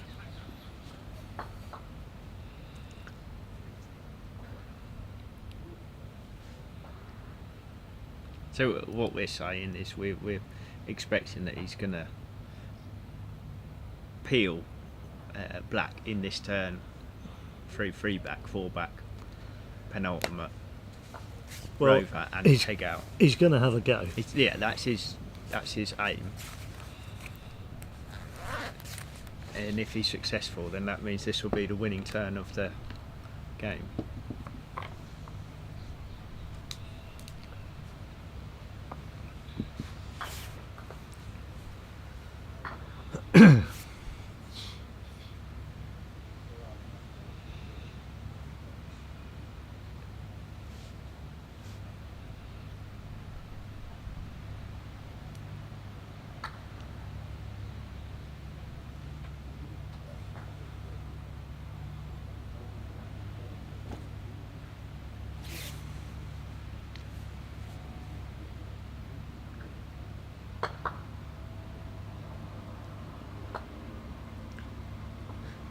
Black's probably further away from the hoop that he would have Well, liked. yes, that was just a bit casual, I think.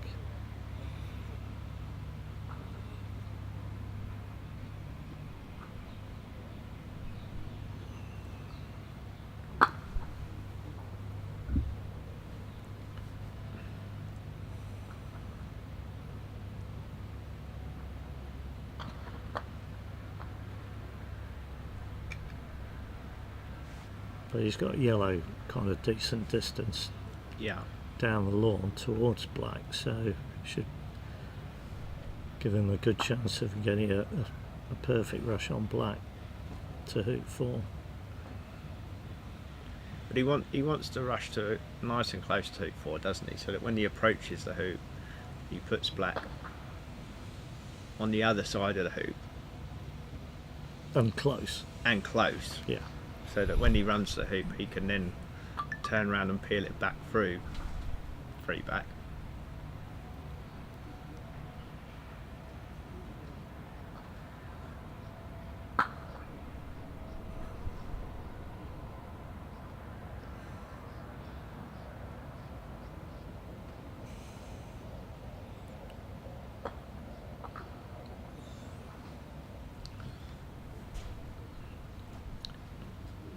And he's leaving yellow northwest of the hoop, so he can peel black firmly, Mm-hmm. and if he gets little or no wire, he'll be hoping that black goes most of the way down to 4 back. And you see, this is just a little bit further away from the hoop than he'd probably ideally want, because you're at the mercy of any. And it's quite else? angled now behind the hoop. Yeah.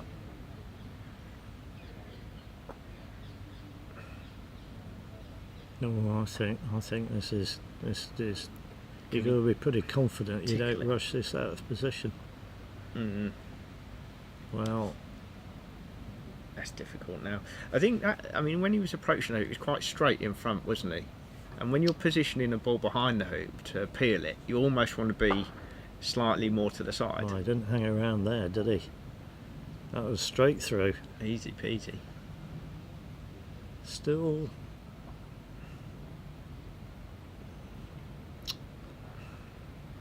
Now, interesting question here is, what do you do with yellow? So he's basically got a If black had come most of the way to 4 back, yeah. I think you'd put yellow by 4 back. I think he still will, won't he? You think he still will? He probably will. I think he will. Gives you the chance of getting the 4 back peel and rushing to 6, doesn't it? Yeah, you're in the sort of a delayed TP zone now, aren't you? Albeit with, like you say, black further away from the hoop than it might be, but I'd expect him to be putting yellow somewhere between 1 back and hoop 6. 1 back and 6, or 4 back and 6. Sorry, 4 back and Yeah. 6. Yeah, well, You think he might put it to hoop 6 as a pioneer, do you? yeah, I think he might. Well, I might. He's, I think, rushed it somewhere where he can send it to 4 back, although he's tried He's hard got a to gap. get red in the way. Yeah, he has got a gap there, hasn't he?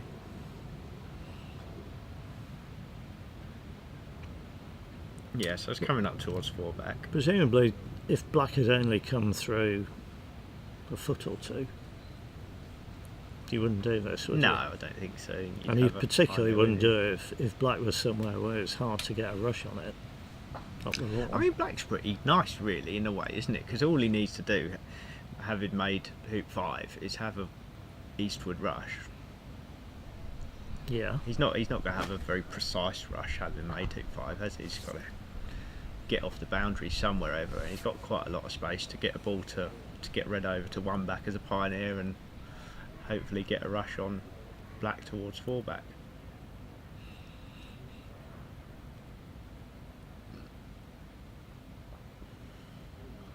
Yeah, he's got to judge.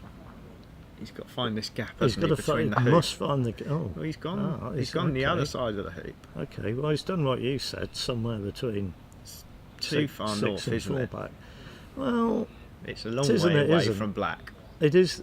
Yeah, I think that needed to be 3 or 4 yards shorter than that. well, I'm just concerned that you absolutely, definitely want to be getting the peel before 1 back. Whether you get it before 6 is just a bit of a bonus, isn't it? But you absolutely I don't like yellow there though. I mean, it's miles No, too no, far I'm for not me. saying yellow's good there. I'm just saying that Yeah. one of the reasons yellow may not be good there is that you definitely want to be able to set up black in front Yeah. of So what fullback. you're saying is you could have had yellow at hoop 6, and then peeled black after running hoop 6, but Yeah. before running one back. Yeah. Yeah.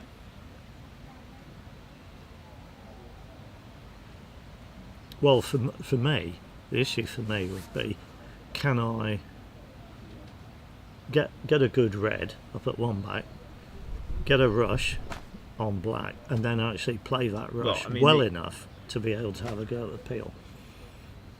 He's got 4 difficult shots now, I'd say, in a row to play. This being the first one. And he's not got either blue or red far enough or well enough. He hasn't got a rush on black now. No. He needs about a half ball cut, doesn't he? I think he needs to rush black well beyond yellow. You could do that, couldn't he? I think he must do, because if you leave it short, which he has, no, he's, that's good. No, I like that. Red's not though, is it? Red's not north enough for No, that. it's not. For You're the right. peel, for peeling black going. Assuming when he makes hoop 6, he wants to peel black, going towards red. Well, peel or at least jaws it. Yeah.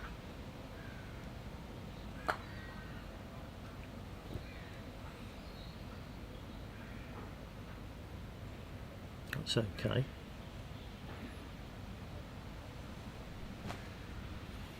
When you're playing these peeling turns, particularly once they get a bit delayed, like this That's one okay has, actually, isn't it? 'Cause he well, can I'm not. just, Well, I was play just going hoop to and say rotate there, can't he? you can, but you start needing some things to go right. And one of the things that has to go right, I would say here, is getting yellow to 2 back. Yeah, but I think he can just nudge yellow across a little bit. Oh, he's not He moved it hasn't. at all. I would have thought he could have moved it across so that when he runs this hoop, he rushed in the same stroke, rushed yellow off the north boundary. Well, maybe what he will do, as he's a proficient sextupler, is that he will He's bring gonna- yellow up to 4 back. And leave his 2-back pioneer at 4-back, is Yeah. I would try and avoid this if at all possible.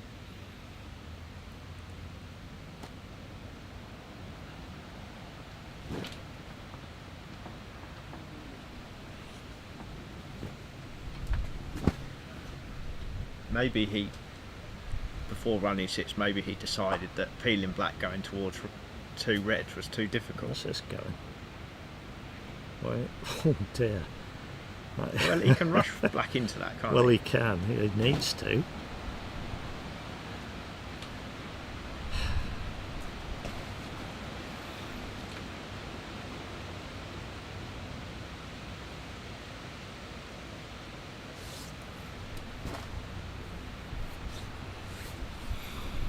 I think this all started from his putting yellow up, wasn't it? The shot we were talking about, putting yellow either as a hoop 6 pioneer or as a reception ball. Good effort. But Well, he could do it back the other way now. Black into yellow. yes, That's what James would do. yeah, he would.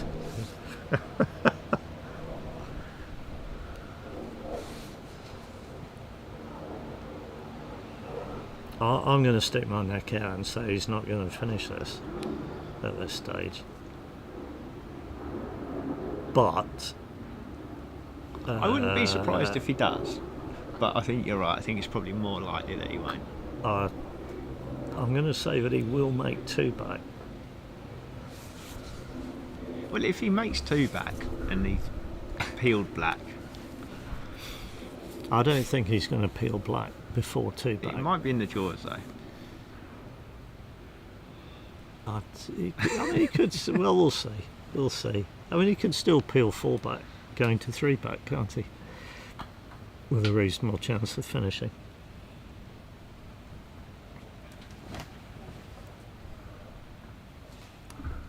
But from a pretty promising starting position, this is, Yeah, I think I probably would have expected him to be more under control than he is. yeah.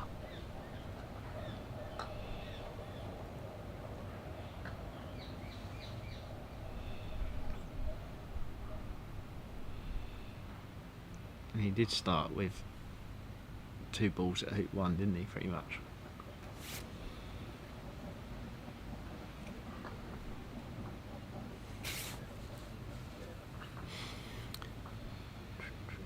Well, arguably, it's started potentially to go wrong a little bit when he didn't get black close enough to hoop 4 before he made Yeah. hoop 3. Yeah.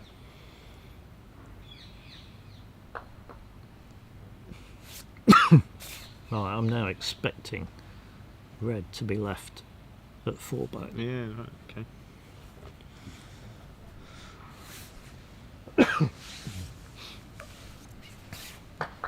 That's probably what I was expecting him to do.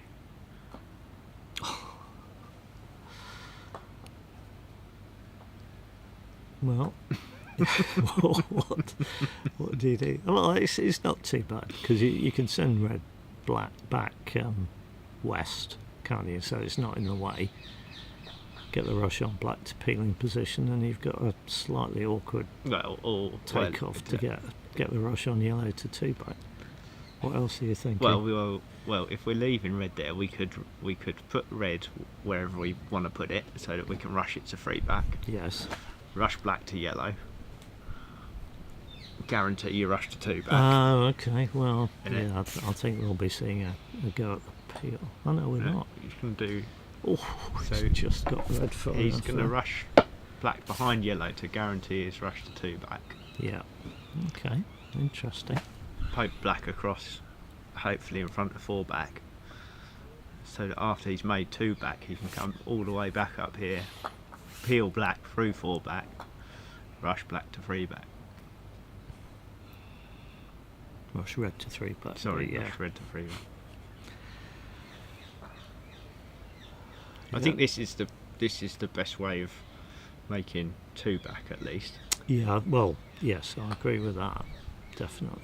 He hasn't had a go at the 4-back peel yet, has he? No. No. Just checking.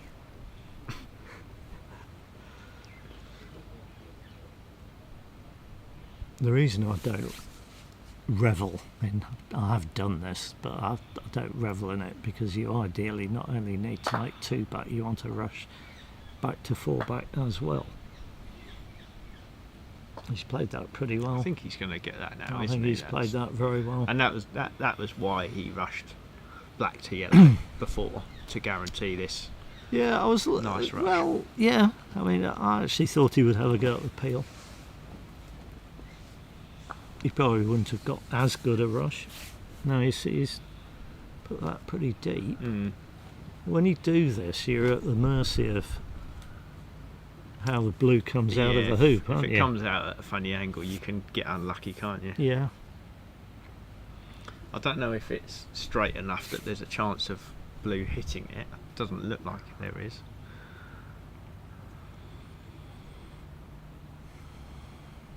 That's always nice when you do this sort of thing and go through the hoop and have hoop and roquet. Like Yeah. that. Oh right. Okay. Well, it was a possibility. Yeah. And now you've got Now another what? Now what? 30-yard roll now. Yeah. Brilliant. 'Cause he needs yellow up here, doesn't he? A 30-yard roll that you need a rush on black. You need to be. Yeah. Well. Yeah. You do need a slight rush, don't you? I think you do, yeah. Oh, That's that's not a not good getting line. it. That's not a good That's line. not getting it. Well, Presumably he's still going to hit black first. I think he probably is, yeah.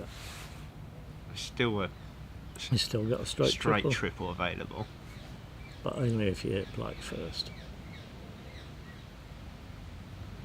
And it's easier to get a rush to 3-back if you hit red first. Yeah, if you're guaranteeing the rush to 3-back, you'd be hitting red, wouldn't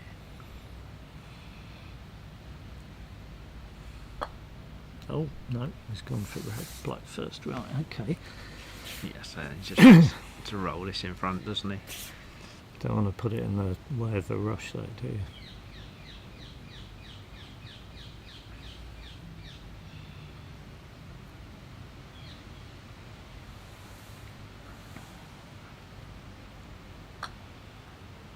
That could be. It looks like it is. Marginal.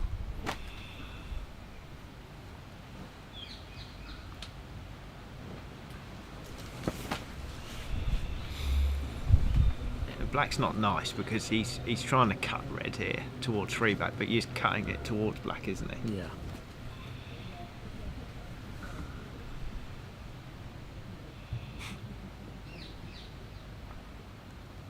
Leaf it out.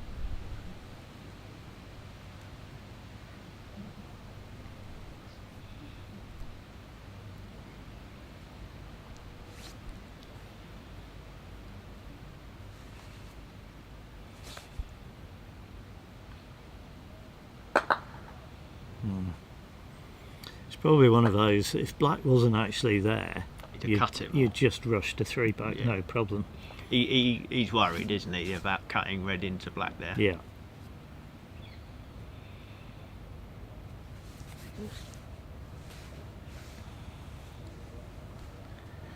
So he needs another good shot.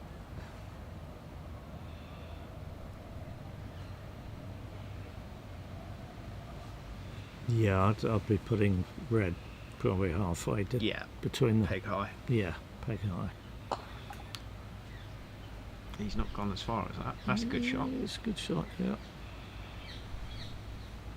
And this time he's not too worried if he doesn't get a rush this time, is he? Because he can go to yellow first. Yes. Black's in front of the hoop. Looks like he's got a fair amount of space, but he's not particularly close to it, so I don't think he'll be going for a forward rush. He might get one, but he won't be dribbling at it. Oh, He did dribble at it, but he didn't run the hoop. I don't think he needed to do that. that was, yeah, that was definitely near one. I think all he needed to do there is run the hoop.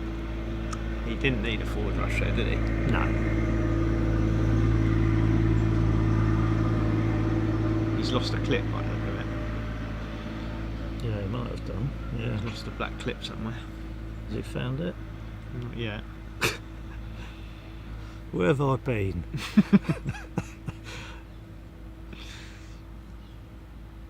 Yeah, it's a good question. No, he has. He's got it in his hand. He's got it in his Oh, hand. yeah, oh, right, okay.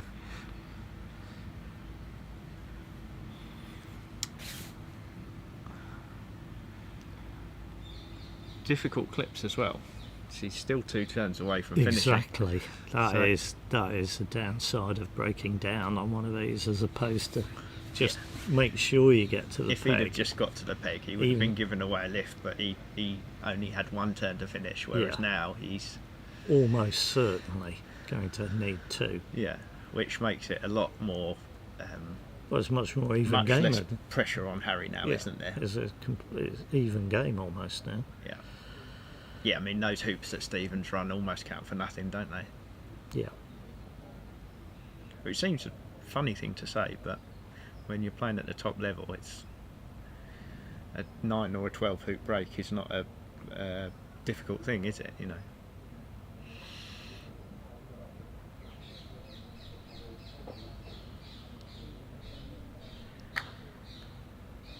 Ooh.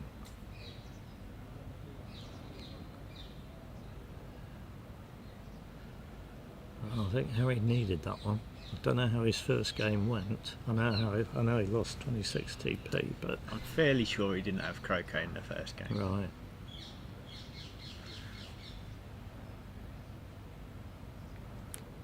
So Stevens is going to try and finish again. So now we said he was 2 turns away, but he might try and finish.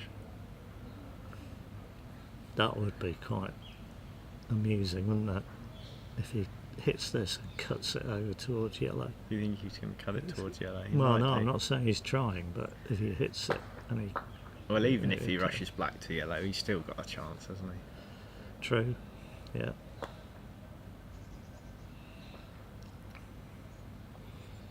Yeah.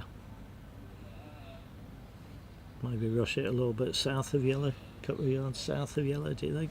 You think south here? Well, it's not a ludicrous thing to do. Depends how much you want to get it out, doesn't it? I mean, I think I'd probably go north. Yeah, that's what he's done. Okay, Yeah, so probably a little bit too close, I would say. You probably want to be a little bit further away so you can actually get black he's in. not. If you rush there, you're not trying to finish. I don't think. No. No, I mean he's not going to get black in at all now, is he? He might No. get it a foot maybe.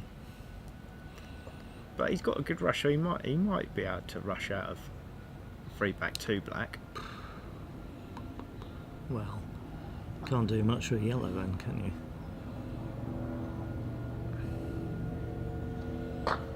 Oh, hello. Very professional. Oh, hello. Right. Didn't spot that one, did we? No, we didn't.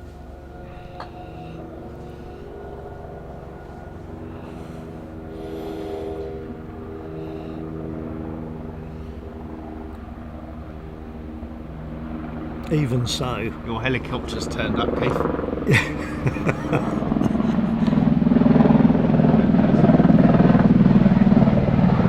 too early. Again, gonna have to have words with him.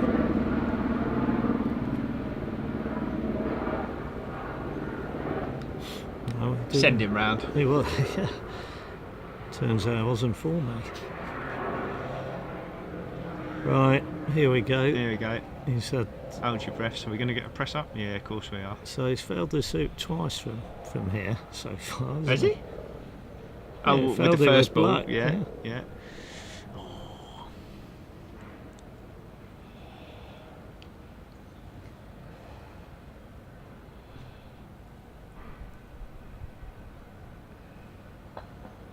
He's done it again.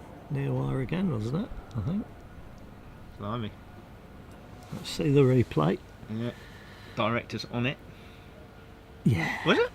I thought so. Yeah, it might have been, yeah. Dear oh dear. Well, how's your Donald? Harry. Is this one a bit shorter, maybe? What's he going to do? Black at red, red at black, presumably. Yeah, I think so. It Don't might you? be a little bit shorter than the one that he just missed. Well, he's going to check and see whether blue runs the hoop, I guess. Looks like it does, doesn't it? Yeah, probably. Do you like Jaffa cakes? Nah. No? I'll keep munching them.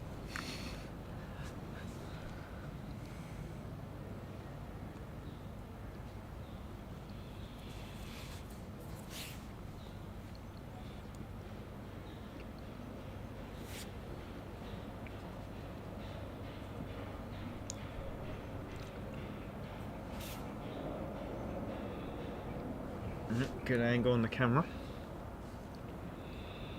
He's going to hit this one, isn't he? Oh, sneaked it. They all count.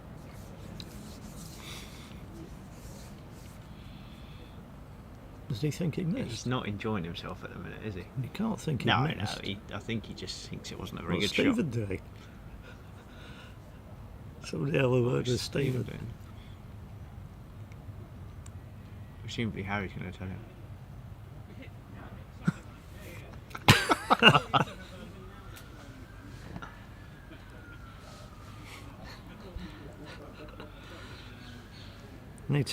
Nearly need to have VAR on that, don't we?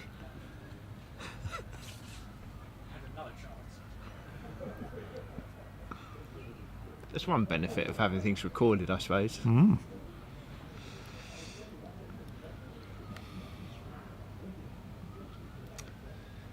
I did get the impression that in the last game, and you might tell me I'm wrong, but I did get the impression that Debbie might have been feeling the pressure from having the cameras. She might have been aware of it. We did speculate about that. Oh, did you? Yeah. Mm. That was the feeling that I got, because she did she didn't sort of seem particularly comfortable, did she? Most showed up in the return when she could actually have won. Right. One where she ended up missing red at Rover. Yes, yeah. I mean, I was sitting up there, and that was a pretty wristy shot, wasn't it?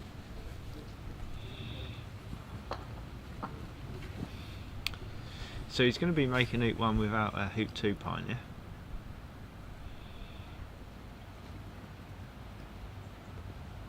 He's going to be making hoop 1 off a partner.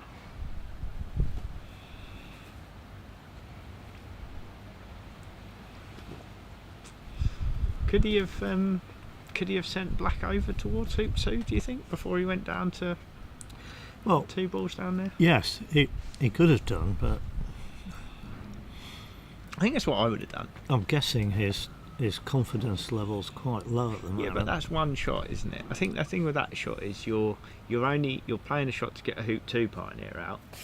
Then you only need to make a roquet, and you're fairly close to the other ball to But get he a had- rush hoop 1. Do you think he had to get to blue though? Do you think? I don't know. We didn't look Because at if he that, did had we? to get to blue, Yeah, fair point. then Yeah, because blue might have not rushed to hoop 1. You mean? yeah. Yeah.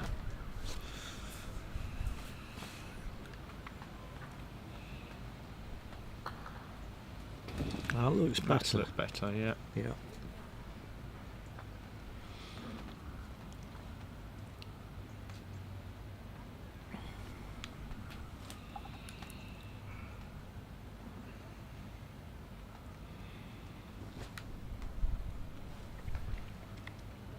I can definitely say that the game on lawn 3 has finished. Is it? Yeah. Blimey. Clips are back on hoop 1. Looks like lawns 1 and 2 are still in play though.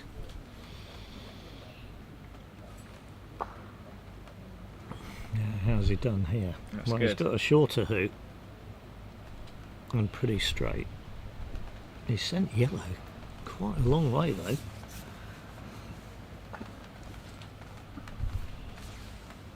Yeah.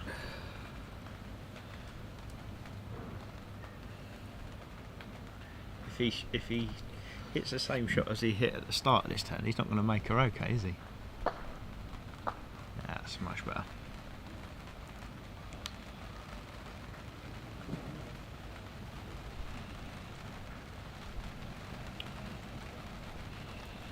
So yellow to hoop 3, going to black presumably.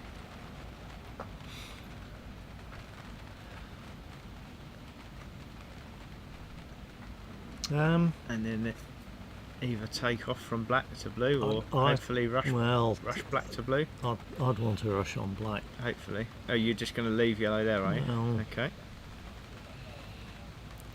Well, I want to rush on blue to 2, so to make he's clubbed that. Dear. That's gone off. Blimey. Oh, Oh, that was hello. a lightning strike there. Yes, it was.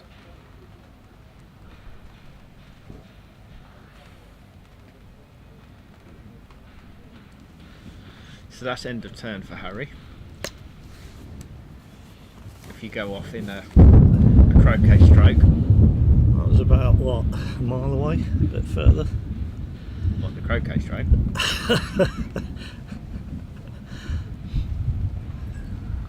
How do you know it was a mile? You It's counted, about did you? 5 seconds, Was it? roughly. Sure, it's longer than that. Or maybe it was. 20? No, it wasn't that long.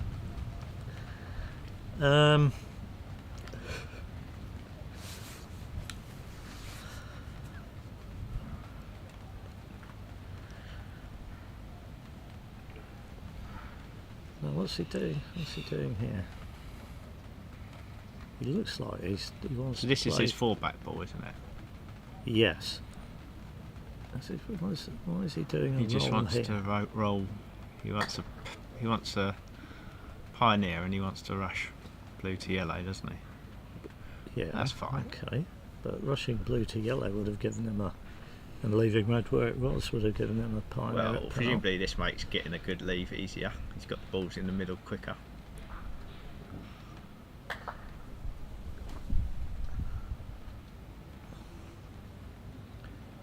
Yeah.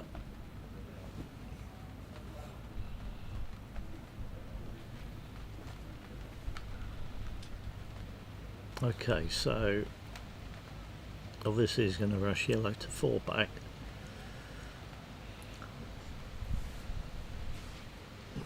Yeah. Is he What gonna sort of- what sort of that's what I leave was just have you got wondering, in is he mind? going to have any kind of special leave? I only ever think of doing a diagonal spread, so most of the time.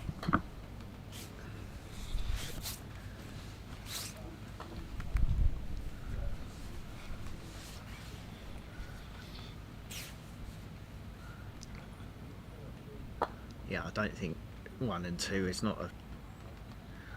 You're not particularly worried, are you, about which ball's playing or anything? So I'd expect he's going to make a diagonal spread. Well, I'm saying that I'm thinking a reverse diagonal spread, actually. I'm thinking the reverse, are you? Yeah. Go on. Well, aren't you just leaving 2 balls by red hoop then? Well, you're going to leave them tight to the boundary, aren't you? Yeah. So red in the middle, red at the peg. Yeah. Yeah. Okay. So you're forcing them to rush to hoop 3 basically if they hit in. Probably. Yeah. Depends.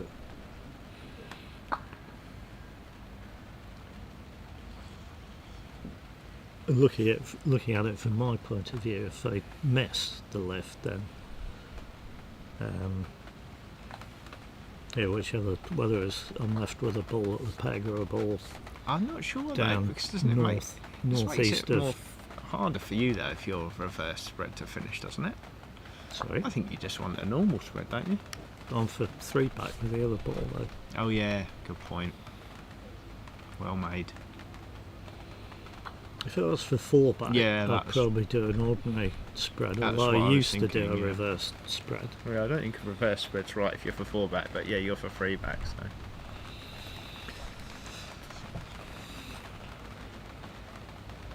Well, rain started again. We had it tipping down this morning while you were on your journey. Lovely.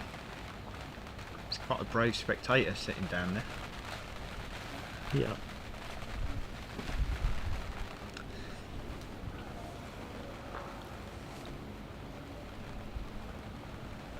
So he's put red on this side. If he's going to be making a reverse spread, he presumably would have had it on the other side. Yeah, and he's also put blue on the So he's east side as well, so it Just looks going to like have he's. a standard spread. Yeah, it looks like it.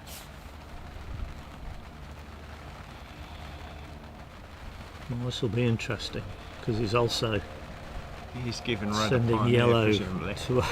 If he's sending it where we think he's sending it, it's going to be near red's hoop.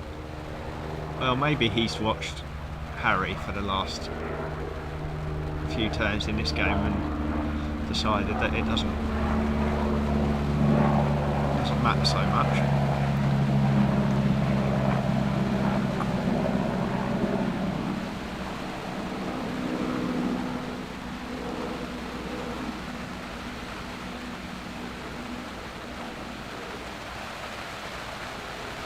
Now we're getting proper rain. Yeah, it looks Now- pretty set in as well, doesn't it? Yeah. It's a bit of a cloud blanket.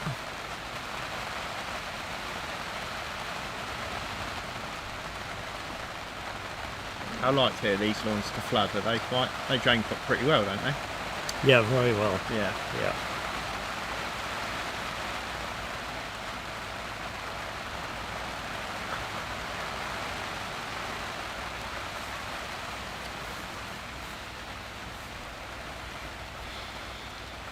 Now, Well, can we get a bit of angle on this red? Because that looks to me like it might not rush to 3 back. Do you think he's forgotten which hoop he's I think for? he might have done. Yeah. I wouldn't put it past him. We could have a better look at that red at some point if we can. Well, yeah, I don't see how it could rush to 3 back, to be Doesn't honest. look like it from here, does it? Are we starting to get puddles forming? Just slightly embryonic puddles, do you think? No, I think you're getting excited.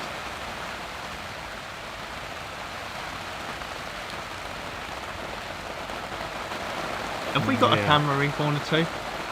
Not sure. I think we have. Maybe we could have a look from that one. Yep.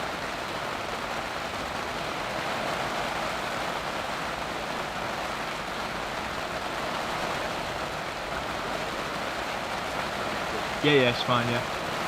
Okay, yeah, so this camera, you can see this red doesn't rush to free back, so No. there's a good chance that Stephen has forgotten that he's for free back, or he's Yeah. just put it in the wrong place. Well, There could be a little break now, I suspect. yes. I think you're right.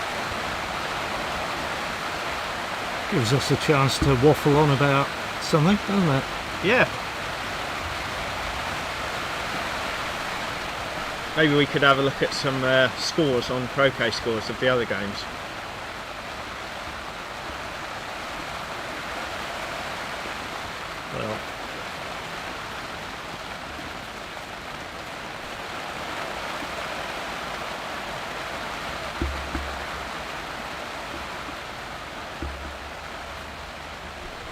Well, this rain is reminding me that you must be one of the few people who's played in an 8 that was played at 2 different venues. Yeah. I don't know what year it was, but it's the Chairman's Salver. Oh, hang on. What's going on here? Harry thinks it's his turn. Is it? I don't think it is his turn, no.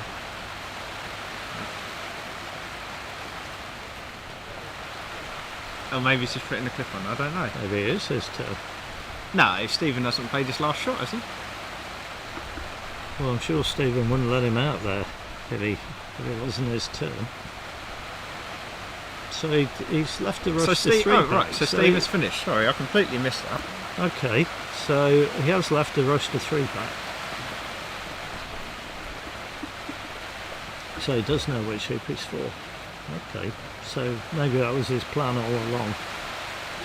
But red and yellow the other way round would have been better, wouldn't it? Strange, yeah. Because then you want the ball like that at the peg that doesn't rush to 2. Yeah. But anyway, it is what it is. So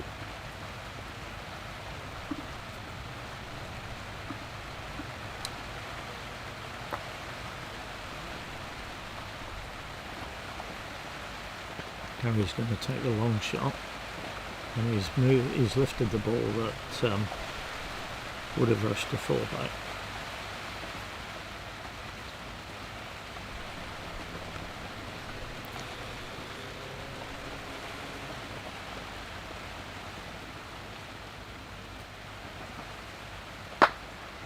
It's pretty good Yeah, effort. that looks like a centre Shot. ball. Yeah. Nailed it.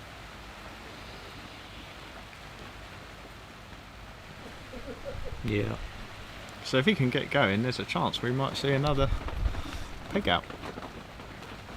Yes, that'll speed things up nicely, won't it? Yeah, I hate to say it, but it's a pretty big if at the moment. But we'll see. So is he? Those are the ones where if the luck's with you, you just half stall Slick it, that on the yeah, right, yeah, and yeah. you don't rush it to corner 4. This is a hoop 3 pioneer, is it? This is easy hoop 3 pioneer, but can he also get a rush on black to yellow? He's got loads of space, hasn't he? Well, he's got the space, but He only needs to be able to rush it to within 5 yards of yellow or so, doesn't he? That looks like a good shot to me. Bit short, maybe. Look at blues. Do you see blue turn there? Yeah, just red's not gone It's far short, enough, isn't for it? me, Yeah. but we'll see what he can do. He's got a half ball cut. He's done well for direction.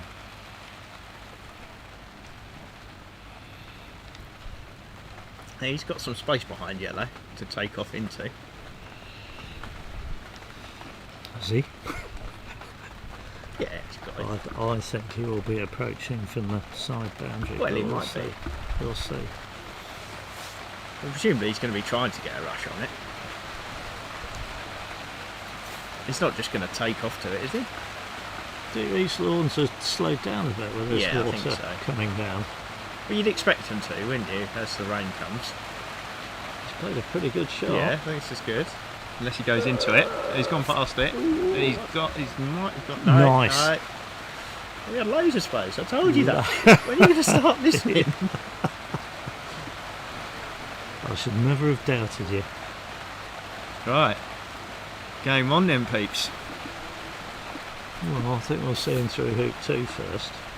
Oh, that was a nervy one.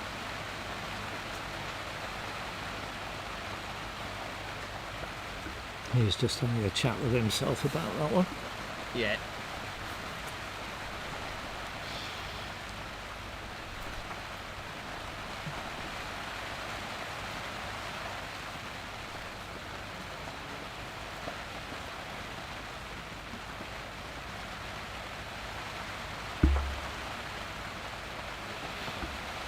Yeah, That's okay. good.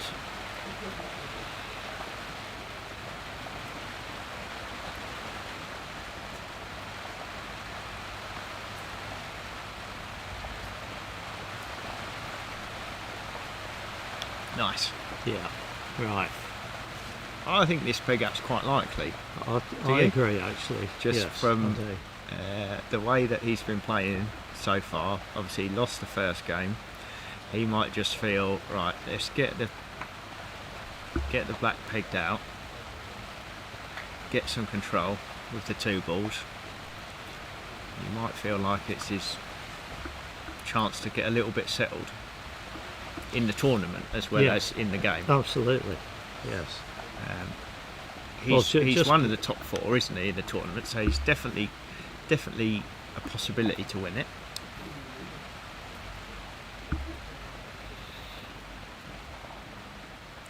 Yeah, I think he was second last year. Yeah, he told me earlier he got 11 wins last year. Right. So that's the sort of calibre of player we're talking about. Well, and he played in the winning Robertson Shield team 2 years ago. Yeah. So this might, if he can have a break, pick a ball out, get settled, it might help his tournament, let alone this individual game. Now we've said all that, he'd probably just go to 4-back.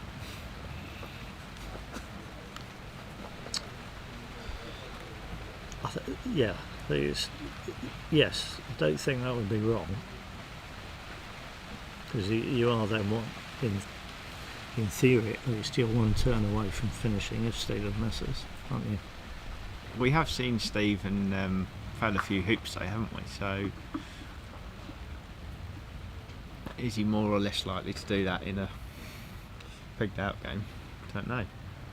I think if I was in Harry's position, I'd be fancying the peg out. Unless he doesn't look to me like he's really feeling confident and he's going to back himself. Who? Harry. Hmm. No, I think you're right. I think I won't say too much because he's only a few yards away, but yeah, I think you could be onto something there, Jack. I think a little peg out gives him a chance to just get settled, doesn't it? Cheeky little peg out.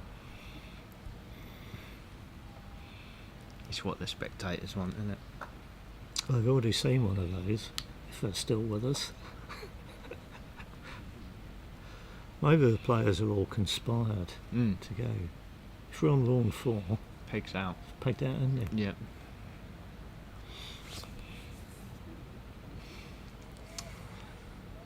So it might not give us much to talk about in this for the next 10 minutes while he's trundling this break round. You sort of tend to find that, don't you, when there's just a 4-ball break happening. You could get excited that blue's not particularly good, but all red, but it's going to be good enough, isn't it? It ought to be.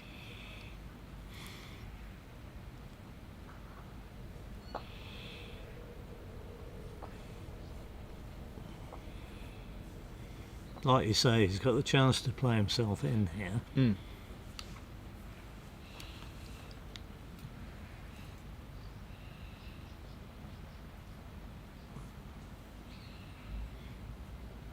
I think if Stephen was for, obviously if he was still for 3 and 4 back, it would be completely different, wouldn't it? But I think probably in Harry's mind he's thinking, right, if Stephen does hit the lift, It's probably game over. Stephen's probably going to win in the next turn. Yeah.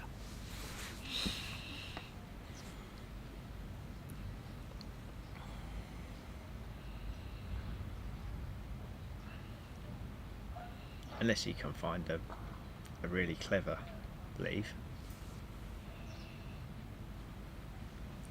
Well, the clever leave available would probably involve putting black on the wire foot 4, wouldn't it? Do you think? Sorry, not the wire foot 4, wire foot 1, which is Harry's hoop. But You could do that, or I was sort of thinking, going back to what we were talking about before, and a reverse spread with black on the peg. Not so good for Harry getting going, maybe.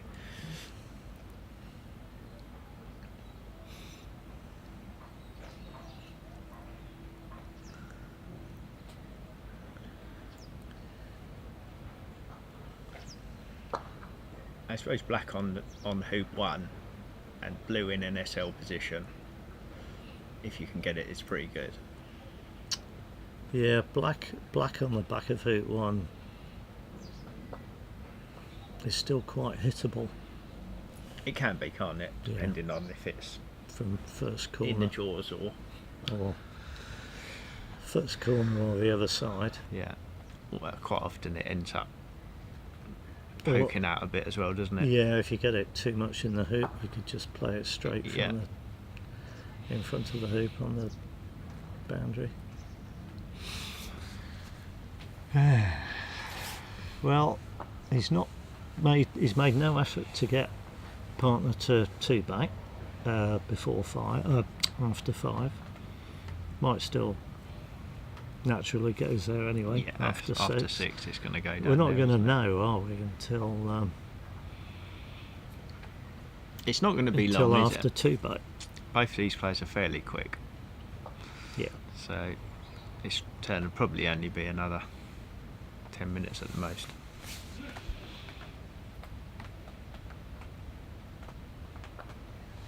No, lawn 2 is definitely still going.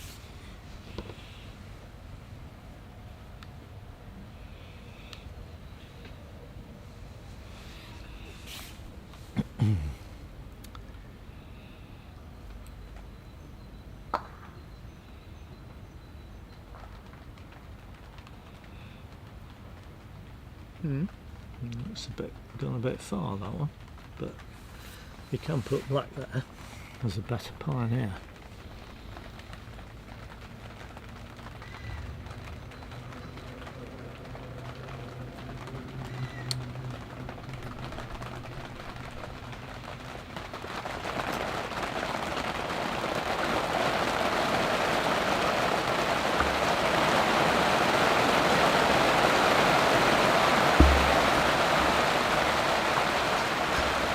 You having a shower? Just what you want.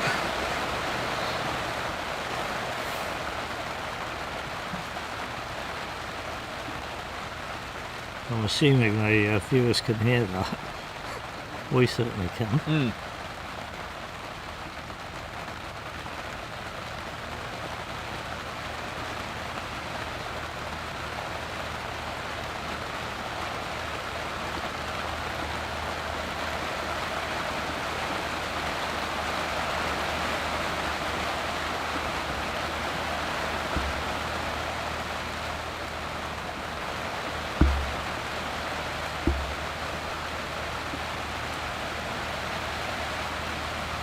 So what are your views on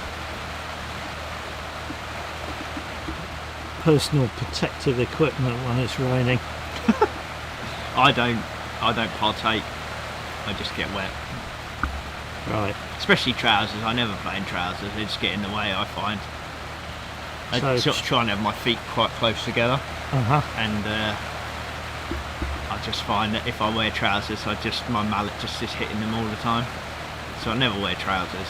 And I mean, I might put on something like Harry's got, but I certainly wouldn't have some kind of coat on. No? You're not bothered about your legs getting wet? No. If anything, I'll probably just walk off the lawn if it gets like this. Yeah. Just go and sit down. That's what Reg does. Yeah. Yeah, well, I once got dubbed the world's worst player in waterproofs. Yeah, but you do go full hammer, like, you know, as if you're sort of on a boat trip to I the get the golf. Antarctica. I get the golf gear out. Yeah. Your red Lionels and all that. This is quite heavy. I'm slightly surprised he's playing at the moment. Yeah, I think I'd be having a little sit in the hut for 5 minutes if I was him.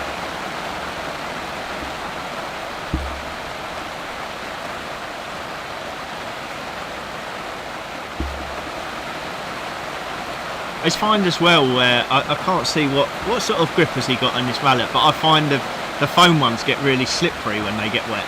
You know, like the pidcocks and the trimmers. I don't know if he's got a wrap around, I can't see, but no, he's just got the foam, hasn't he, which does get really quite slippery.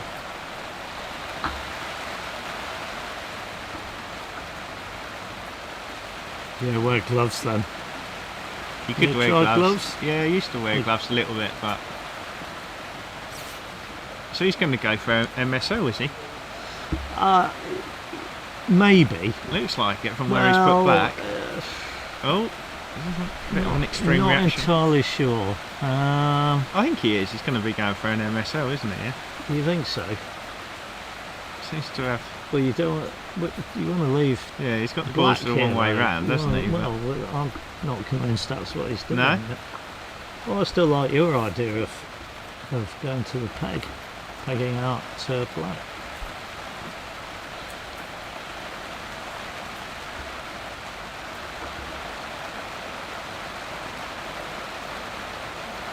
And he's going to end up leaving the ball behind to some extent here, isn't he? Well, you could rush blue a few yards to the side, croquet back to the middle, get a rush on black down to yellow. Can you? Yeah, you could, yeah. It's not going to be in the middle though, is it? It's going to be sort of closer to hoop 6 probably. Yeah, he wants to hit black, doesn't he? So he's making it look like he wants to put that It's, in the MSL position. Well, to it me. is. It's looking like he wanted to go beyond black and rush Yeah. it back, doesn't it?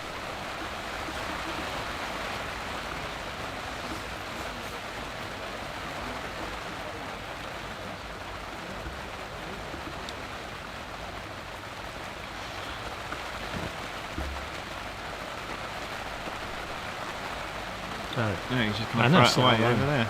MSL.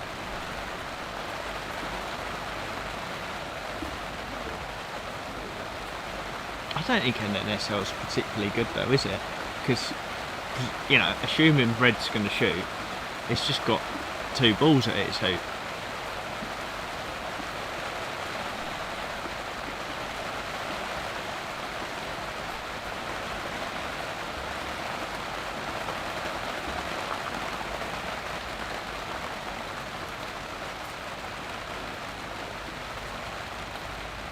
Do you think? Well, and also, you're not going to get a standard TP out of it either, are you? Assuming blue shoots down to corner 4.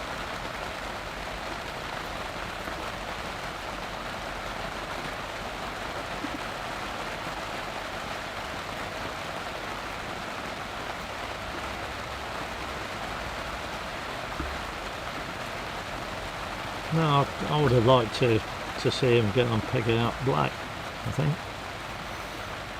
I think he should have done.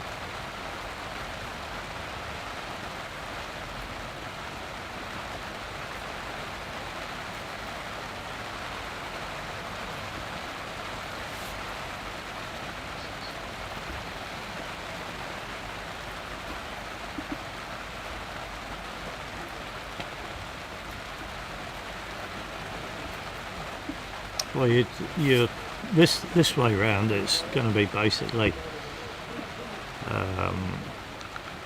from Harry's point of view, if you miss, I'm expecting to win next turn. But I accept that if you hit, Yes. you will probably win next turn. Well, I think if Stephen hits with blue, he probably is quite likely to win the next turn, isn't he? But if Stephen misses with blue, I don't know if Harry is. He's got a lot of work to do. Yeah, he might win the next turn, but it doesn't feel like he's guaranteed to win the next turn. I mean, watching him, he does seem to be playing better the longer the game goes on.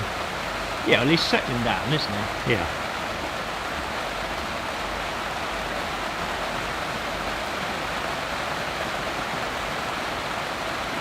And he is a very good player when he's on form.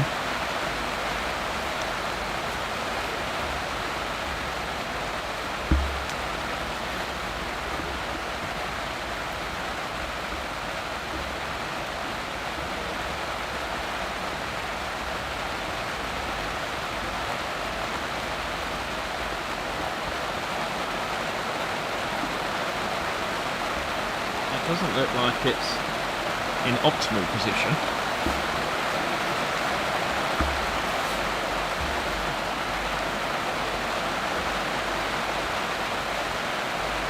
Looks quite far away from the hoop, doesn't it? Black might be able to hit that from A-Bolt. Yeah. But Stephen's going to want to play blue, he wants isn't to he? play So blue. Probably not too worried about that.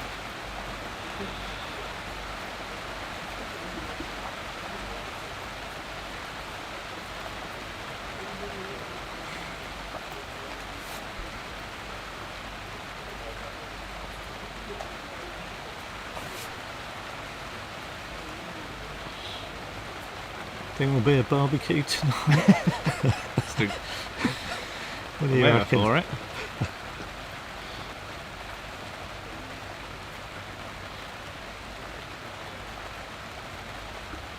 Okay, so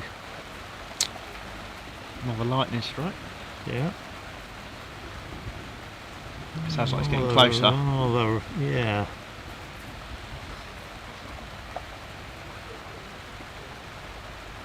Oh, well, he's left those quite close together, I would say. Yeah, Fancy that one as a double. I just feel like this is so much. If blue makes the okay, so much more likely to finish than yellow is if blue misses. Yeah.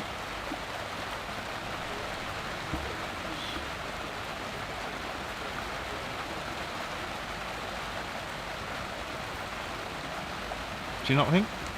No, I do. I agree. Yeah.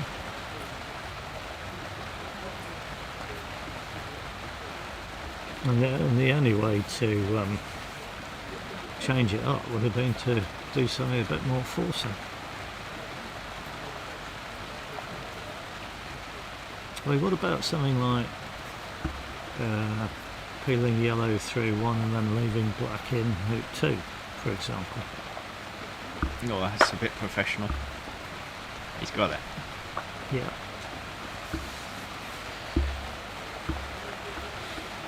Well, that looks to me like two shots that have gone pretty straight down that boundary. There wasn't a lot of movement there, was there? And he didn't hit it particularly hard. No.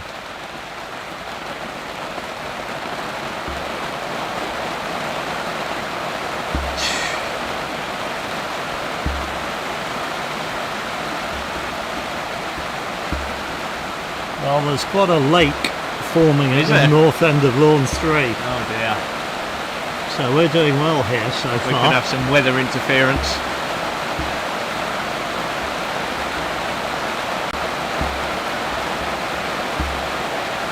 Right, one good shot. Bear in Yeah, I mind mean, that this was the exact. Oh dear. that's not a good shot. good. No. This was the exact thing that I was worried about, you know, with that lead. Blue makes her okay, and alright, you know, he's played a bad shot there, but he only needed one good shot, didn't he? It was so much easier than it would have been for Harry had Blue missed. Oh, it's still one good shot. It's still one good shot. Oh. Did he do this or a takeoff? Oh, I thought he would have taken off there. Has he got there? Can't quite tell. He's just going to join up, presumably. No, I think he thinks he's running this. Maybe he thinks he's going to run it, does he? Well, the 3 times he's failed it, he's been on the west side. He must be up to about 5 press-ups in this game now as well. I think we might be getting How many another can one. you do? How many press-ups can I? Don't think I can do one at the moment, Jack, to be honest.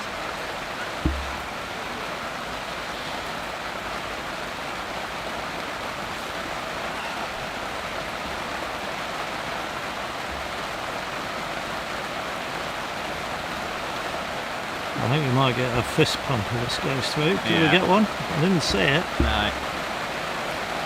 That's a good shot though. Yeah, that is a good shot. I suspect. Now, what's he looking at here? He's looking at how much room he's got. He doesn't want to go to black here, does he? I don't think I would. No, I think you just come up, don't you? Roll red up as a pioneer to pin out and come over, make 4 back, and then Bob's your uncle.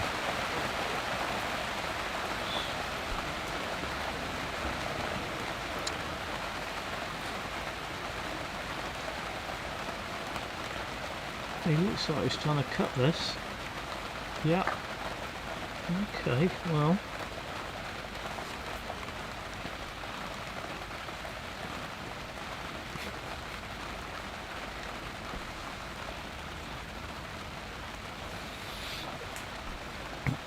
Yeah, there we can see the lake on lawn 3 forming. Come along nicely. So a couple of ducks in there.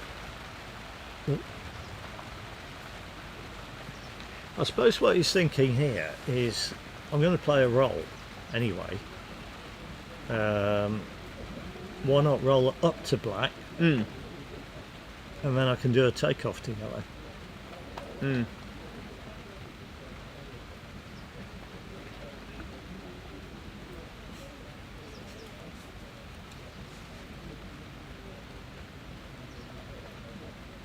No, he's going to take off now to black. Oh, okay. Well, what do I know? Okay. So he does want to simply want to rush on black. I suppose this It's is slightly better, isn't it, than just doing the roll from should 3 be back. more accurate. Should be shouldn't it? better, shouldn't it? Yeah. He's just going to leave red over in corner 1 for the rest of the turn. Well, Great. no, but you can now swap them over. Swap them can't over, you? but that does mean that partner's going to be going to rover, doesn't it, if he swaps them over? Yes. Which is slightly less ideal.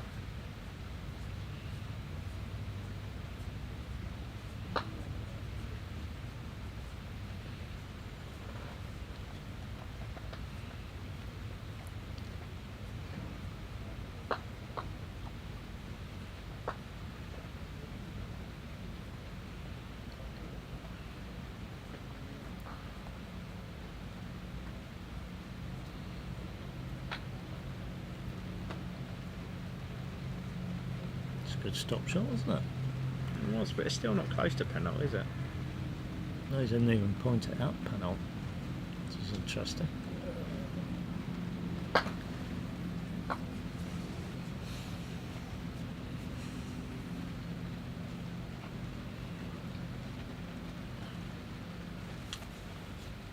think that was a mistake from Harry. Stopping at 4 back. Well, it's looking like one now. Yeah, but I think we said it at the time, didn't we? Yeah, I think if he was going to, like you said, I think he needed a better lead.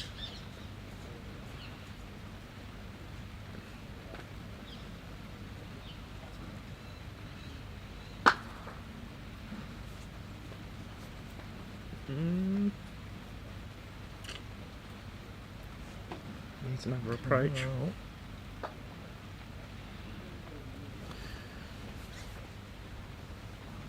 What you can do here to mitigate the fact that black is your rover pioneer, you can have another oppo ball there as well. So you've got a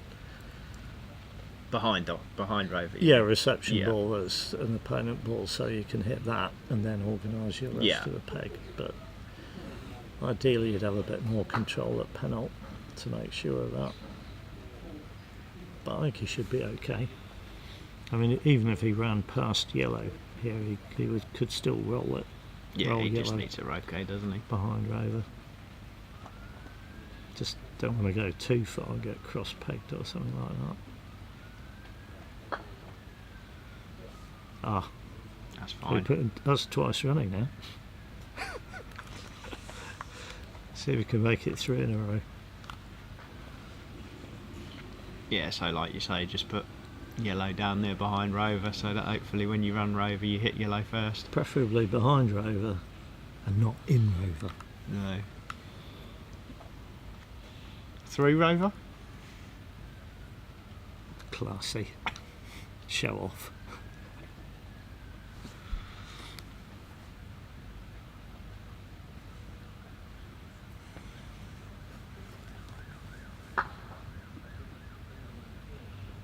Well, he's missed rover, so that's good. He's got a rush on black, so that's good.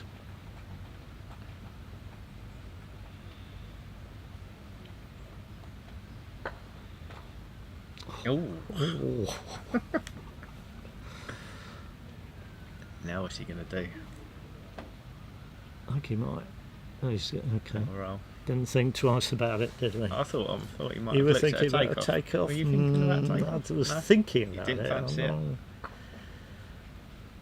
Two balls together, though, you should get a good rush. Yeah.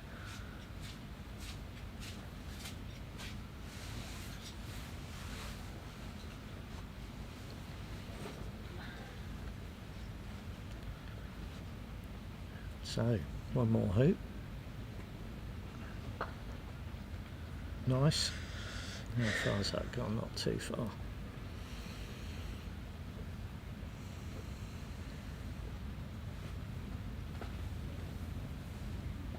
So I think at the end of this game, Jack, I'm going to take a little comfort break and see if we can persuade Mr. Clark to come back into the hot seat.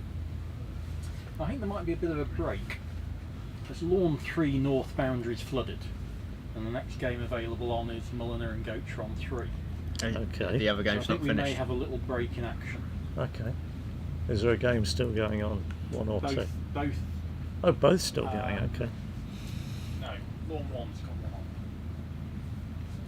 So yeah, the only game that can go on is on the flooded lawn. Right, so there'll be a natural break in transmission anyway. Yeah, so well done, Stephen. He's got a point on the board. Or I don't will think have Harry's when going to be he's... too happy after that, is he? Well, He he's can have played quite a few himself in. chances. He played a decent turn. Got the lead the wrong way around. Yeah, he did get the lever the wrong way around, yeah. Yeah. Could have pegged him out as well. And he could have pegged him out. That's what we were thinking was Yeah. probably the best thing to do, On wasn't a it? lawn that's much 3 seconds slower than last time he walked on it. Yeah. Yeah, I think it's what we would have done, wasn't it? Yeah. We said that. Right. 17. Okay. So yeah, we'll take a break for now, and we will resume as soon as there is action upcoming on Lawn 4.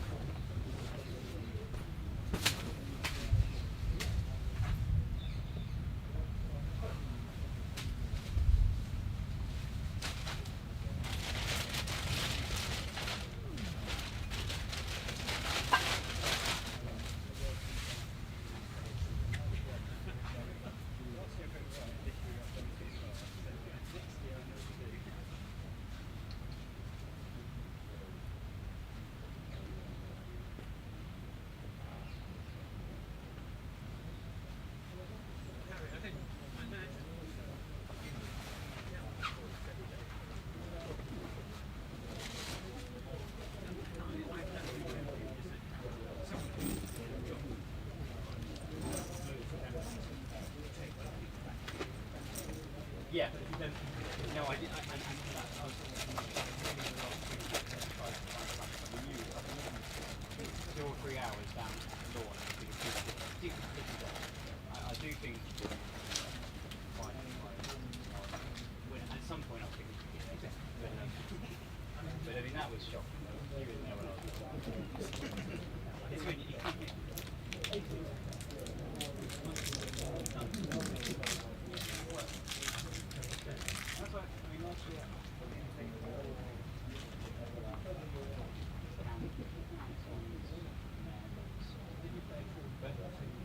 But that's the thing. So I would go along and do a couple of hours this year.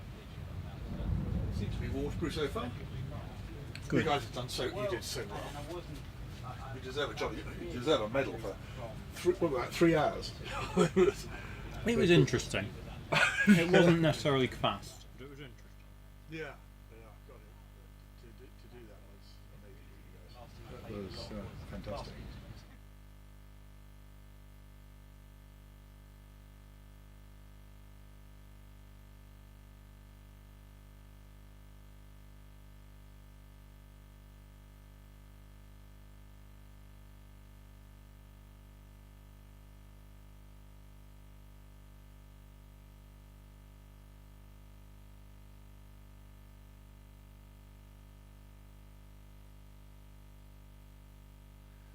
Hi everyone.